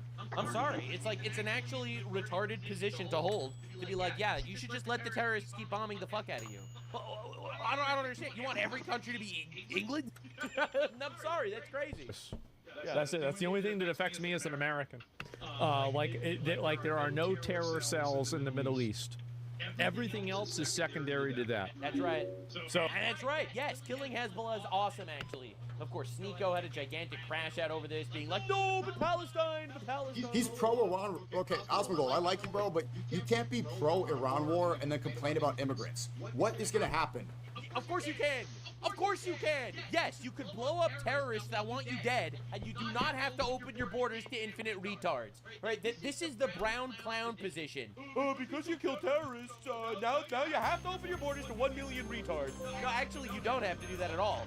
I have zero moral obligation to open my borders to retards, but you made their country unlivable. They shouldn't have been terrorists then. Not my problem. Right, and he keeps crying about this for like the next 5 minutes. When Trump is threatening to wipe an entire civilization, where did he do that, or did he get them to sign a deal because of the threat? Where are the people gonna go? Unless you not my problem, not my issue. Want them to all be nuked, because this is what happened. No, literally not. They will overcome and overthrow their fucking regime, and they will have a glorious life over there. For the past 20, 30, 40 years. Yeah, the reason why we have Afghanis in our country is not because of the war, it's because we have retarded politicians that let them in. In Iraq, in Syria, in Libya, all over. They get bombed, then they need a place to go. No, yeah, and it's not my issue. It is not my problem. Oh well, figure it out. Oh, if you don't want this, then stop encouraging war. If you are actually If this is like the actual brown clown position. You're against getting raped in your homeland? Well, that's actually your fault for killing terrorists across the world. Yeah, all right, dude. Anyway, he keeps going, talks about Palestine a whole lot. That Israel is the West. Jerusalem. The nuns get spit on. This was. Oh yes. There was an anti-Christian Jew once that spit on a nun in Jerusalem. Yeah, so obviously the Jews are the enemies of Christian civilization. True. Let's not talk about how Muslims have been massacring Christians literally every single place they've gone for the last 1,400 years. It's all cope. It's crazy. Now, Israel today eliminated a Hezbollah terrorist in Beirut who orchestrated the kidnapping and murder of 5 American soldiers. Thank you, Israel, from an American. Yes, Ali Musa Dakdok is fucking dead. Senior Hezbollah commander held a series of 5 senior positions within Hezbollah. He killed 5 American soldiers, and now he's fucking rotting. Thank you, brothers in the fucking IDF that obliterated this motherfucker. You are awesome for that. Thank you. W. You know, now, President Trump apparently said, Netanyahu has no fucking judgment. I passed that message on to him. I'm very unhappy with the attack on Beirut. And I get it. Bro wants to make peace, and Netanyahu wants to eliminate terrorists that are threatening him, directly. I understand completely both sides, and honestly, I think anyone that doesn't realize that this is all theater for the retards, I think you are a subtard. You think Trump is actually, like, really good that Netanyahu bombed fucking terrorists that killed Americans? Of course not. He's thrilled. He fucking loves that shit. Right, the reason why he's making this post that he has no fucking judgment is because he's trying to pass a peace deal, and he wants to make it look like he's not egging him on to do exactly that, so that the Iranians aren't fucking furious. This way he can be like, I love peace. Peace is good. And the Iranians will, like, figure some shit out with them at the same time. Netanyahu still doesn't. How many times does, oh my god, Trump and Bibi Netanyahu, they really fucking hate each other now. How many times have you fallen for this slop? It's unreal, bro. It's crazy. Now, remember the words of Marcus Rubio, who, by the way, has been dead silent since this deal, because realistically, I personally, again, would not have done this deal. I personally would have bombed the fuck out of them until they capitulate. And if they refuse to capitulate, they die. Right? That's my stance, essentially, when you deal with terrorists. I personally do not agree with the Trump stance, but I'm not a panicking. I'm waiting to see how this all pans out. I have faith that the Donald isn't just going to let us all down. We have 60 days now of discussions or whatever to see what goes on. I don't think Iran is going to comply. I think they're going to get comfortable, and I think they're not going to actually do the things that Trump wants them to do, and I think that we're going to end up fucking obliterating them in 2 months. Hey, I could be wrong, but to quote Marcus Rubio, first of his name, if you fire at a U.S. Navy ship What are we supposed to do? Say, oh, there's a ceasefire. We're not going to shoot down your drone. That's a stupid question. That's a stupid position to take. That's a stupid position. Of course we fired back at them. They were shooting at us. Yeah. That's what I would expect to do. Yeah. Only stupid countries don't shoot back when you're shot at. Only stupid countries don't shoot back when you're shot at. Godspeed, Israel. Keep fucking blowing up Hezbollah. You didn't sign no deals. You're a sovereign country. Meanwhile, we'll play the good cop, and hopefully Iran will give us all the things we want. If we get all those things that we want, great. If we don't, we kill them. It's honestly pretty awesome. Now, Myron, of course, all right, he has a lot to say, and I think it's really important to hear the geopolitical takes from this guy. Dude, the whole Ukraine... He did like a 4-hour video on me screaming about how I have a secret agenda to bring red cows to Israel to destroy Al-Aqsa Mosque and create the third temple. So I'm really curious to hear what he has to say. is a fucking waste of money, dude. I don't even know why we bothered. Let's be honest here, man. Ukraine is a fake country. But Palestine, on the other hand, a country that never existed, now that's important. Bro, brown clownery actually through the roof everywhere. Don't fall for the slopaganda.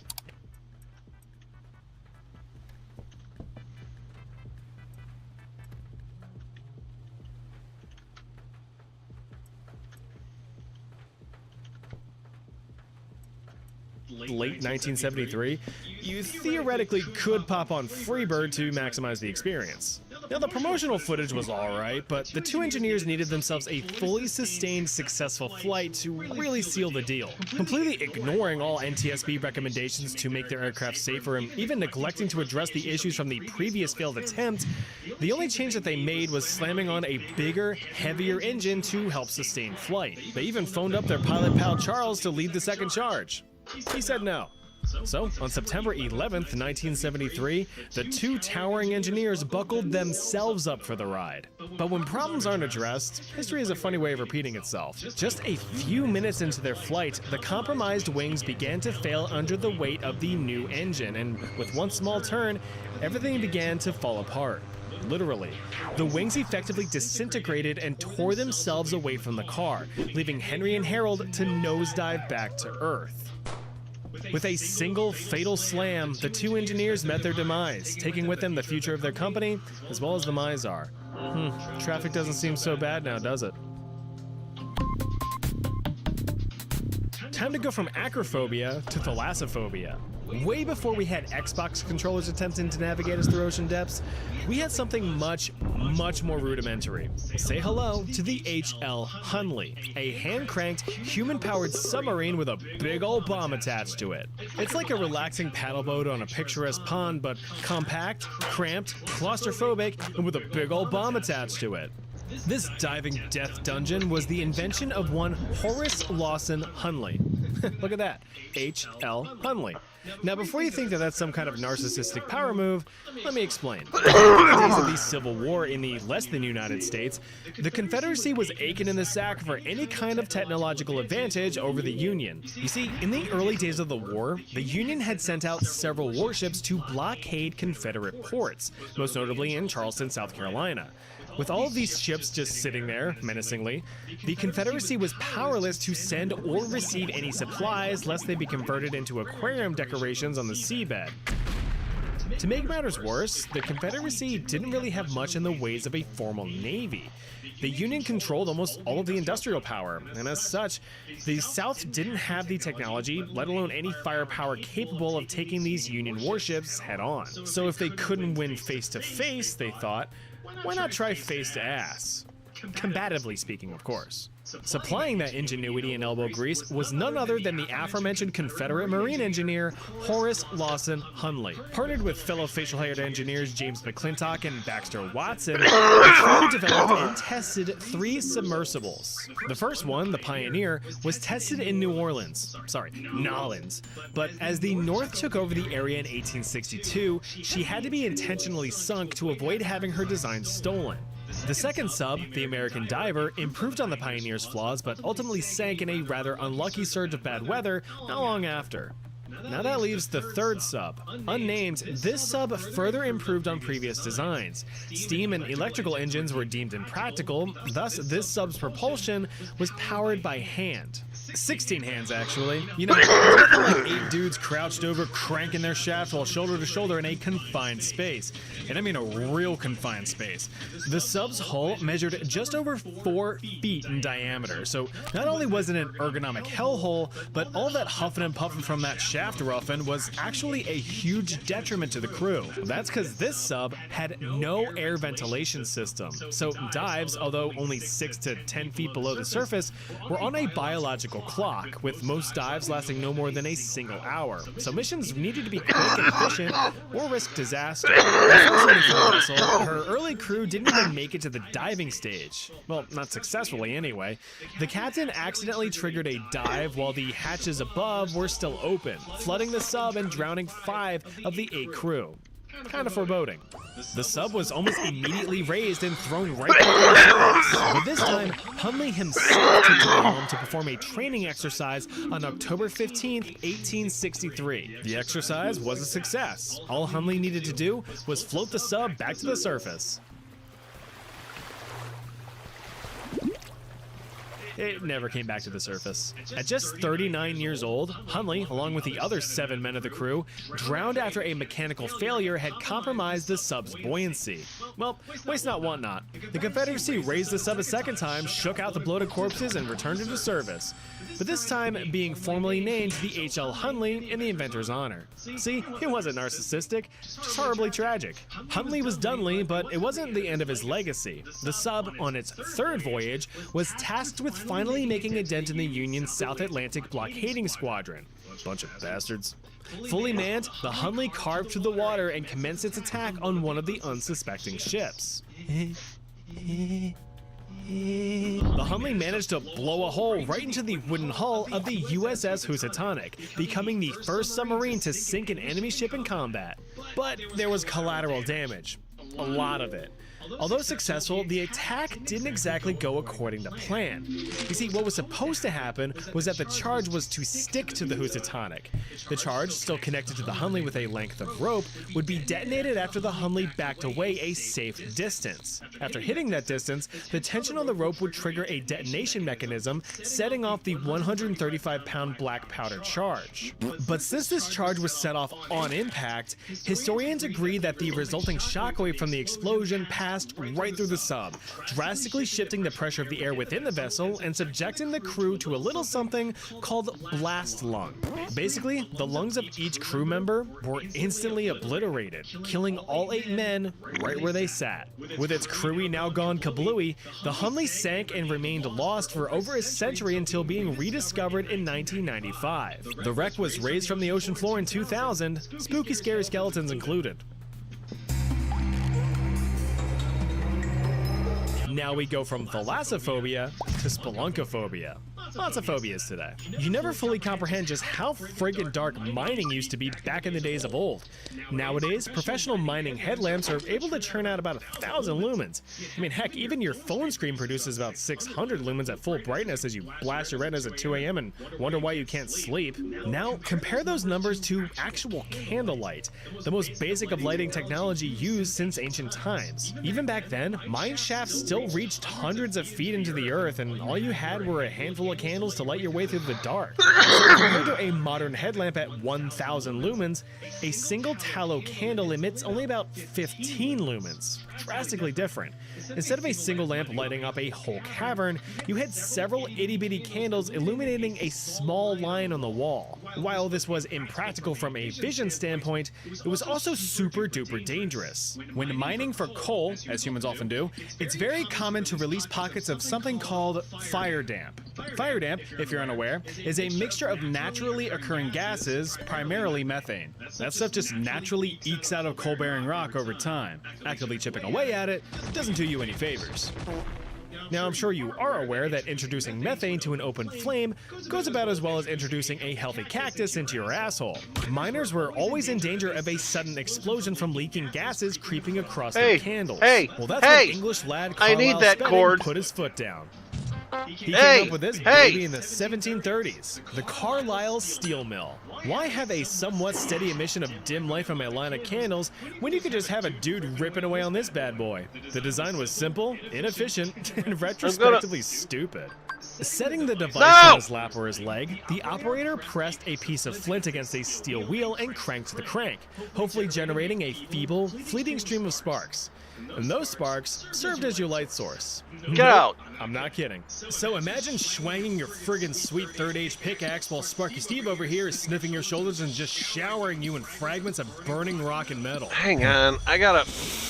Crazy's getting crazy. You're doing a good job.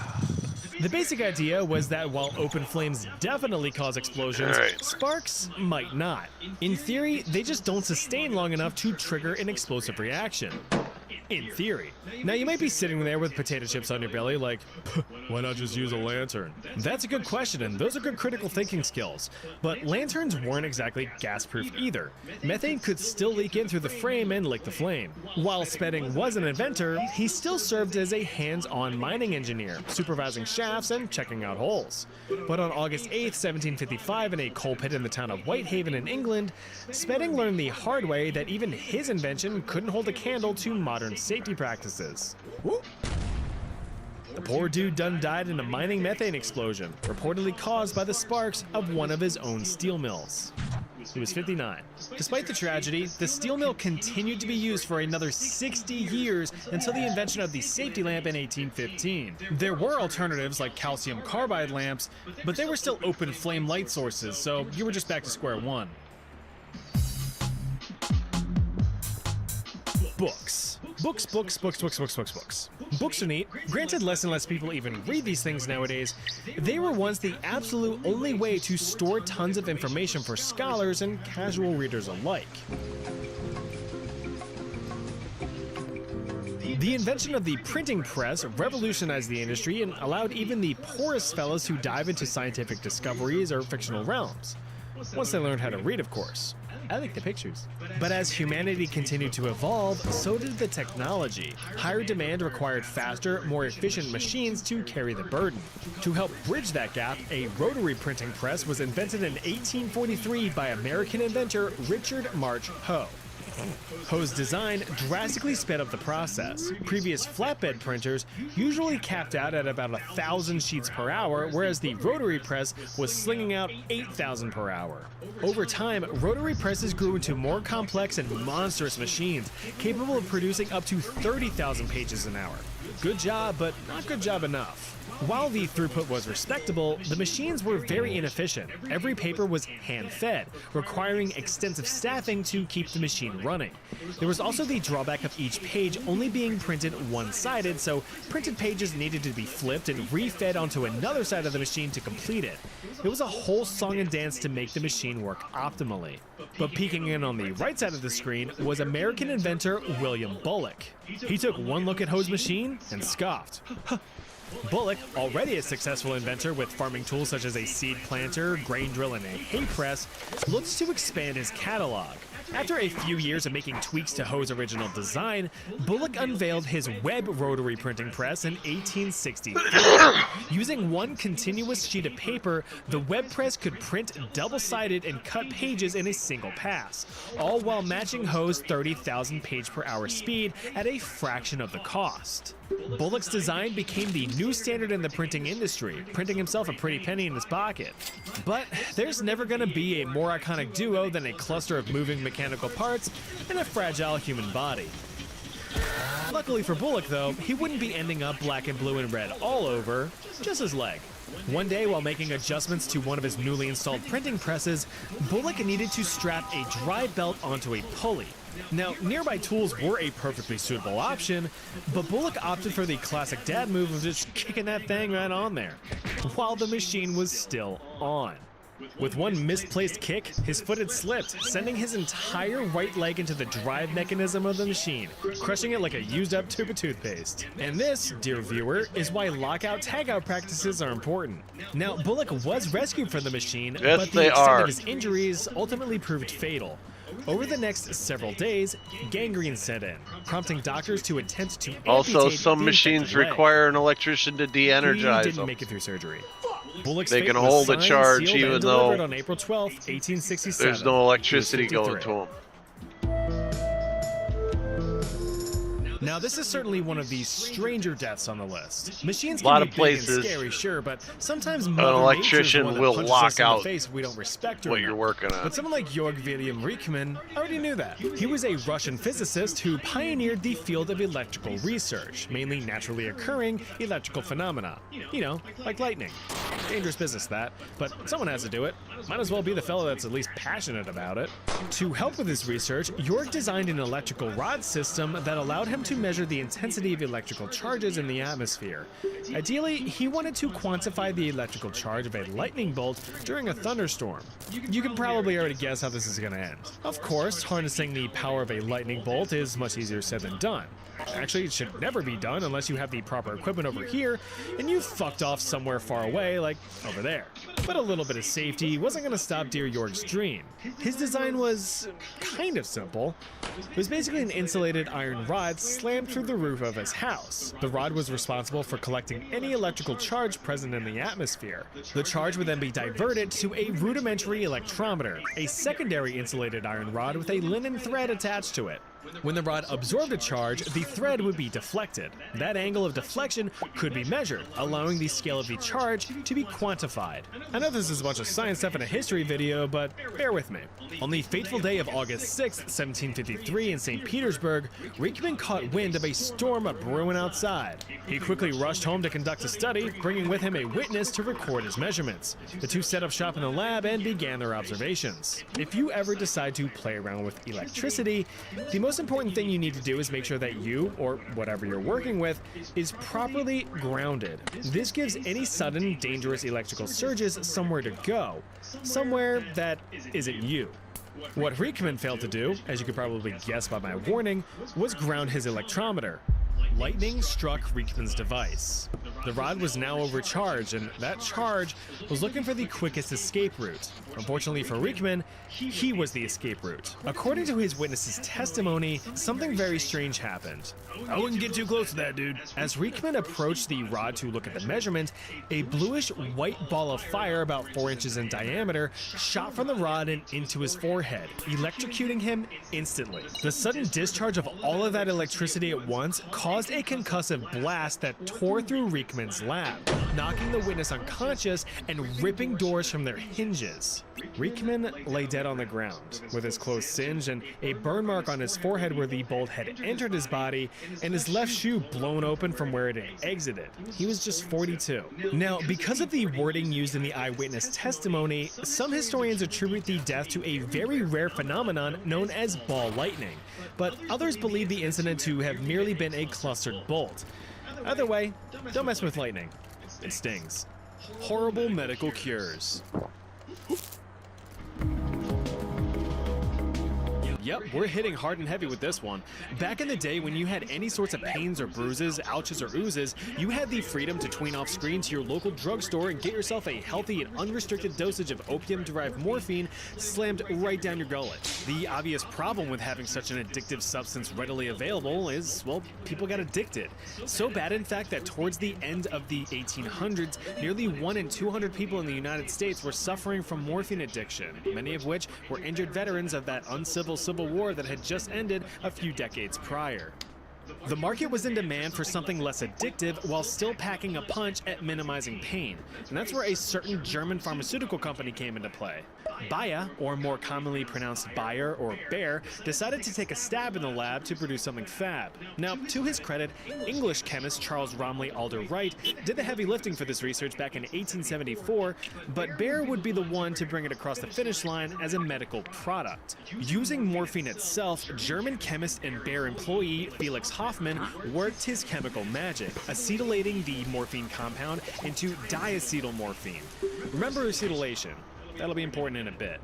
So what does all of that mumbo-jumbo jargon mean? Well, I'll tell you. You see these two acetyl groups right here? They allow for better lipid solubility, meaning that this stuff is able to be absorbed into your bloodstream more quickly than regular morphine, allowing it to take effect that much faster. Early experiments boasted phenomenal results, with patients praising its intense effects. Yeah, it was you. Felix Alright, dubbed cool. his creation heroish, German for heroic or strong. But in 1898, Bayer would sell the wonder drug under a slightly different name, heroin.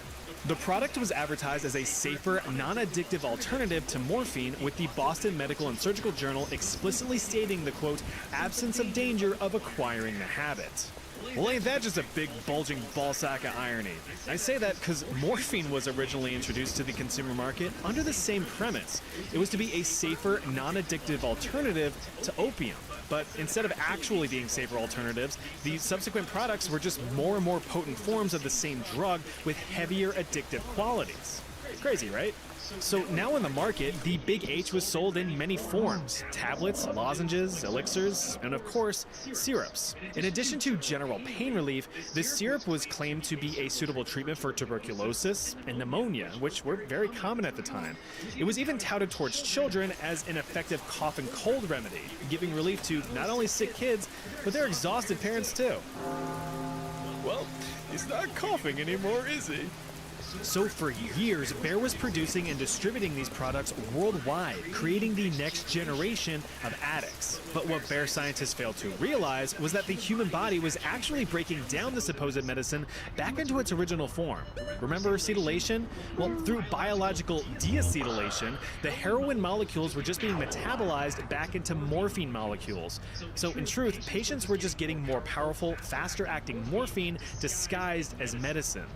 As for the innocent consumers, their quality of life was drastically altered from the supposed cure. While short-term effects seemed promising, mainly that addictive euphoric feeling, the long-term effects were horrifying. Doctors who prescribed stronger versions of the product reported an overwhelming number of requests to up their dosages, a clear-cut sign of tolerance and addiction. Even if the initial affliction had passed, consumers still demanded their doses. Those unable to be prescribed any additional amounts experienced terrible withdrawal symptoms. These included restlessness, bone and muscle pain, insomnia, nausea, and chills. In the extreme cases, heavy use of the stuff often resulted in complete respiratory failure, which of course means full system shutdown. Due to severe backlash, Bayer put a cap on all heroin production in 1913. Coincidentally, right before a little thing called the Harrison Narcotics Act was passed into law the following year. This effectively removed any and all diacetylmorphine-based remedies from the shelves, restricting them to only being available via prescription from a licensed medical doctor. It remained prescribable for a bit, but was ultimately banned in 1924. It took until 1970 to be officially recognized as a Schedule I drug under the Controlled Substances Act, determined to have no acceptable medical use, regardless of the initial claims, upon release. Mental illness has always been a problem throughout human history, with our knowledge around the subject still evolving to this day. Although research on the topic dates all the way back to ancient times, it wasn't until the mid to late 1800s when things really started to rev up. But like any field of research, the preliminary phase is where all of the majority of the errors are made. You gotta fail a lot to learn from mistakes. Unfortunately, though, some mistakes aren't initially recognized as such. Take one Dr. Manfred Sackel. A simple accident on his part was misconstrued as a success, and many inadvertently paid the price for it. Trained as a psychiatrist at the University of Vienna in Austria, you know, the place that isn't Australia, Dr. Sackel skipped across the pond to the US in the late 1920s to tackle the psychological disorder of substance addiction. You know, like morphine addiction. But instead of just prescribing a simple syrup, Dr. Sackel instead used insulin injections. The insulin was used as a metabolic sedative, basically calmed down the achy and shaky addicts, making them super seepy instead. Much more manageable, but not exactly cured. They'll just get shaky again later. Well, unfortunately, Dr. Sackel must have drunk a tall ice-cold glass of dumb bitch juice one morning, because he accidentally pumped too much insulin into a patient, forcing them to go lights out, induced into a hypoglycemic coma. Shoot! Don't go dying on me! He managed to bring the patient back to consciousness through a delicate jab of glucose. But what happened next was actually astonishing. The patient, normally all fidgety and whatnot, showed no visible withdrawal symptoms and even improved mental clarity. It appeared that simply turning the brain off and on again gave the patient a much-needed mental reset. Well, one success means it works, said no good doctor ever. With this supposed breakthrough, Dr. Sackel had written up his discovery and decided to go for gold. Now standardizing the process, he tested his new treatment, dubbed insulin shock therapy, on patients with schizophrenia, a severe mental disorder which, at the time, had no treatments whatsoever. Under insulin shock therapy, patients were put through rigorous coma induction and wake cycles. This occurred 5 to 6 times a week, with each coma lasting about an hour before regaining consciousness. This process lasted for multiple weeks, with patients being subjected to as many as 60 comas over the course of a few months. Some worst cases even lasted more than a year. Patients, when they actually had a light on upstairs, often experienced excessive perspiration, salivation, and agitation, with many also experiencing violent convulsions. Despite these very obvious adverse effects, Dr. Sackle published his findings, claiming that up to 70% of patients had full remission, completely cured of their medical condition. This jump-started the craze for doctors to start jump-starting their schizophrenic patients. But the repetitious hypoglycemic comas did little to benefit the body. Long-term effects from insulin shock therapy included severe memory loss, reduced attention span, and slower brain activity. These people had much more difficulty learning or even thinking. On the extreme end, of course, were the deaths. According to institutional clinical data from across the United States, mortality rates from the treatment reached as high as 5% in some facilities. Sure, that doesn't sound like much on paper, but when thousands and thousands of patients were having their brains forcibly rebooted, the numbers add up. Hundreds of unnecessary deaths thanks to shoddy research. Insulin shock therapy continued to be practiced up until the 1950s, where it eventually fell out of favor once antipsychotic medications entered the market. These medications were cheaper and safer for the patient. By the 1960s, the therapy was completely abandoned. As for Dr. Manfred Sackle, his heart abandoned him in 1957 when he died of heart failure at the age of 57. This delicious-looking rock is called calomel, and it's responsible for thousands and thousands of deaths throughout human history. Although a simple compound, calomel, also known as mercurous chloride, was widely used as a treatment for centuries, with Arabian alchemists first documenting its use back in the medieval times to treat syphilis. But Swiss physician and double-chin enthusiast Paracelsus pushed the research further in the 1500s. He noted the compound's astounding ability to rid the human body of black bile. Made you vomit and shit yourself. You see, for millennia, the prevailing medical theory was that of the Hippocratic Four Humors. I know I've discussed this before, but as a refresher, the theory suggested that the human body contains 4 main fluids: blood, phlegm, yellow bile, and black bile. If you're healthy, it means that all 4 of these fluids were in equilibrium. But even if one was just slightly off, it could cause you to get sick, so you had to bring things back into balance.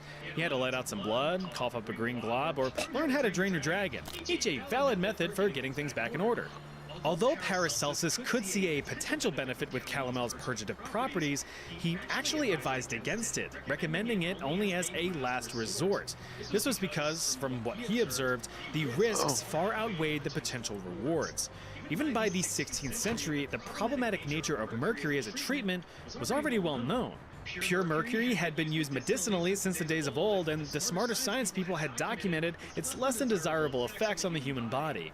Hair loss, tooth loss, fatigue, dementia, and death were all on the menu from heavy mercury usage, with death most likely being the worst one. But who needs warnings and research when you can make them dollar bills, y'all? Jump forward tens of decades into the 18th and 19th centuries, and American and English physicians were handing out calomel like caramels.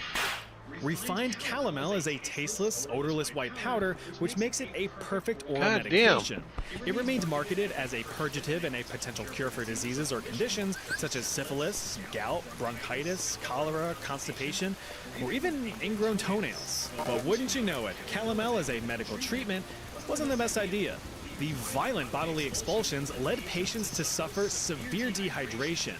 Not only that, but some patients were prescribed bloodletting sessions alongside their mercurial cure. So in an attempt to balance their humors, some patients way overcorrected to the point of dangerously low levels of bodily fluids. This resulted in the little shriveled up raisins to suffer what is called hypovolemic shock, meaning that their bodies couldn't provide enough healthy blood to their organs, leading to rapid heart rate, extreme weakness, and complete organ failure. But to some of the most brilliant medical minds at the time, this simply meant that the treatment was working. Scottish fellow William Cullen, a leading medical authority in the 18th century, saw these symptoms simply as, quote, nervous energy leaving the body, which, according to his logic, would eventually lead to a cure of the underlying disease. Any death that had occurred was not the fault of the calomel, but the disease itself. Regardless of his positive thoughts on the matter, he still cautioned excessive use of calomel and only recommended minimal effective doses.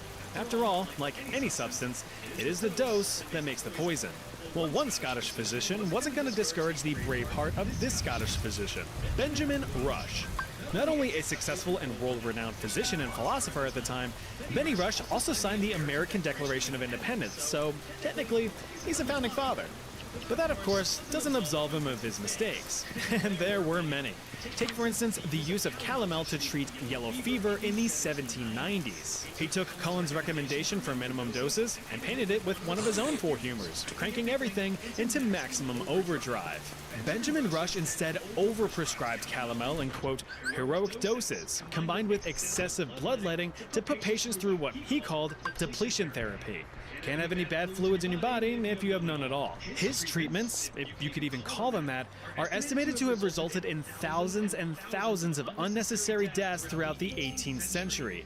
But aside from egotistical doctors, calomel still remained in the medical spotlight.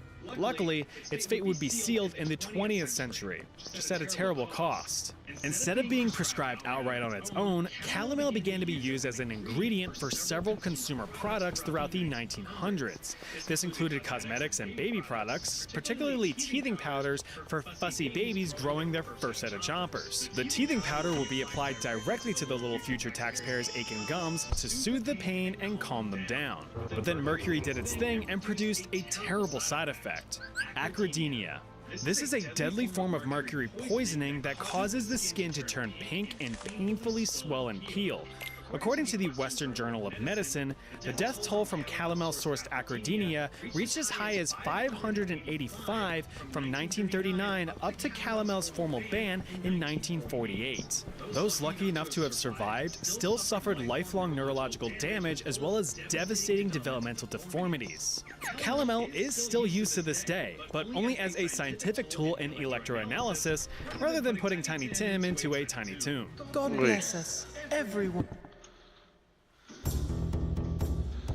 Oi. Ever copy someone else's notes from class only to realize too late that you've made an error and subsequently taught yourself the wrong thing and now you look like a complete and utter dumbass? Well, that's what a bunch of European fellas did in the 12th century. Ancient Greek and Arabic texts pointed to a substance used as an effective cure-all for many ailments. The Arabic text referred to the substance as mumia. Derived from the Persian word mum, meaning wax, mumia is a naturally occurring black tar that is found around the Dead Sea in the Middle East. Also known as pitch or bitumen, the sable slop was often applied directly to wounds to stop excessive bleeding and promote healing thanks to its natural antiseptic properties. Powdered bitumen could be diluted in wine or vinegar to supposedly cure other conditions such as headaches, fever, or a grumbly gut. That's all well and good, but when 12th century European scholars were translating Arabic texts into Latin, some incorrect pieces of the puzzle were being forced into place. This was the case for the translation of mumia. The way the text described the substance wasn't exactly direct, with some context clues pointing towards embalmed bodies from ancient Egypt. Just as an aside, towards the end of the New Kingdom and into the late period of ancient Egyptian history, embalming of corpses did in fact use pitch in the process. But instead of the pitch, translators instead mistook mumia to be referring to a known black tar-like substance within the corpses and even the embalmed bodies themselves. Fun fact, this is why we call mummies mummies. A simple mistranslation. Well, when translators saw human corpse and cure-all in the same medical text, that's where things kind of went off the rails. You see, the idea of consuming remains for health benefits was not new. As a matter of fact, medical cannibalism has been around since the days of old, with one example being the ancient Roman practice of consuming gladiator blood with the intention of curing epilepsy. Even Imperial China had Emperor Wuzong of the Tang Dynasty munching down on some human flesh to extend his life. So even though it sounds kind of ridiculous, it wasn't out of the realm of possibilities. But this error sparked quite the lucrative craze. Once the mistranslation was published, European apothecaries began bombarding Egyptian traders with orders for genuine ancient remains. Thus began the mummy trade of the 12th century. Tombs were exhumed and graves were robbed to dig up cold hard bodies for cold hard cash. But for every market, a submarket grows. With such high demand and limited mummies to be extracted, fake corpses were being created using the recently deceased, being sold as authentic remains. But we'll circle back on that in a minute. For use as a medicine, the mummies were busted up and broken down, ground into a fine powder. The powder itself could be popped onto your palate to treat anything from internal bleeding to full-blown depression. But if munching on the mummy wasn't your thing, the powder could be snorted into your schnoz. Ironically enough, this was used to treat nosebleeds. Of course, if powder wasn't the play, then it could be incorporated into various ointments and balms. Just slather that shit all over yourself to heal any open wounds. The problem, as you can imagine, was that it did jack shit. French Renaissance surgeon Ambroise Paré found the practice to be barbaric and appalling, noting that the treatment, quote, could do much more harm than help, as it was nothing but, quote, flesh of dead, stinking, cadaverous bodies. Having seen patients ingest the powder firsthand, he directly observed their violent vomiting and immense stomach pains. And it was all true. Medical experts had noticed severe reactions to the powder. Now, circling back to the counterfeit corpses, this only added insult to injury. These corpses were often freshly deceased from disease, embalmed and made up to resemble a real dusty, busty corpse. So instead of snapping into an ancient Egyptian Slim Jim, people might have been munching on a malarial amalgamation of Monty the Mischievous Mooner. Thankfully, though, scholars during the Renaissance decided to revisit the original Arabic text and realize the mistranslation, decrying mummy powder as a medicine and putting the final nail in the coffin for the terrible treatment.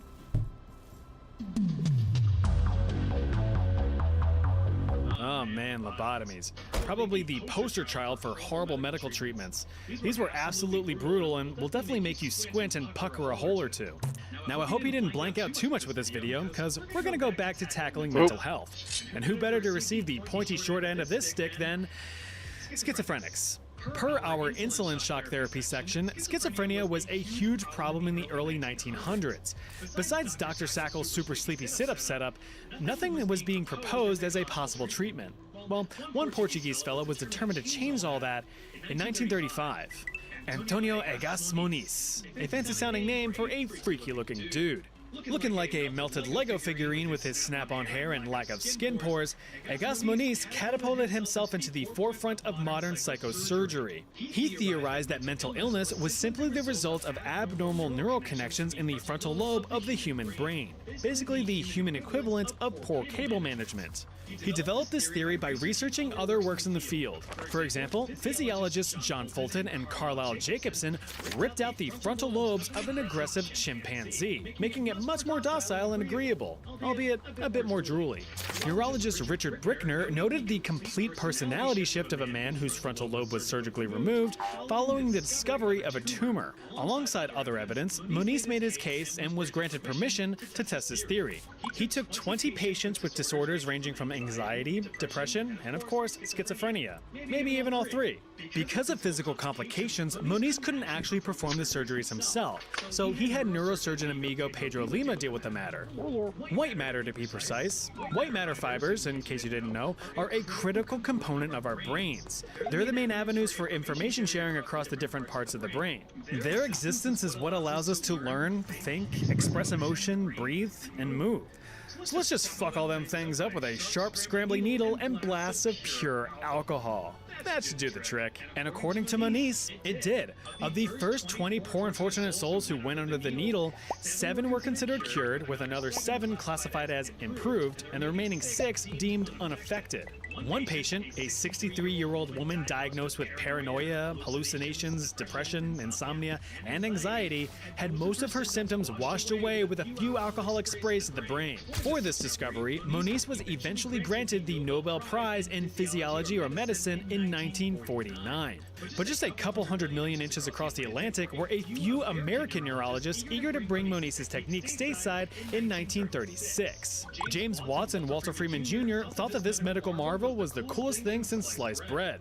While they were successful in recreating the procedure, they opted for optimizing the route, setting records in the 80% category by creating the transorbital lobotomy. Why create a hole in the skull when we have two perfectly penetrable eye sockets built right in? Gripping a sharp ice pick-shaped surgical tool called an orbitoclast in one hand and a fucking hammer in the other, you can already feel the cringe.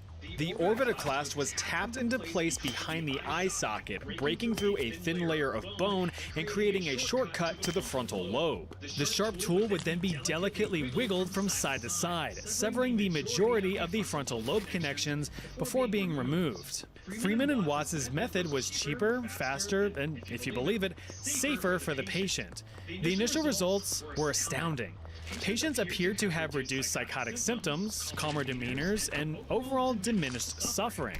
Sounds good, but looking at this with what we know now after decades of medical advancement, this was to be expected. You see, when you destroy many of the avenues for information that regulates mood, emotion, and cognition, you're going to create dull, emotionless, and cognitively void humans. That's exactly what happened. Follow-up reports on patients, if they survived the surgery, showed that many of them became apathetic, had noticeable reduction in motor skills, lacked any form of creativity, or any sense of personal identity. They weren't people anymore. They just simply existed. Although psychological symptoms heavily declined, so did their quality of life. But of course, that didn't stop neurosurgeons from jamming ice picks into brains. To them, sedentary potato humans were the better alternative to the majority of mental hospital patients. Between the late 1930s until falling out of favor in the 1970s, it's estimated that over 50,000 lobotomies were performed in the United States, with Dr. Freeman personally performing nearly 3,500 with his own bare hands. Although never formally banned, transorbital lobotomies are only performed nowadays for extremely rare cases, so you shouldn't have to worry about your keg getting tapped. Evil kings doing evil things. Again. It's always a roll of the dice when slapping a quivering child on the throne. Will they mature into a fair and caring leader, or will they go goo goo gaga bonkers and tear the country asunder? Well, it really depends on whoever raises them. For the case of young Charles IX, he was screwed from the get-go. Born in the Saint-Germain-en-Laye commune in north-central France back in old 1550, young Chuck had a lot to look forward to. He was the prince after all. Surely once his dear old dad had passed at a reasonably old age after bequeathing decades of knowledge and wisdom to his growing boy, Charles would do well to carry on that legacy. It's just too bad that... I'm just gonna play without anything in the background. Hopefully somebody will start talking to me.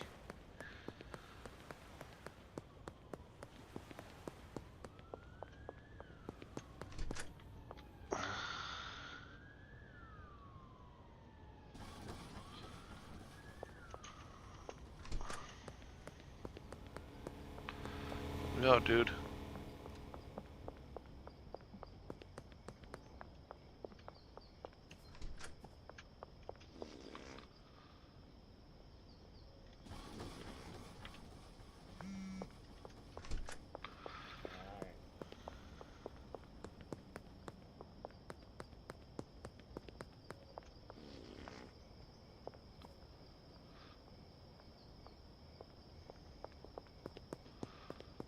Guess I'll have to wait till tomorrow.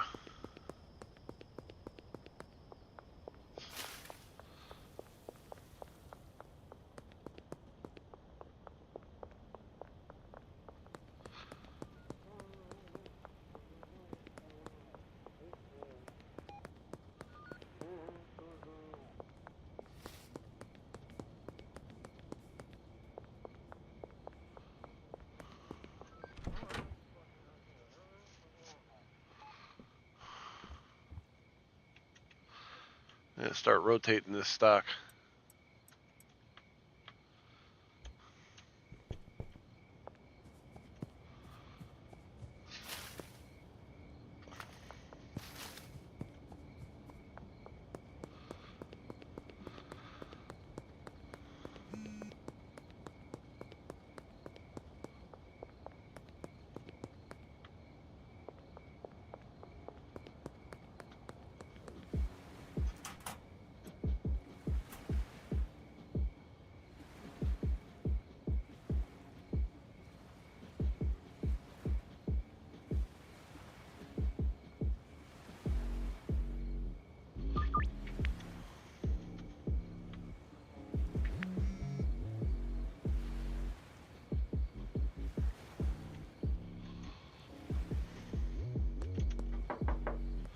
What's up, girl? 17 G's. Nice work. Here, I'm gonna give you some low tier stuff right now. But I'm just in the process of moving. Whoa! Dude kind of startled me with them glowing eyes. Wasn't sure what was going on there.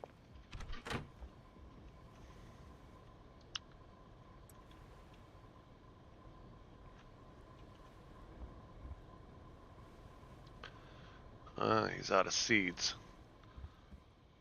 So what I gotta do is come in here.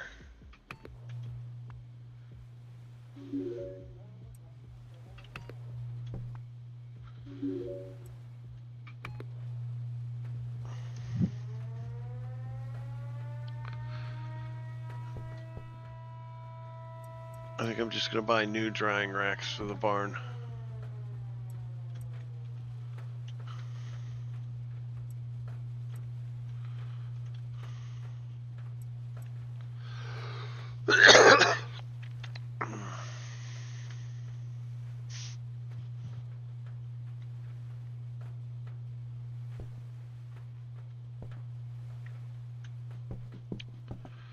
What do you got going on here?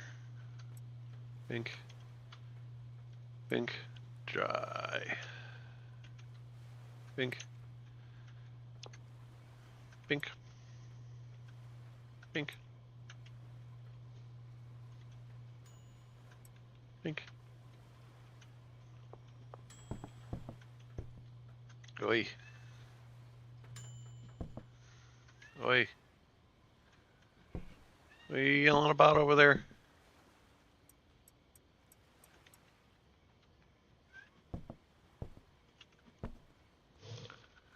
What's up?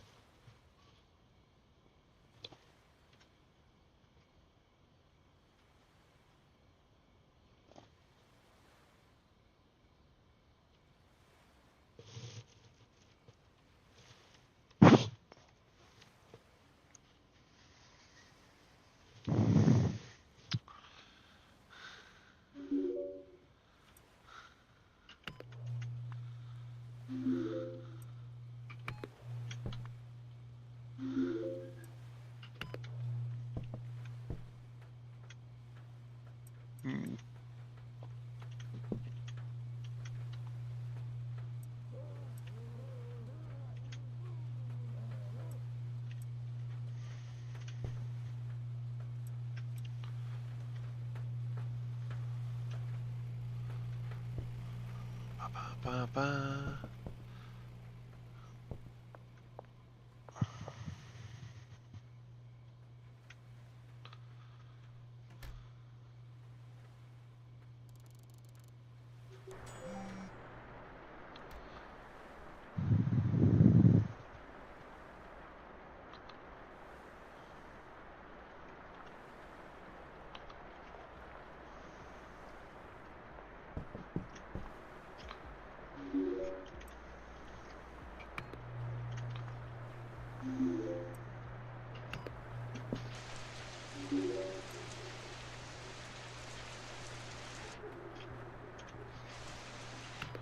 I don't know why it didn't start.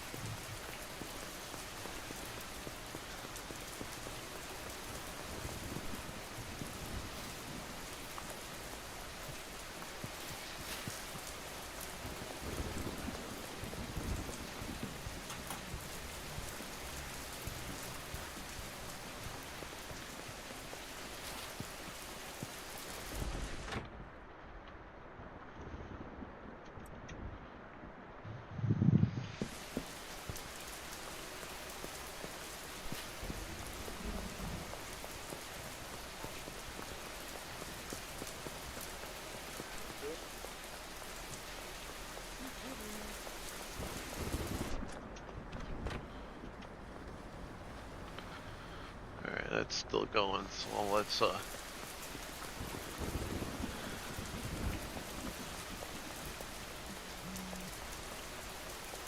you're kidding me. I just It's alright. It's alright. It's alright.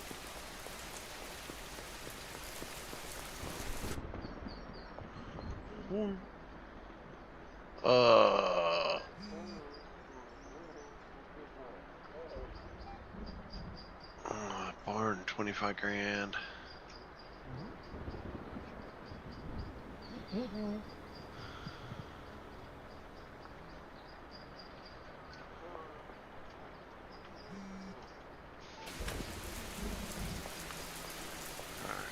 Take care of these.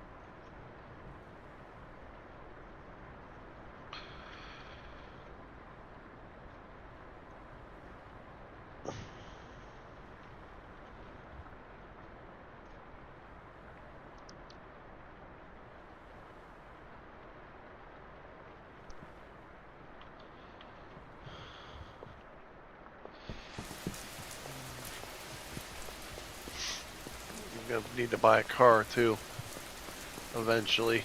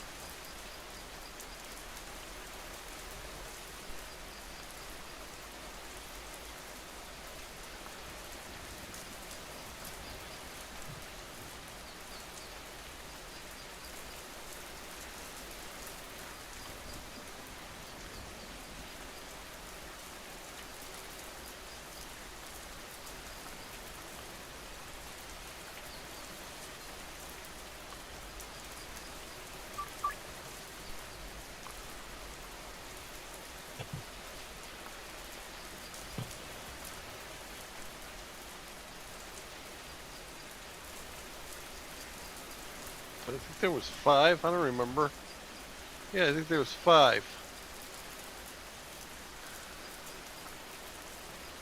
So let's get 95 of these.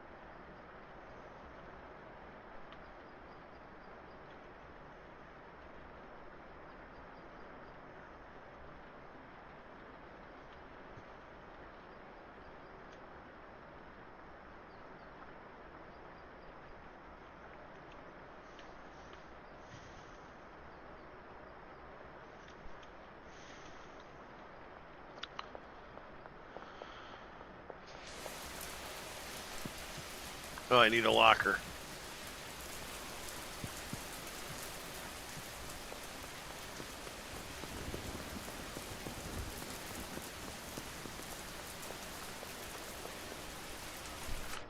I need a locker.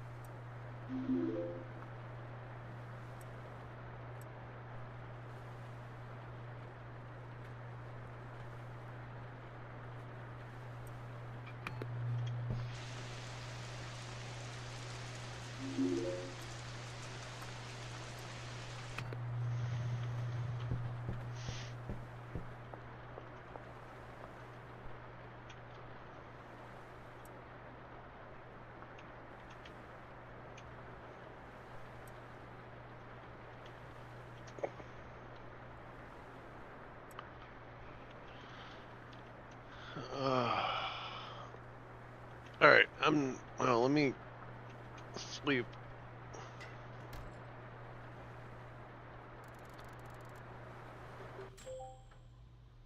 Alright, I'm logging out for the evening. I will see you guys in the morning. You have a wonderful evening.